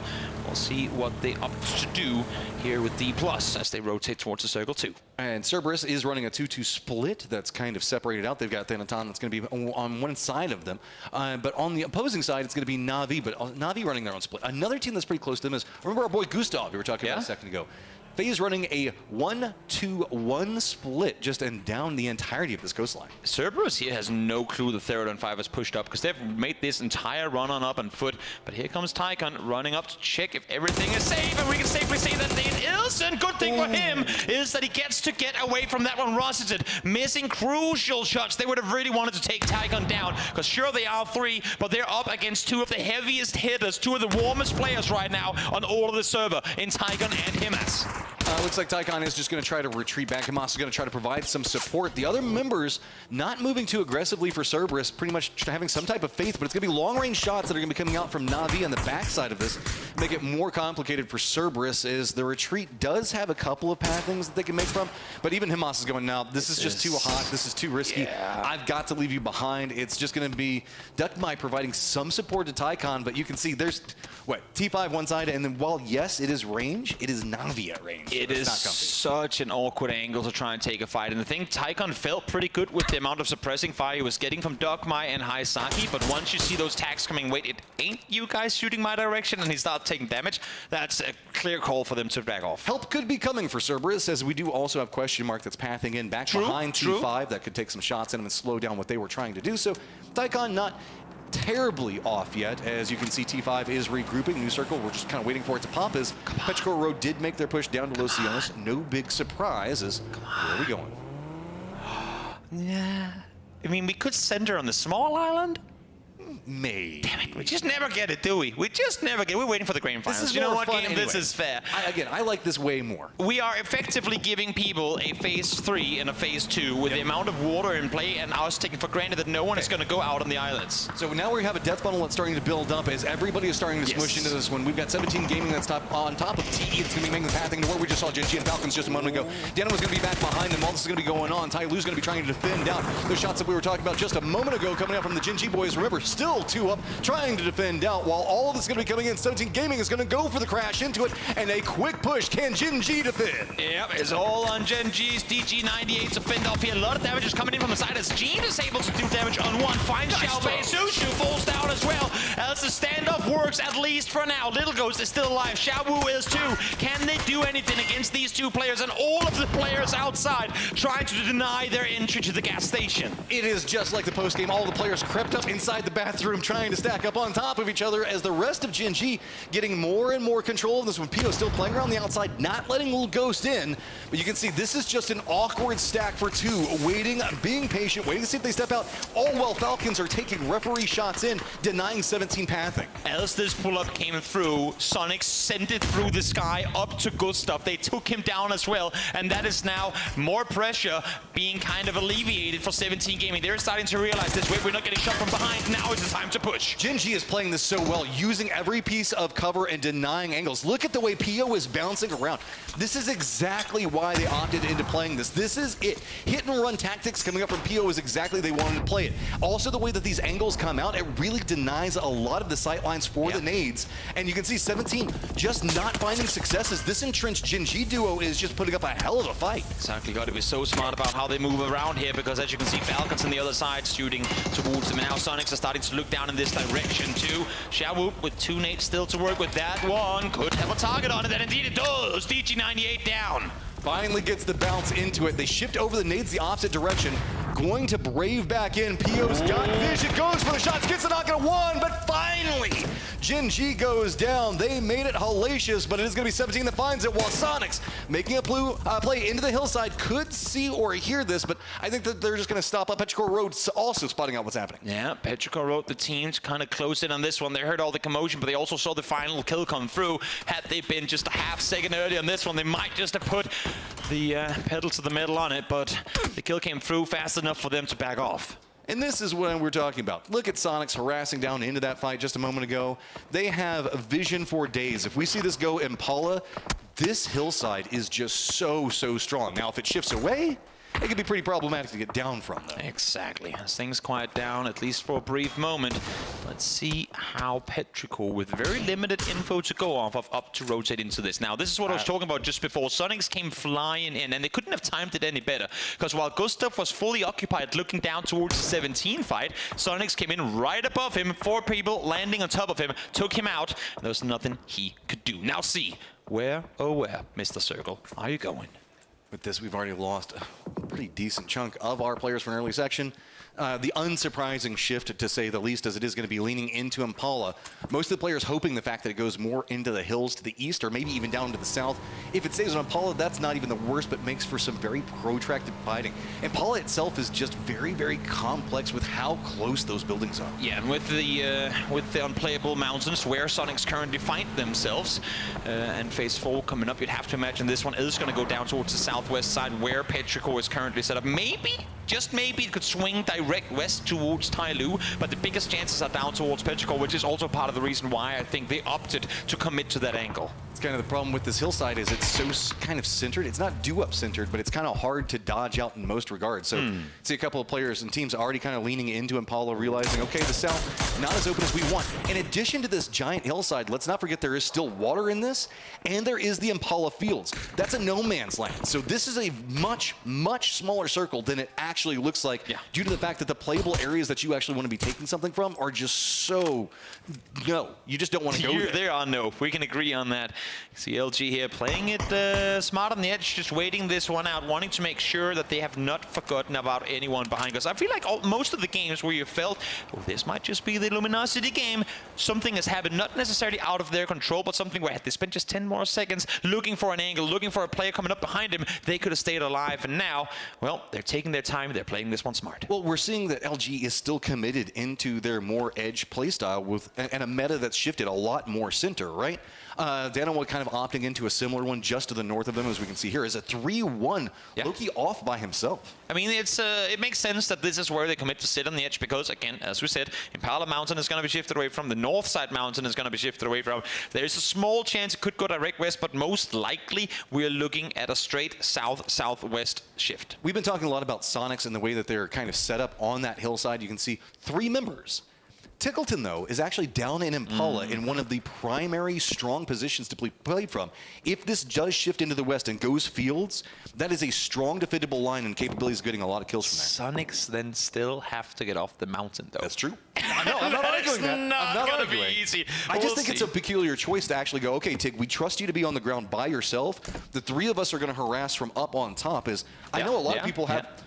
I mean, there's a reason why Tig is so expensive in fantasy, right? He's got some aim, and they say, yeah, we could put you up here, but we think that your merit is actually in the low ground, securing that for us. Yeah, he is the player who's got the compound locked down. And you talk about Loki before in the 3-1 split that Dano has currently got going. He's shooting in the crowd, just making sure in case any snakes are there, that they should rattle and show themselves before things get too crazy. The Loki, the man of the hour, the one who's been claiming what few points Dano has been able to find. And now we'll see if he's going to get the better of this circle, as Anonix is sitting up with a mortar next door, and this is exactly where we expected the circle to go. And so our Impala friends not feeling the most comfortable. T5 also going to have to be making a move of their own. Cerberus going to shift in.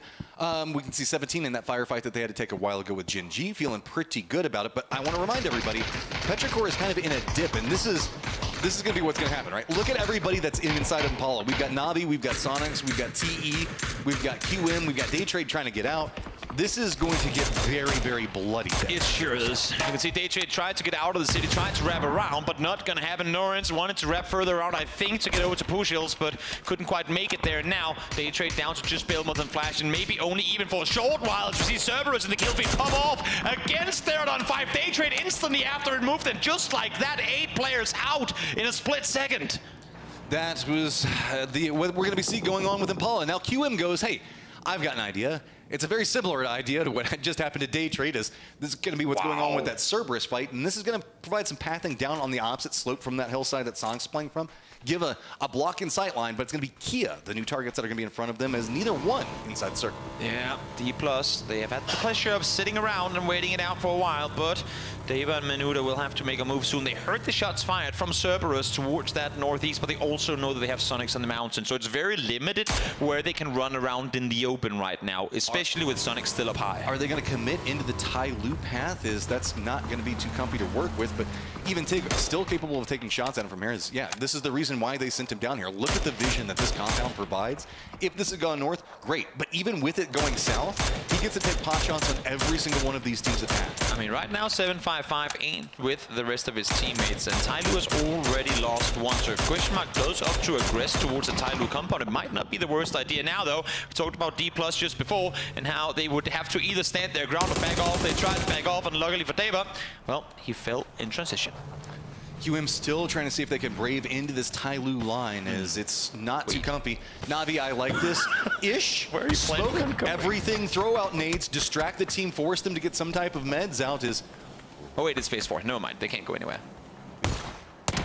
Elliot, shutdown again. Now getting the vision in, but look right on the opposing side of it is what's going to be nerve-wracking on it. Nades on both sides. Oh, I didn't even see him walking over. Now does, though, and just going to be patient with that shotgun. That should be an easy one. Nice setup there. Xamer right around the corner, playing a bit of a surprise role. I love the fact that Elliot did as much as he could to attract the attention, while Xamer was literally just sat still.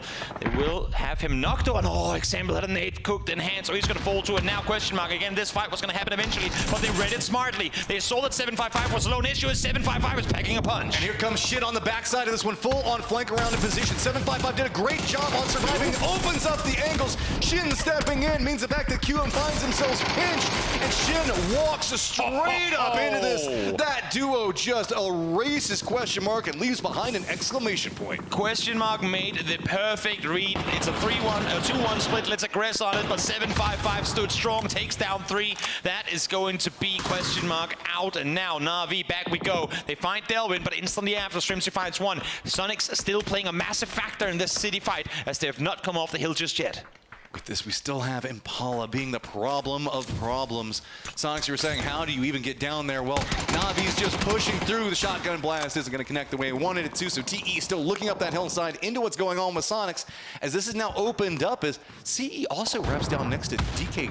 And yeah, Americano, this isn't too comfy. No, Cerberus knows that they have to make a play here. They want to clear off this angle before moving further forward. Sonics still have yet to make their way off the hill, and now Danawa with the comfort of the compound, and the mortar still there, doing what they can to deny Tyloo any sort of entry, or escape, I should say, from the dip they currently find themselves in.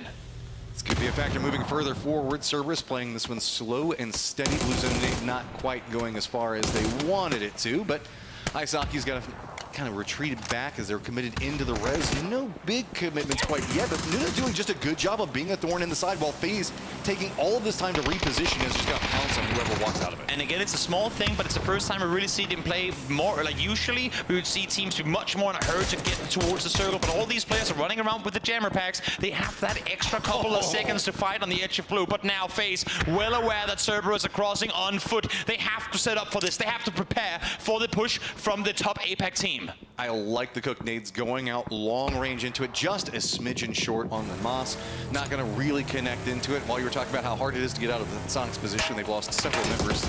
Everybody can see it. Team is trying to line in, shots going in onto the vehicle, but it's going to be a quick exchange between both. Cerberus now sneaking in right on top of this as FaZe move to the wall, allowing Cerberus just to shift up right next to him. Absolutely huge play from Cerberus, using the gutter on the right-hand side for as long as they can. They know that FaZe has pushed down towards the river side or the ocean side to make a play there, but they ran all the way around, and now somehow they've gotten full control. In the meantime, now Danawa trying to stand off against Tyloo. It's through falls. Make that 3, make that all of them. As they go down, Tyloo down, Danawa prevails. Tyloo weakened by mortars before coming into this one. Falcons also taking some shots into him as they go.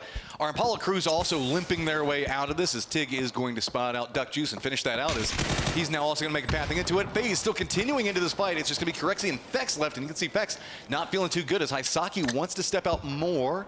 Does he know? I'm pretty sure he does. Yeah, how's the nade going to bounce into that one? And yeah, that was just well done. This is good. I mean, he couldn't commit to the flush there because he didn't know how close the opposing teams, or the opposing players were, and him as around the other side knew, wait, he's not going for a first hit, and I hit him quite a lot, so just lob a nade on over, and he should be good. Again, this was just so well read by Cerberus, like you were talking about, to shift in. The circle is going to pop, favor this position, so Corexy not going to be in the biggest rush for it, but hey, you know, he'll take some kills, and all right, Corexy, go and get you back. Is he going to be able to get Fex? He should be fine with that. Team said it in the interview. We have Fex, he reached the kill feed. We have Gustav and we IGL, and then we have Corexy. Well, he kills people, and that is exactly what he did right there. Solid play coming through from the young Finn to keep sure that FaZe stays alive, and with the circles shifting in their direction, what is the top 7 right now could easily become a top 3. I want to point out, while all of this was going on, Petrichor Road, who played in the opposite dip away from 17 Gaming earlier, has been having to kind of hunker down with all the long-range shots. That's allowed LG to get more control over the south, and you can see that they're starting to influence that. Now taking shots into Danawa, trying to deny out this rotation. Danawa's going to opt into probably a very southern shift inside of this rotation. I mean, they can maybe cut straight in, but that's going to put them at Petrichor. If they go to the south, it's going to be LG. There's no real good pathing for this, as they're just going to jump forward. They haven't even managed to make it to the safe zone yet, as they're still already going to have to deal with Petrichor. There really isn't a good play for them to make it also. I like the fact that they go just a little bit further down. Maybe the commotion of teams trying to shoot at them can force other teams to shoot at the teams shooting at them. But unluckily for them, all the teams are backing off, playing it safe, even though Danawa tried to bait the attention. I also like the Petrichor Road had their vehicles prepped up in advance for the shifts coming into that line. Oh, yeah. See the way that their vehicles are set, that really denies out a lot of what's going to be going on. Danawa is just kind of trapped out here, as until they get a kill of some type and can make some push, there's nothing they can really just do out here. Snakers, though, full back flank back behind Danawa, and you can see this is why they can't move, man. Yeah, it's just throwables now coming out from everywhere as the vehicle's just getting shredded. Double kill coming through as that car explodes. You'd have to imagine. Nope, Loki just exactly able to crawl far enough away. That's a blue zone nade, and that should be him down in just a moment as the entire field turns blue. The double stack comes through. You could only imagine, yep, that's Loki down. Just one more left alive on the side of Danoa, as Soul is trying to creep his way towards the circle, but look at the amount of opponents in front of him. Finds kickstart, though. Never, ever count out Soul. He's got to creep forward. The Venn diagram of Blue Zone just absolutely demolishing him. But while this is going on, Falcons putting in some work onto Petrichor Road, opening up some type of possibilities for Soul to exploit as Falcons making that shift in. Soul's got a couple options to work with. Petrichor Road just kind of eyeing into everything that's happening with Falcons. Everyone on the server fighting in the northwest, and now even FaZe is starting to realize, wait, we want a part of this too. You can't just be the only ones fighting, because every single team is fighting over the same 50 meters. Who wants the compounds when you got buildings and dips? And that's what everybody is after right now. 17 Gaming crossing the road, making the push into the firefight with the Falcons. It is becoming unrelenting. At least LG is now distracted and get too involved in this. It's its own fight. Everybody making their way down into this trench. 17 playing the top side of it. Has got to be careful though. Soul could pop up at any given moment, and he does right now. Goes for the spray, but he is going to be going down with Immies on one side of it. Soul still playing back behind. Yep, Little Ghost are trying to slow things down at least for a bit. They've only just now crossed the street. They've only just now figured out exactly what's going on the other side, and they're seeing players all over the place. Finds one, Xiaobei instantly swings on the second. He hears DraftKings wrap around the side, but doesn't have the exact angle on him. He loses him for a brief moment. Let's see if they can find him, and just like that, Little Ghost holds the angle, and 17 gets to live with 3 up. Now we've got to pop down to the other side of this with LG. It's going to be Fex still trying to hold out Soul. No, wait, we're not done here. Soul's got some goals of his own, realizing he has the opportunity. Little Ghost, the only one up, committed into the res right now, but I mean, this is just well navigated by Soul in a desperate situation. You cannot fault Soul for having no clue where the opponents are right now. They are everywhere. The good thing for Little Ghost is that he knows exactly where to expect Soul from. It does seem the fire from the burned out car is just enough cover for Soul to wrap back the other direction. Now Snakers finds Fex, but FaZe already down to few players, so it's just Corexi left alive against the entirety of Luminosity. They are just cresting the hillside. No worries, but Corexi is on fire right now. Makes it hazardous. It's going to be very, very close. Flood needs to go for something. While this is happening, 17 Gaming still too far away, cannot get anything out of this. That hill's going to block out the sight lines. They're sprinting. They know that it's a 4-man Luminosity on the other side, but as you're saying, too far away to get impact. But as I say that, it's the solo and it's the duo. They're taking the fight to the 4-man team. He's got some goals and he is just charging, and he knows that they're weak and he's paying attention. Danoa trying to make the worst of, or the best of a terrible situation, moves in. It's been so long. He's just doing it alone. He's coming in off this. If he don't shoot him. Don't shoot him. He's trying to help you. 17. What are you doing? Wow, the help coming over the top as Xiaowu now trying to flank down below. Do they see him? Do they realize that they are getting outflanked? It's a 2 versus 4. The odds are against them, but if Xiaowu finds a double, it could be huge, and Flood falls instantly. That spray control right off the go is just so vicious. Little Ghost one side, Xiaowu on the other one. That is just going to be terrifying to contend with. Little Ghost now making his way up into the high ground. It's going to be on Snakers to try to defend it. It looks like he knows he's playing inside of the bush, but while that's happening, Xiaowu starting to play this more aggressively. Little Ghost taking the shots in, gets another nut, gets another one. 17 Gaming doesn't care about numbers. They care about how much damage they can put out. They are just unstoppable on this one every single time they peek. Oh no, they find players, and Xiaowu does it again. They do not know of Kickstar's position, but they don't care. 2 versus 4, and 17 push Luminosity in the grave. That is how you charge into a weakened squad. Solo stepping in, duo stepping in, numbers advantage only matters if you can get a second to make it work. And yeah, LG not feeling good about that one, as the entirety of the focus of the circle just went directly after them. 17 Gaming were sprinting when the initial 2 knocks came through. They couldn't make it, but Soul said, boys, worry not, I've got you. Distracts for long enough, finds a knock on 1 to allow for them to wrap on over. They had the high ground, they had the low ground. They were playing whack-a-mole effectively against Luminosity, and they tore them to pieces. That is just such a good use of train map awareness and knowledge, and just dictating it so well. We're going to take a quick look into the highlights and get in with our analysts to have an idea of what we should be looking at in the last game.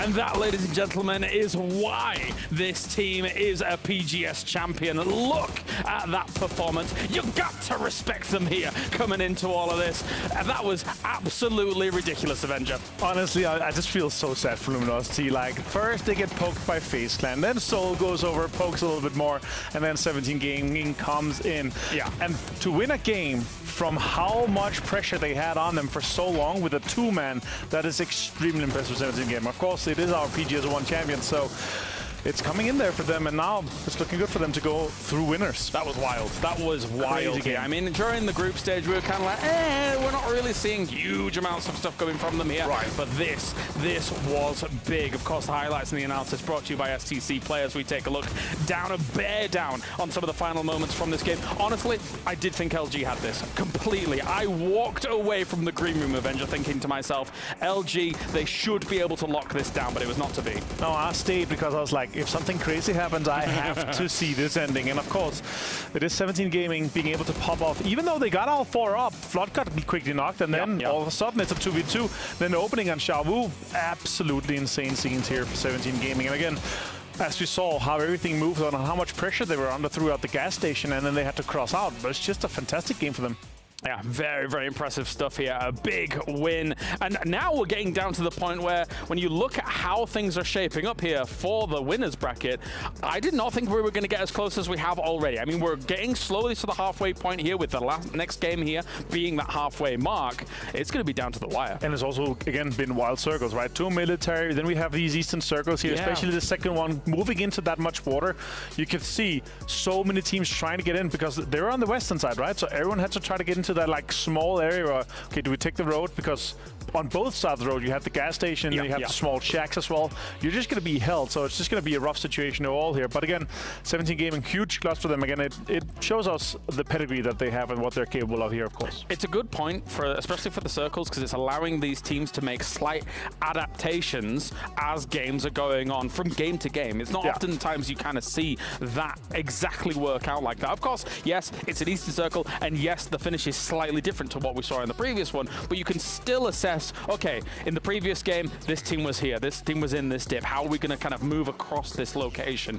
And for some of the teams, it's a very quick adaptation, a la the 17 Gaming situation. I was surprised to see that many teams inside Impala as well. It's like, okay, this is pretty clear where it's going to move. Our top teams here, of course, 12 kills and a win for 17 Gaming, 5 for LG. They're, of course, hoping to close this out. Only 1,000 damage, but look at the amount of utility that we saw here used from 17 Gaming. The smokes, everything in general, for them to survive all this kind of onslaught coming on towards them.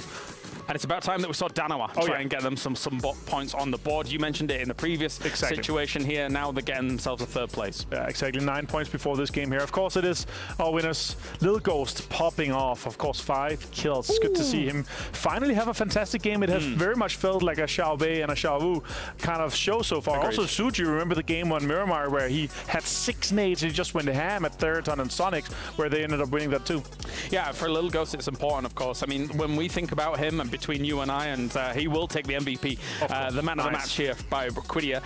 This is a guy that we saw, I think, the last day or the last 2 days of PGC 2022, and we were like, oh my days, this guy is putting up big numbers, a scary presence on the battlefield, and it hasn't materialized until just now.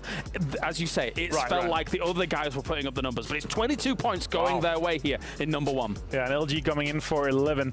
Not like they really needed it, but it could have been a fantastic one for them to turn around. They've had a good showing, of course, so far. They want to step it up, and in this case here, you're 4 guys alive versus 2, and even though we've been under pressure, that would have been fantastic for them. 17, they rock up and take 1st place here. 49, again, we're talking about this middle of 60s, 65-ish is going to be a cutoff for top 8, so it's looking really good for them. One more good game for them and for Sonics, and they're looking straight to go into the grand finals. Yeah, if those top 5 especially do not let their foot off the pedal, I see a future where we probably know even 5 of our teams. I mean, things could definitely change, of course, because the thing is that if you think between 6, I mean, all the way down towards the bottom, all you need is 2 good games, and you're number 1 straight away. All you need is to frag out like Cerberus, because they have half the placement points than Christian Mark has. Christian Mark has 8 placement points on 2nd to last place. Wow. And Cerberus, they have only 4, but 37 kills. They are fragging out. It's 41 points here, and they only need like 50% more points. They're going to be straight into the finals. So they're going to be completely fine. Even at this point, I would say they're moving up my tier list of my favorites going into the finals. I have to agree with you, because when you see those kinds of numbers being put up, 37 kills with only 4 placement points, it is just a matter of time before the placement points come when you're playing like that. Go kills first, placement points later, and eventually you'll be able to run over teams to those placement points. Yeah, eventually they're going to have a slight way to circle lock with them, and they're going to run with it, and they're going to have like a 15 kill win, and that's another banger, right? And we're going to see that from them for sure. But yeah, LG on the screen, sad for them, but still, they're looking good. They are on the top 8, but that win would have been huge for them, for the morale. What did they have, like 31 points just there on the board, I think? Yeah, something like that, yeah. Yeah, so I mean, for them, yeah, just get yourself another good game on the board, but it's a decent foundation going into day number 2 here as we get ready. Thank you very much, Avenger. Thank you to everybody tuning in around the world. We have one final game here for day number 1 of the winners bracket. Let's head over to the commentators. Thank you so much. We're hitting that halfway point for our winners bracket, and yet again back on to Miramar, and all of the games so far today have yet to disappoint, but we've been kind of drawn down into the south pretty regularly with our circles today. You know what I like coming into this one? Previous game, not only have the games been super entertaining, but previously we had Alcantara or Porto Paraíso, and they said, oh, you like that fair diagonal playing path? Let's do the exact same, just crisscross it the other way.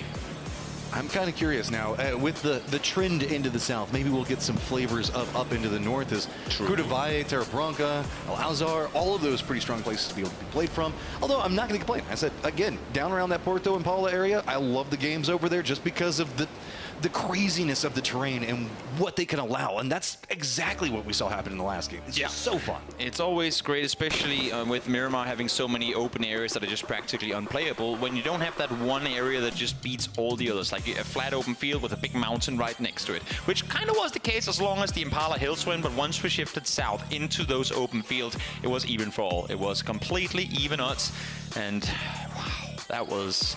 I mean, the whack-a-mole game that Xiaowu and Little Ghost played against Luminosity, that was humiliating to watch. Going back in, LG going to be landing in right alongside of where we can see Falcons. This has been kind of what's been going on over here for them, so nothing too crazy. As I think that's the closest anybody's really going to come to each other, but yeah, it's Los Leones. I mean, they'll all land and be fine. They haven't fought the previous 2 games, so I would assume that that's because they've figured out how to go about this and won't fight this time around either. Circle once again towards the south this time around, though, a lot further west. Get ourselves a center around Chumacera, so that way we can have some fun to contend with over there.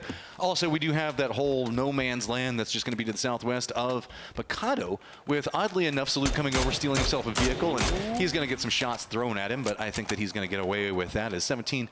I always feel nervous getting close to 17 in the early game and grabbing a vehicle, because if anything, I feel like they're almost a team that'd be like, the car went to the south, and that's where we rotate to get it back. Also, can we just appreciate, because I've spent the last 2 years talking about 2 teams in particular who kept hot dropping this exact place we're at and how it ruined both their tournaments. But look at this.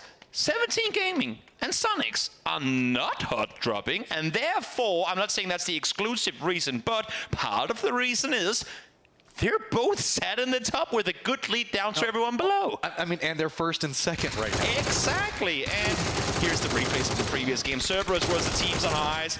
To begin the game as Theron on 5 tried to wrap on through. That wasn't going to work out. Cerberus, I mean, their ability to just instantly recognize what they're up against and just slaughter it is, I mean, that's terrible. That's what I love about Cerberus right now. We're going into game number 6, 37 kill points. 4 placement points. It's insane. I love the way that they play because it's so fun. It is. There's a lot of, we talk about this a lot, right? The points per game systems is really what you're looking at. If you're going to have yourselves a bad game in your solo, you want to aim for placement points, right? Yeah. If you're getting into the late game, of course, go for kills, go for placement, go for all those other things. But sometimes the strategy of let's go for as many kills as we can possibly get just to maintain our points per game can backfire terribly. Cerberus is like, nah, we got the aim, we got this. They're playing with literally no fear. They're playing the same play style that some teams sat in 16th with 1 game to go, play with where like, you know what, we have nothing to lose, we'll be fine. they're just, I mean, and I love it because sometimes, or oftentimes I should say, even the aggressive teams regionally take a few days to get that confidence in at lane, because, okay, you gotta respect your opponents. They also qualified in equal terms to yourself. But, I mean, Cerberus and to a big extent Expendables as well have just come in with a zero bullshit mentality in this tournament. Just gone, you know what, we're gonna take the fight to everyone we can. We're gonna go full aggro from start to finish. And I talk about this a lot. I think it can never be understated. The importance of making people play to what you're trying to accomplish. If you're always the aggressor, if you're the one that's interfering, if you're the one that's always setting the plays up, that means that your team, the team that you're fighting against, is always having to react. That always puts you in a better situation because your comms are already clean, the plans are already established, and the other person is having to try to figure out everything to try to how make it work and win. Exactly. So being the aggressor, if you've got the aim, is always going to help you out. Exactly. Tyloo, well, they were, I'd say, the team alongside Cerberus who we were talking the most about throughout the group stages. They haven't quite found that same momentum here as we've made our way through to the winners bracket. They have gotten themselves a win today on the second mirror map, or wrangle I should say, but outside of that it has been very, very quiet on the Tyloo front. Saw Na'Vi kind of scouting out what was going on with the Picado, saw 17 already shift out and move to the south, eyeing that direction that their vehicle went. So as it moves forward, Na'Vi also going to be just coming in, backfilling behind them, maybe going a bit more south. We'll have to see. Yeah. We still got about, I don't know, half of our teams not inside the circle. No big rush, but the center meta is still very, very strong. But I want to point out with the center meta, we also have teams that are very, very separated out. And LG, if you can see on the map, actually committing into an early mid rotation. Yeah. Why not go for an early play if you're somewhat nearby anyway, try and see what you can claim. And also, I mean, I think, especially after that last game where, I'm not going to say part of the reason why they died was them being spread apart, because it was phase 8 and there's only so much space you can be on, but they were, I mean, it's just got to be frustrating. You have that one in your hands, and then even though they played pretty good PUBG, 17 just played godlike PUBG. Yeah. And that's what you're going to get in these tournaments. If a team is feeling it, you have to hit every single bullet. We saw how Strimsy turned on Taco on one of the opponents there. If you miss just one bullet, more often than not, at this level of play, you can be damn sure the 2 headshots are coming right back at you. This cresting is so, so dangerous inside of this. And see, that's one of the reasons why Anox is being safe. Just wants to kind of peek up, see if he can get some shots, kind of hit and run away from it. Danawa, again, running a 2-1-1 right now. This is risky at this stage, given how much we've seen people go center, but they're doing a good job of kind of defending each other from it. Yeah, they're trying to hold down the fort for as long as they can. Again, I mean, they would at least like to see phase 2 before they make a committed decision to grouping up in any of the places. We know Church is good. We know the spots down towards the south, the big compound in the valley is good too. But let's at least get just an inkling of where this next one is going to take us before we commit. But the issue is, as you're saying too, they're already now seeing more and more teams vie for that cinder. So they might just have to group up before they would have wanted to. Why be in a rush for real estate? Let everybody else fight over it. The question mark way. You just wrap in from the south. You take your time. You never know. Maybe a team can get wiped before you even get there. Just anything else that kind of works out as gravy is everybody else pretty much eyeing on circle. And then there's question mark that's like, I don't know. We can go Leonas. Maybe we should wrap all the way down to Valdemar. Do we even have to go to the circle? Or just keep finding new level, like new jammer packs? We can just chill in the blue for the first couple of circles. Going back to old school TSM strategies, right?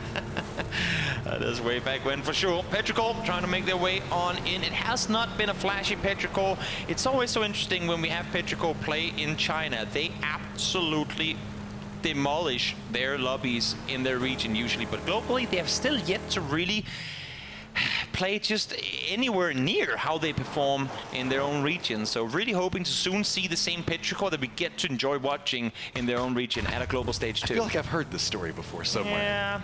Yeah, I'm hoping. I mean, again, it is a somewhat new roster. The only group. I mean, it's not that the whole team has changed, but the most important role on the team has been changed. Summer, the former IGL from 4AM, that got dropped, and therefore, they made the changes with. It was kind of a three-way change with new happy 4AM and Petrichor.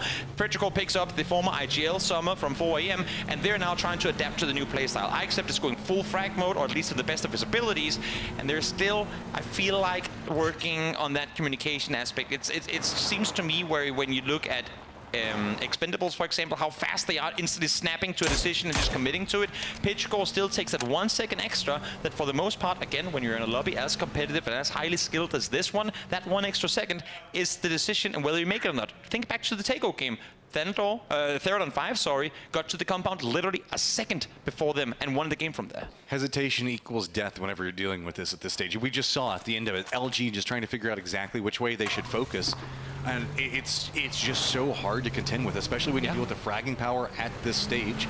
As I believe all of our teams now inside the safe zone. Question mark finally getting in there, as well as FaZe. We're just kind of waiting out the last minute to get a feel for what's going on. As Jiayan kind of doing a dance out in the open, not feeling too cozy, but those shots are really long range. That's going to be, I believe, well, no, actually, that's even further out than that. I was kind of looking and seeing who was taking those shots at Tyloo. I think it might be some of the Falcons players. I mean, it would have been from far away regardless. Curious, though, to see if Tanwoo would have heard the impacts in the ground of those shots coming through. Figured out it's not me they're shooting at, so there might be someone nearby. He is looking down towards the east, towards Xiaoyang, but of course, with the elevation of the compound he's in, he won't be able to see him until he's pretty much on his doorstep. This has been the quietest early game we have had so far today. I don't mind it. I mean, again, it was a very simple plane path. This circle has been played out a trillion times before, but I also feel like we could have said that about the previous game, and that just did not play out that way at all. Now, of course, as teams are starting to get closer to one another, shots are being fired, and Salute able to tag a few onto Sushu. Looking in on the map, I want to point out, again, when we're looking at Danawa, look at their 2-1-1 split that they've got set up. We've got LG running a 2-2 split, TE running the 2-2 split over there, Jin G kind of separated out. Circle's going to go shift very heavily into the mountain facings. Jin G going to feel good about this. This is a very, very vertical circle. It is going to be incredibly hard to not only play this circle once you get there, but you got to get there first. So many teams all coming in from the exact same direction now have to figure out how the hell do we get down to the southwest. Our teams that are right along the edge are moving as quick as humanly possible. You can see Tyloo already hopping inside their vehicles, LG doing the same. Tyloo under harassment right now has got to be careful because it's going to be Falcons that are taking shots into him. QM, who still has yet to really stop, coming in on a similar pathing back behind this. Expendables eyeing it. While this is going on, it's really going to be about how fast Jin G can regroup because there's so many teams that are eyeing it. As one team's going to take shots at the other one, and it's just going to leapfrog. Look, now it's going to be Tyloo taking shots back at Falcons. Not the place you want to be spinning out, not the place you want to have Tyler's Pupless drafting, is trying to draft his way through this ambush set up by Tyloo, and as you're saying, not an intended ambush, but they were kind of forced to stop themselves too. It's Expendables taking this a bit slower. They heard the firefight that was going on in front, so stop, scout, move yet again as Jin G now has regrouped, and they've got themselves that compound all the way up in the sky. Pretty strong. Shrimzy's got to pin this one up, and he does get the knock onto one. Are we going to see the continuation of this? But it looks like Na'Vi is kind of circling out and away from it, saying, nah, this might be too risky at this stage. But guess what? Here comes FaZe flying over it. I don't think they're planning on stopping right here.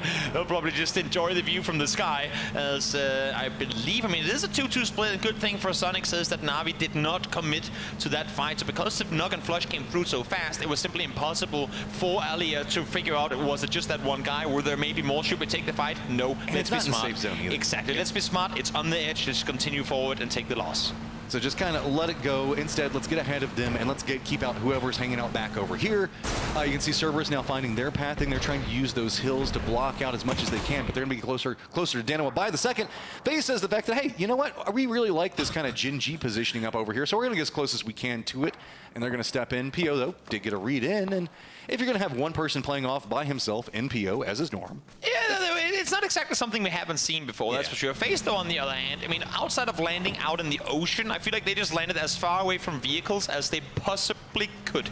They will not find a car in a long time unless if they kill the team and steal theirs. Well, they also get to get very centered and skip over a lot of, like, the traversal on this is so vertical, cars aren't going to be very comfortable to deal with. And so skipping all of that and just getting in is so good. And the whole journey from Chuma, they knew they were going to be the team furthest behind, so having to go through all of Chuma, all of the commotion that we saw between Sonics and Na'Vi, or wrap around the side where the no teams are already set, it would have been a hellhole for them to try and maneuver. Look at the driving right here. This is what you have to contend within, and vehicles are fine and good, but now look, FaZe is even higher than that already. They get a look down, and while, yes, they are kind of close to Jin G, it's not like they're really going to be super aggressive on each other. PO's already over there eyeing it, and Jin G just is kind of focused on making sure to control all the areas around there, as the pathing to it is kind of, well, it is open, but it also has some very limited ways you can approach. It's kind of annoying for Cerberus, these shots coming through. We are seeing Dogmite spot FaZe silhouettes up on the hilltop, so they know approximately where those shots are coming from.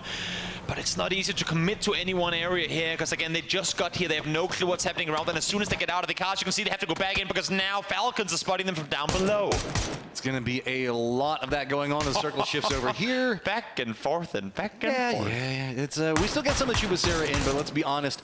We're going to be looking at the valley, most notably where Cerberus and Falcons are playing from, where Tai Lu's going to have vision, kind of where Danoa is.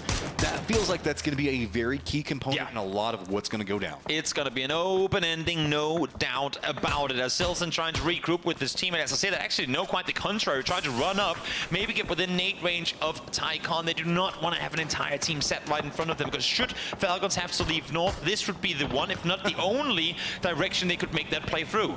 And remember, we talked about the vision that the high ground provides. That was Pio that was taking some shots down into Tycon from way up there. No big surprise on that one at all, right? As now we do have the firefight that's going to be happening in Chubasera. Navi's going to be making the push into where we see D+ Kia at, as well as 17 trying to hold it together. But it's just going to be everybody kind of chasing around where 17 is, and 17's just looking in and going, hey guys, we'll just keep taking all of these kills. Thanks. 17 and Navi was set up for like, okay, we're ready, you know, like warming up, getting the gloves on and everything. Here comes D+ Kia, just full speed in the middle of all of it, and they go, wait, we have to fight you guys too? Kind of chaos, yes indeed. As D+ now sat with 2 alive, only 1 kill this game. It's not been the day they would have wanted. Currently sat down in last place, but we'll see if they can at least stay alive here with only Menuda and Americano left on their feet. T5 was eyeing this, but Sonics also has some pretty limited pathing if they want to look into this really. Like whenever we look at their position, they don't want to come into Chumacera, but they don't really have a good choice. With how vertical that cliff facing is just to the southwest, where we kind of had Jin G and everybody else playing from, they have to go this way or they have to just blind send around the circle. And exactly. That's not good. Either you wide wrap or you emergency pick up somewhere. I'm not even sure where that be, but no, they have committed. At least it seems that way to make their way on in. And they have to commit, at least for now, to these buildings, because as you can see, 17 is sat up on the hilltop up above, not allowing for Sonics to wrap around that side. So little do they know, they're running into already very hectic city. And you can see it is just a mess over here while this is going on. I wouldn't be surprised if Sonics maybe want to cut a bit more into the east, but they can't really do that because they have Jaibaz that's going to be over there and kind of eyeing it. Only 2 members for 17 are playing in that high ground and harassing them at the time, but Sonics can use this ridge that's in front of them, as we all know that Chubasera leaps and steps, comes in as Example spins back around and just says no to H-Win. What a save coming through from Example. H-Win almost had him, but not quite the case. And now focus goes from D+ Kia full on to Sonics. Navi all looking towards the north as they want to deny any sort of entry for Sonics in this one. And this is the blue zone coming in. They know that they have to make something happen here. Sonics just kind of prodding in, seeing if they can figure out which way that they can try to path into it. While this has been going on, TE has gone for a wide wrap and has gotten control over that eastern territory, so that's not even too free. It is a duo that's over here, but Navi continuing to rain in nade upon nade. The circle does pop up here, so it's at least some type of benefit for the people into it, but Uba says no, you cannot approach this way. No open sesame allowed. Access denied. Example finds one more. Now a punch is finally coming back through onto Navi. 2 players get knocked, but who will respond to this? Damwon Kia looking the completely other direction. They don't want any piece of this whatsoever, despite the fact that Melman is the only player on Navi on his feet. 17 trying to wrap around, and now Expendables. As you said before, they were set in a wide 2-1-1 split. They are fortified on the southern side of Chuma. And this is just, again, another great reposition coming up from 17, realizing how many teams are fighting in there, trying to regroup. T5 gonna have to be dealing with Petrichor Road, just rolling through, but it's not going the way Petrichor wants. They're just gonna have to now follow in one more time. Didn't work last time, not gonna work that time either. You know what, if you're going to pull up on a shack, you might as well just get all the cars up there at the same time. This time around, not quite the case. I feel like Hatsuba could reload between every single knock he got there. So a little mistimed on the approach from Petrichor, and that is going to be them falling down. 17 ain't done yet. They want to make sure that they stop anything the TE is going to be bringing over here. Navi had to slow down, but with 17 moving, D+ Kia did see this, and they've shifted to the south. So it's just 3 teams up here now instead of the 5 it was a second ago. And whenever this is all done for, they have to go down towards Danoa, so it ain't going to be any easier from there on out. Duckshoes with the MG3 in hand. It's going to see if maybe should be able to get the res on here. For safety, though, might as well just run him back a little bit, get out of that nade range, and then get the res on up from safety. For anybody that's looking at the map and trying to figure out what's going on with Danawa, remember that there is a giant drop-off back behind this firefight. Yes. So it's kind of its own isolated island in the sky right now, as the other hillsides don't really have good vision into it just quite yet, and really maybe FaZe or DK might be the ones that would get involved, but they're more trying to control the territory that's much closer to them. So this has led for a kind of peculiar urban ending edge fight that's only in Phase 4. It is a very weird area to fight around, no doubt about it. That's why we're seeing so many teams not necessarily get eliminated, but fall down to 2 or 1 player, because you cannot sit 4 on top of each other in the majority of these areas, especially not with the mountaintops still in play.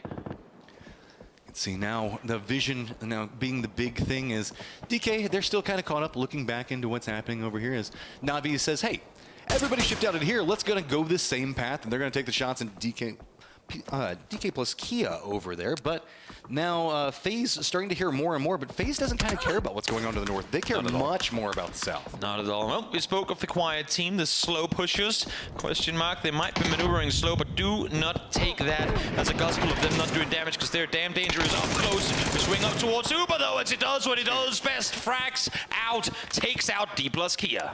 Just slow and steady. Uba just walking in Terminator style, one step in front of the other. 4 kills for Uba as he's feeling and getting now actually a pretty good control point to play from, but the circle says, nah, you can't even stay there. You got to keep going, Cell. Falcons lose 1, but they get out of the server the entirety of Cerberus. That's huge for them, and it grants them so much more space to maneuver, and especially now with question mark up close, they need the space. They need to quickly realize exactly where they have the QM players so they can position themselves accordingly. This is not going to be too good for a doozy over here, as he's going to go down, and he's just kind of caught out. The rest of QM realizing that they're just trying to path into the circle. While this is happening, Gen G finally having to leave their compound over in the west. They're going to do something similar. If we see them fortify in, they have some vision on what's going on with QM, but you can see the shacks, the protection that they've got to work with right now. Still, yet again, it's going to be the traffic jam in the north as 17 Gaming is going to be trying to get out. They're going to have to bypass by Navi, except for this is kind of a leapfrog from position from we saw just a second ago. 777 now taking the shots. He's going full off-road. BMX dual flip. Oh, so close, but the Bikers does not have the same horsepower as the Murano does. 17 gets the safety. The same thing cannot be said about Mel, who would probably really have wanted something a little bit faster in that situation. Mel's got to go back and hit the gym if he wants to hit that Murano horsepower, right? As now finally FaZe eyeing more into the north as they say, okay, if everybody's going to be walking into this, we should have a good set of vision into it. But it is also going to be Gen G with high ground taking some shots into 17. While this is all going on, TE is going to be wrapping in pretty close along a similar pathing, right up next to Uba, who decided to not take a bicycle because Terminators only use their feet, right? Exactly. Or motorbikes, I suppose. In any case, Delvin up close now. Damage done. Finds Uba help from Tanvu down behind, but he deals with him himself. Again, expendables. They just go from fight to fight to fight. And most impressively in all of this, they don't lose players. They're so good at not only take fights, but also make sure that one is always tasked with making sure that everyone stays on their feet. Look at this crossfire that's been set up by FaZe. They sent Gustav over into the east, waiting. 2 members are getting very, very close up and in, and it's going to be Pex that does spot out Tanvu, but he is going to go down. Corexy now has to come over, provide some type of support. James is still looking into the south wall. This is going on 17. It's trying to make its own move. FaZe might find itself picked apart if it's not careful, but it's going to be Corexy's aim that just says no. Lops on forward, tries to get one more, but here comes the cavalry. Dog Shoes is here, 777 is here as well. And there's only one on the other side, picks him up, but they're awful timing on that one. As Corexy goes down, and just like that again, even with everything going against them, they will be able to get at least one up, depending on whether or not Delvin has a jammer pack. He could potentially get up 2. Got to be careful with the sight lines, though, as if he goes over that way, it's going to be Danawa that sees him. If they move up the hillside, it's going to be the remnants of FaZe that can spot them out. As you can see, it's going to be that little ant moving in distance was going to be Gustav, who's now starting to take some shots back up into it, and the blue zone is going to finish out Delwyn. This is going to be Tyloo's struggle. You can see that they're dealing with this is the low ground disadvantage. Yeah, it's so hard for all these teams to maneuver down this hillside. We have a pretty much perfect slant uphill towards the west, and everyone is just sat down there in their separate piece of the layer cake, waiting for teams to close up towards them. Danawa finally getting things going again as James and Gustav falls. That is FaZe out in 10th.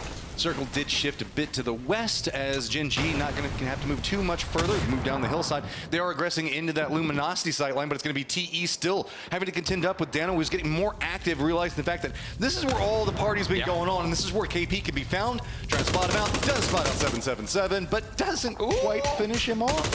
And there he goes. Okay, In the end, he will fall. And again, I mean, for Danoa, usually we see the team that is set inside that compound have a hard time get out of it, but they knew exactly what they had to do. Wrap around that northern tunnel. They do lose one on it, but at least they do get out. Best of luck logging down the fort, or the shack, I should say, as he finds DraftKings trying to make more of it now. It's going to be hard because Capitan has a perfect angle, and I think Best of luck is going to need at least a couple of smokes to get out, unless if he can just tear his helmet off. I also do want to point out that we see Danoa moving around with an LMG in a close range. What? Yep, just spray all of them to the dead. Well, I mean, Luminosity have been running into Korean snakes all day. First it was Loki on military, and now PO does some dirty with the Groza too. That happened in an instant. It was kind of a protracted fight. As on the map, we kind of saw them shift down. PO had some support in, and then it was going to be Taman that was up on top, just not allowing them to move, and just allowed PO to get right up on top of them. But you'd want to see at least a bit of a more solid defense coming out from LG on it. But it was so hard. PO things, man. Yeah. PO does PO things, regardless of whether it be a good or bad thing. This time around, it was absolutely perfect. Moving in, it's going to be Daytrade that actually does get center. We've got Capitan for the Falcons. It's going to be out looking kind of in that southern direction. Up in the north, we still have Sol and the rest of the crew looking down at the remnants of T5, as well as Tai Lu, who are awkward spotters. Bicycles coming back into play. Here we go. Setting up, getting ready to go. Getting ready to maneuver down this hillside. And in all fairness, I mean, regardless of whether it be a bike or not, you just don't want to be running down that hill. So perfect for Sol to be able to get the bike game on, get the BMX in there, and get going as fast as possible. Going straight down towards Thanadol in front of him. Yeah, Thanadol playing this one slowly. That flash is going to connect, but nice go spin around on it. Goes for the shots back up. Reads it well, but can he get anything else? Nah, Sol's like, hey, thanks for throwing out the utility. Let me know what to do. Sitting back up, it's going to be more and more Danoa, as it's going to be them swooping down into longs, but Anonix on the opposite side of the circle, trying to make sure that he gets control of that high ground. Again, Danoa starting to get things going. They lost players early on in this one. Salute fell on the exit of the compound, but in all the previous games, they have just been losing players way too early for them to get things going at all. In group stages, it took until the second to last game before they finally got themselves a game they could be proud of. And now, if they can do so here in the first day of this one, they might just be in for a really good winners bracket, regardless of where they're set in the leaderboards right now. PO finds number 4 as we make our way into the top 3. We've got ourselves a pretty much Korean sandwich. Danoa up into the north, Genji in the south, and poor Daytrade just clinging to life in the middle of it.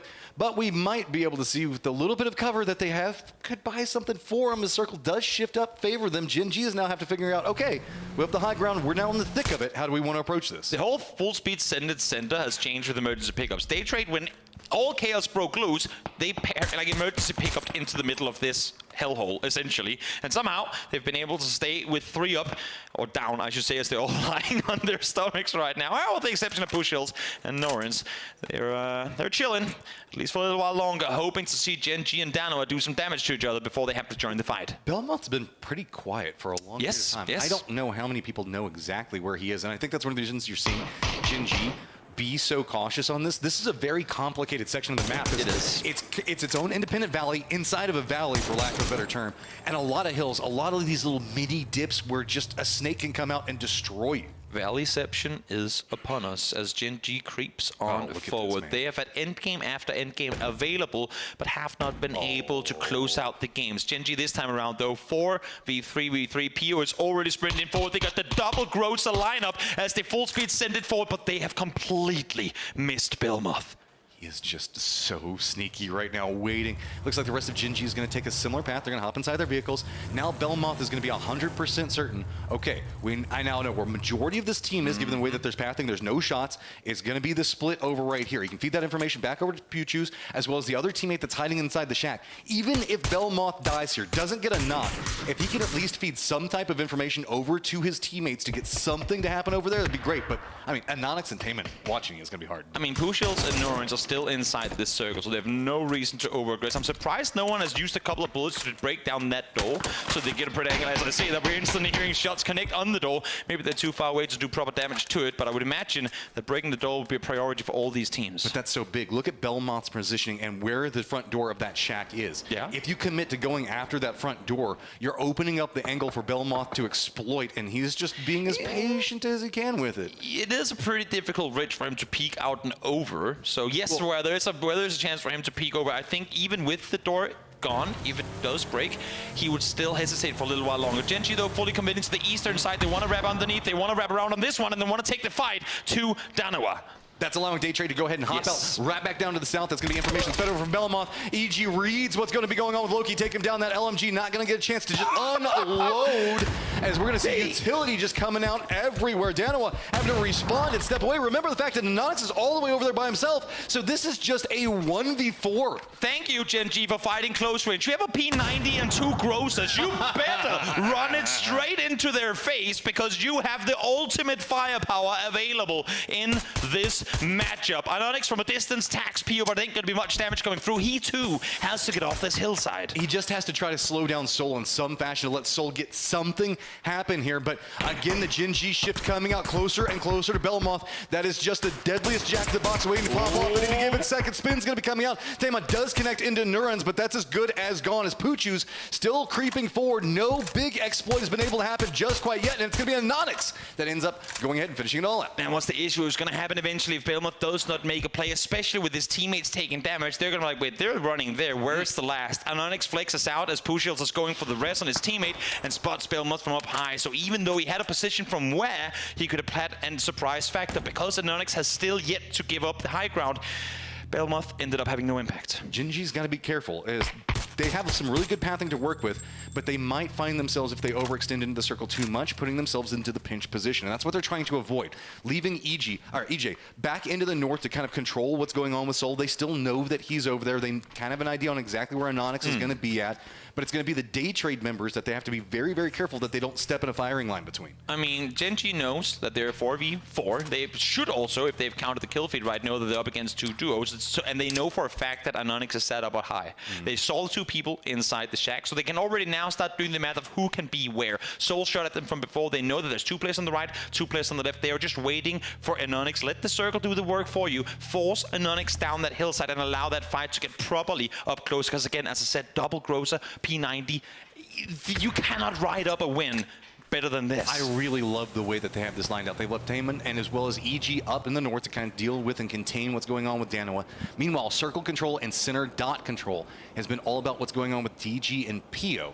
It means that the moving factors, they should be able to handle both. Actually, they're going to go ahead and say, no, Taman, you've got this. And they're going to have EJ shift down into the south so that way they can double up repair, get control over the center dot, and also have EJ as there to kind of a safety factor to handle what's going on with Daytrade. I'm not liking if all of Gen.G all of a sudden goes down into this bowl. We've seen it before where they've had the winning opportunity in games, but because of their indecisiveness, they've come up short this time around. Those teams like they're more committed to it. They quickly read that Anonix is up there on the rock, but not able to get him down initially. The second time around, though, works out for them. Norrens instantly, though, responds. So Nox going on all sides. You got Taman that went down at the exact same time. Daytrade's trying to exploit this, use the numbers that they've got to try to brute force through. Molotov's going to come out and slow everything down. That is perfectly played coming out from Gen.G. Reset the pace, but while this is going on, you can see Soul's trying to figure out, do I have an opportunity to try to make something? Is he just picking up nades? Yeah, I think he's just picking up nades from his down teammate. Oh, it goes close, but the angle, the camera beating us a bit there. Thought it was going to go right on DG98, but not quite the case. Pushiels now really doing a good work job at helping out Danawa to get the rest on through. They cannot peek over that ridge line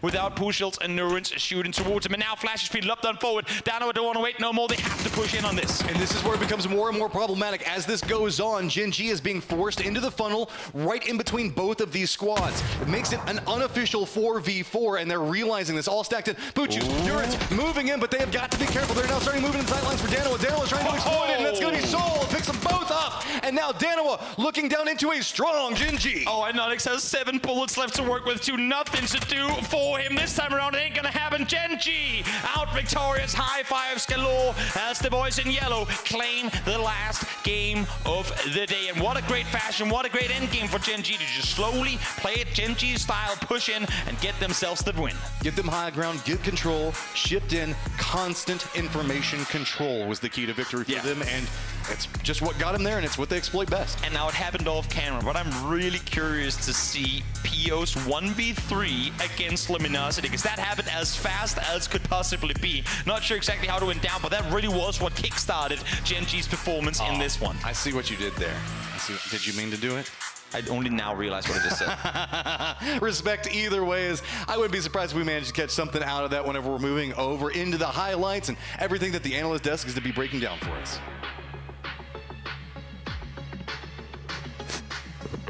That's right. Thank you very much here as we have got ourselves Genji with a big win on the board here. Once again, Pio popping off. Avenger doing well for himself. Yeah, it's GNG. It's dynamite. That's good to see here. Them also being able to stay 4 guys along here.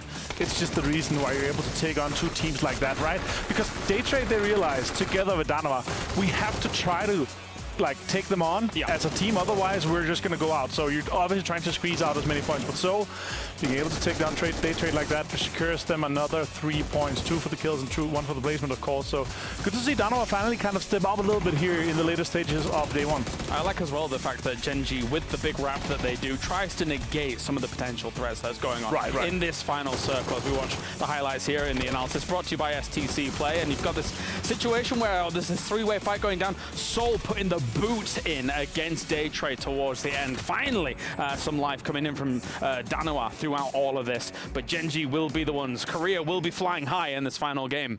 And also, again, it's with a double growth on a P90, right? It's disgusting. It's really, really hard to win against a situation like that, of course. So Genji stepping up here for the final game of the day. Yeah, very, very important, considering that, again, I think there are still some question marks around Genji because a lot of people put so many eggs in the PO basket for Genji. And without him, I think it doesn't fully function right now. It's 3 guys really enabling him to be the turret and being able to gun things down. Yeah, it's like, honestly, in a case like this, right? You have a situation where, of course, you have one of the best players mechanically in the world, also doing a lot of the IGLing, and it's too much focus on him. It's too hard.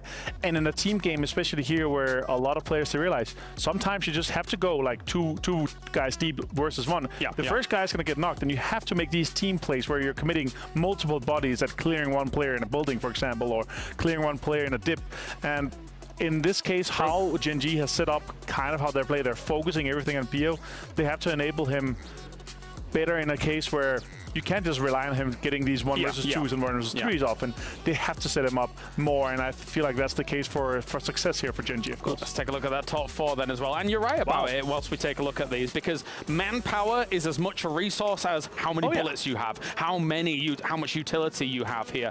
Anytime you trade a knock, that is technically you trading away a resource to then get another knock on your side for all of this. But Falcons and also Therodon 5 once again. Man, they've been a big surprise for me today. They've been blasting. Yeah, they've been looking so good here. Pio with 5 kills and 500 damage, Taemin, but 800 damage on Taemin here, Killers. Yeah, that's actually huge impact across this lobby here. So again, yeah, we kind of look at Pio as that guy that we're talking about a lot here. But the fact that Taemin was able to pump out this damage, and again, he is an absolute veteran of the scene. We have seen Taemin for years and years and years, and he was able to perform so well. But it will be the man of the match by Quidia, brought to you here, and it's Pio taking that spot. But definitely, we shouldn't be remiss to not mention Taemin here, considering the 800 damage. I can imagine the comms like 1 hit, 2 hit, and then Pio get the kill. Oh yeah, thank you very much for that. So that lovely setup. But let's take a look at the team summary for the day as well. Cerberus, they had 37 kills before this game, and they will stick with 37 kills. Not the best of the games to finish things off for them, but that's huge for them still, considering that they didn't have that many placements compared to it. Honestly, it's crazy. Obviously, finishing up with just 0 points last game, not too big of a difference for them, but still a lot of points coming into this. 19 though for Genji, 9 kills and a win for them. Danova, fantastic game. Remember, we were talking about it, we were pointing it out. After 4 games, they had 9, right? So them to step up like this here, it's going to be super important for the total leaderboard, as you see here. They're moving up to 33, and nobody has really run away with it. It is super linear all the way through our top 8 here, 51 to 34. So only 17 points difference from 4 to 8. At the end of day 1 winners, it actually does my heart, it does a service to it, because 17 and Sonic's 1 point apart. If you think back to PGS1, the rivalry that was really, I mean, even previously before that, it was kind of set in motion, but these two were at each other's throats when it came to drop spots. Sonic's has deviated a little bit, of course, from that, and is looking really, really good doing it. Yeah, and I'm loving what I'm seeing from Sonic's. They have been able to adapt really well here throughout this. All right, well, let's take a look at some of our moments here from the day. We have the KFC Colonel's Choice here coming at you as we look towards their own 5 on Tego. Damn, they looked great. Yeah, this high ground position, the compound they're able to hold on with the overlook over like the river going through, right? They're able to take down so many teams. And I gotta say, of course, no matter if they played this well, they got all the points out of it. But again, when you're 3 versus 4, again, we were talking about it, the resource of being an extra player, right? That had survived the position. The off-angle holding on the rock there was just what it was able to take down and close this fight quite easily for 3rd and 5. Yeah, we were mentioning that we were backstage, we were talking about the rock that they had in the middle, but the fact that they take those off angles, constricting LG is very important. But anyway, let's take a look at the Dr. Zulman Al Habib save of the day as well here, as we have a few of them to have a little look-see. Yeah, I wanted to see, of course, Belmont taking down Javu and being able to get a flash up here. I was cheering him on. I have flash on my fantasy team, of course. There you go. So super happy to see Belmont being able to trade this and get this up. There's been throughout the day quite a lot of good saves, quite a lot of good moments where it's like a clutch where you're able to get your teammate up with just a little bit. But overall, throughout the day, some crazy scenes, and Cerberus had another one of those. And definitely as Duckmai is able to make a save himself, and then see a recovery coming in here from Tyloo, who have not had the easiest of days. I've got to be said, a lot of people probably have Shen on their fantasy team, like me, and not having the best of times here, Martin. Yeah, we're suffering silently together with a lot of the others, but he was just still cheap enough for if he had that pop-up potential, but he didn't. Yeah. And Tyloo, even with the game that they won, he was dead. Definitely so. All right, well, we have one final thing to take a look at here before we move on to interviews as well. It's the Abdul Latif Jamil Motors Riders of the Day. So let's get those engines revving here as, well, I mean, not only do we have great moments here, but also I managed to pick up my Aston Martins this morning here, Avenger, on my laptop. I guess you could do that whilst you're here if you want to check that out at Abdul Latif Jamil Motors. Yes, you could. Yes, you could. But so a lot of crashes in here to get the day going. A lot of drive-bys as well. This fixed drive-by was actually insane. He took down Rillo instantly, and he was able to flush him and get the point there too. After, it was a phase actually split up. They took this emergency pickup to go into Kangnong. That was a little bit questionable, but tomorrow's matches here, we start off with 2 Mirbar, as we've been talking about, and then on 3 Wrangle, and as usual, you're in the split 5-5-2 here. And the cheeky Tego, which is all good to see as well. What a day. I think that this is shaped up great, Avenger, for the fact that we've set up tomorrow, and actually, I feel like top 8 is going to be really close. I think anybody's still got a great shot to be able to take it. And honestly, for me, it's just going to come down to, it's going to be the last game. It's going to be some of those last fights that we're going to be seeing. Yeah, definitely so. This analyst segment, of course, brought to you by STC Play. So thanks to them for joining us here. You can check them out at stcplay.gg, which is always very cool to see. We've got so much support here at Gamers 8 for PGS2 as time goes on. Final thoughts, Avenger, before we wrap things up here? Of course, it's just a question of how far do we go tomorrow. Is anyone going to be able to sponge up, have some really good starts of the games, and then maybe have a little bit of an impact? Again, it's only 12 games. So if we have a team that's, you know, in your plus 40, have 60, 65 points in the first couple of games, they can have an impact and kind of decide who don't they want, who are they throwing down to the losers bracket, right? As we saw at PGS1 as well. It's not going to be maybe just straight on hot dropping 1-to-1, but it's going to be this more calculated, strategic moves with, okay, we're seeing some third-party opportunities with going after specific teams that they might want to have their drop spots instead of their current ones. No, definitely. There's a lot of teams that still need to kind of lash out at those top spots. Of course, you're looking at the reigning world champions in Na'Vi, kind of in the danger zone and things like that. But let's head over to the stage here for some interviews to wrap up day number 1 of the winners bracket.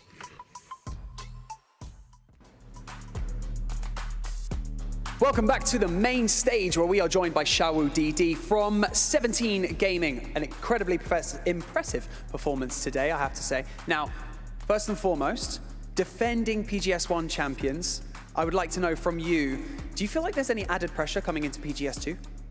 作为卫冕冠军，有在这一次 PGS2 感受到任何压力吗？会有一点压力，但是我们会克服的。We feel a little bit pressure, but we believe we'll overcome it.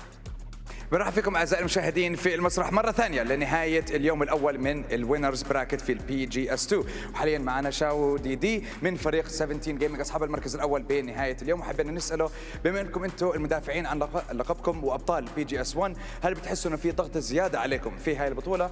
وردوا كانوا انه بحسوا بضغط زياده شوي في بدايه البطوله، خصوصا في هاي المراحل بما انهم عم بيحاولوا يتاهلوا لنهائيات البطوله، لكن متعودين هم على هاي الامور، وغير هيك هم واثقين في بعض وقادرين يقدموا الاداء القوي جدا في هاي المرحله وفي هاي البطوله. Now, as we close out day one of the winners bracket, the leaderboard is very tight right now. So I just want to hear from you, from your own opinion, which of your teammates do you feel like has made a really, really big impact, a really big contribution to keeping you guys at the top of the leaderboard today? 那你觉得今天的成绩在你队内哪位成员贡献最大呢？今天这个成绩我们4个人贡献都是一样的。I think all 4 of us got the credit of it. سؤالنا الثاني كان لشاو دي دي بخصوص الفريق او من رايه الشخصي مين كان اللاعب اللي ادى بقوه وكان خلينا نقول العامل الاساسي بادائهم القوي خلال هاي البطوله واللي وصلهم للمركز الاول بنهايه اليوم. رده كان انه كل الفريق عم بقدم في هاي المرحله وهم قادرين يلعبوا باقوى قوه او خلينا نقول يعني يتصدروا بنهايه اليوم ويأدوا بنهايه البطوله باذن الله. That is the correct answer. Nice one. So, thank you so much for joining us here on the main stage after day one of the winners bracket. And he's already gone. I will see you later. Nice one. That's fine. But now, I got you with that one. We're going to now invite Tig from Sonics. Come on in, my friends. Come and have a chat with us. How you doing, man? You good? Thank you. Yeah. Nice one. Okay. Well, I mean, first and foremost, I just want to say that all members of Sonics have put up, you know, really good numbers throughout the past 2 days of competition, at least. And you know, what do you guys say to each other? What do you guys do as a team to kind of empower each other's play style? Because, you know, like we've already said, there's been really strong numbers across the board for you guys. I think we used to be a very rigid team, so recently we've been focusing on kind of having a fluidity to us, where teamwork makes the dream work and we can all morph between roles and work around each other better, and it's showing in the stats. But we've seen that in past tournaments that you guys typically drop quite central, and you know, as of late, well, I would say especially in your region, but then coming to here, international land, PGS2, you guys have been, you know, using ult drops, let's just say. What's the story behind that? Because you've seen some success with those ult drops as well. Well, I think we're a talented team, so we can win out of anywhere. 17 Gaming is a lot more stubborn than we are when it comes to the drops, so it sucks to concede, but honestly, props to them for being such a good hot drop fighting team. We've been practicing at other locations, and we still believe we can win.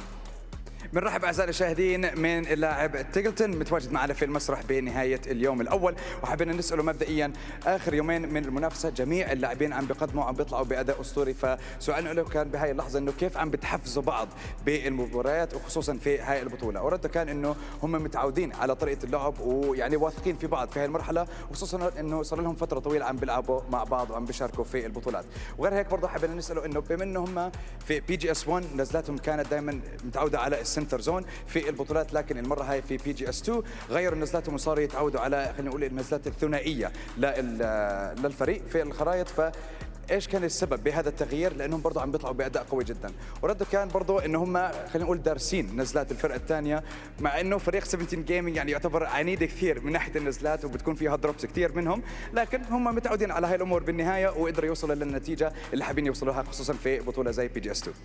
Well, congratulations on all your success so far, mate, and best of luck in the remainder of the tournament. It's only day one of the winners bracket, though. We've got more to play for tomorrow. So with that being said, thank you so much to everyone for watching and supporting all of your favorite teams from home. You guys, the fans, you are the driving force behind this esport. Thank you to all of the talent. Thank you to all of the players and production for being so amazing throughout this entire competition so far, but there's so much more action to come. So for now, I will just say that my name is Banks, that is Sandstorm, and this is Tig, and we'll see you tomorrow. نشكركم أعزائي المشاهدين على المتابعة وعلى المشاهدة وبإذن الله بنرجع لكم بكرة باليوم الثاني من الوينرز براكت لنشوف مين الثمان فرق اللي حيتأهل لنهائيات البطولة ومين الثمان فرق بالأحرى اللي حتوصل للوينرز براكت بنشوف مين يا ترى اللي حيكون طالع بأكبر نتائج وأقوى نتيجة. المهم نشكركم على المتابعة نراكم بكرة باليوم الثاني تصبحون على خير والسلام عليكم ورحمة الله وبركاته. That's impressive. Thank you.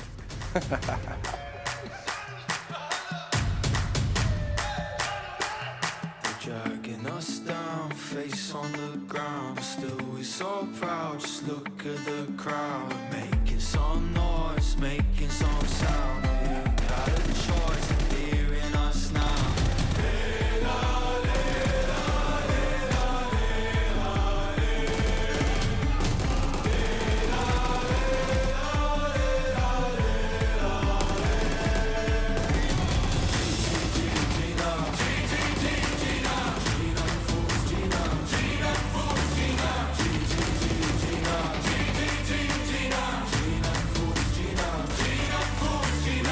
Paradise through dirt in our eyes for us. Oh, actually I'll try, yeah, actually I'll fight for us.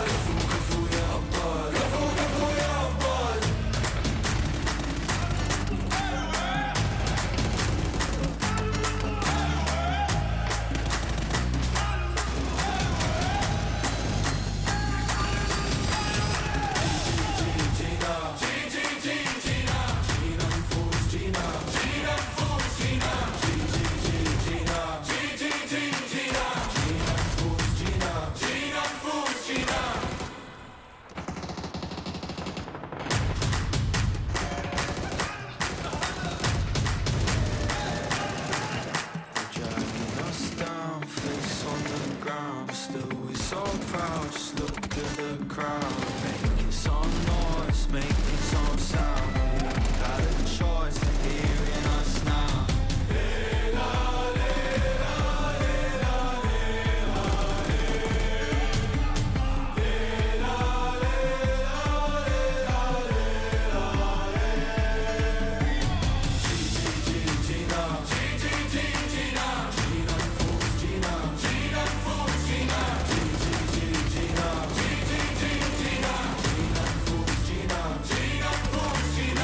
Paradise through dirt in our eyes for us. Oh, actually, I'll try, actually, I'll fight for us.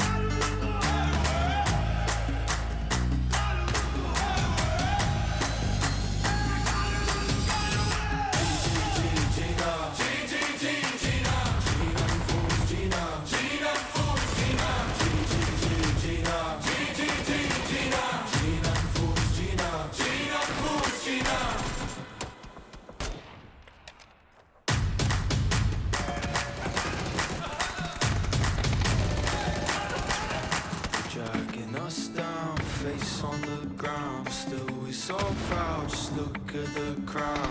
Making some noise, making some sound. We got a choice, they're hearing us now.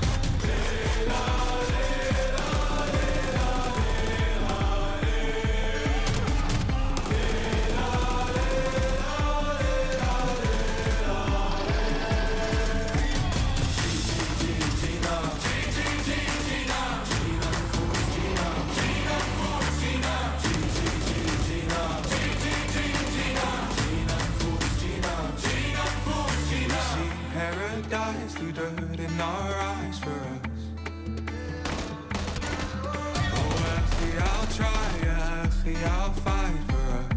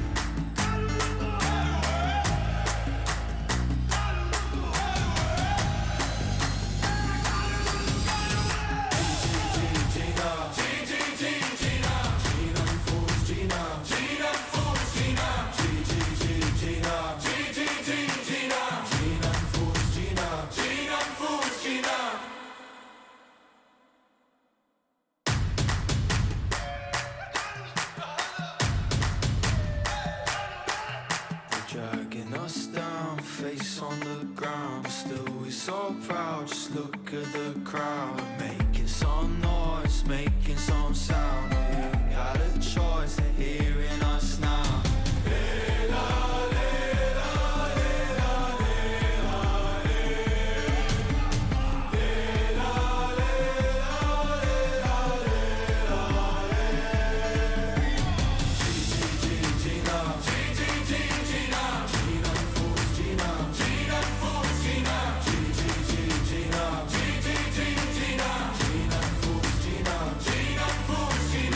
Paradise through dirt in our eyes for us. Oh, actually, I'll try, actually, I'll fight for us.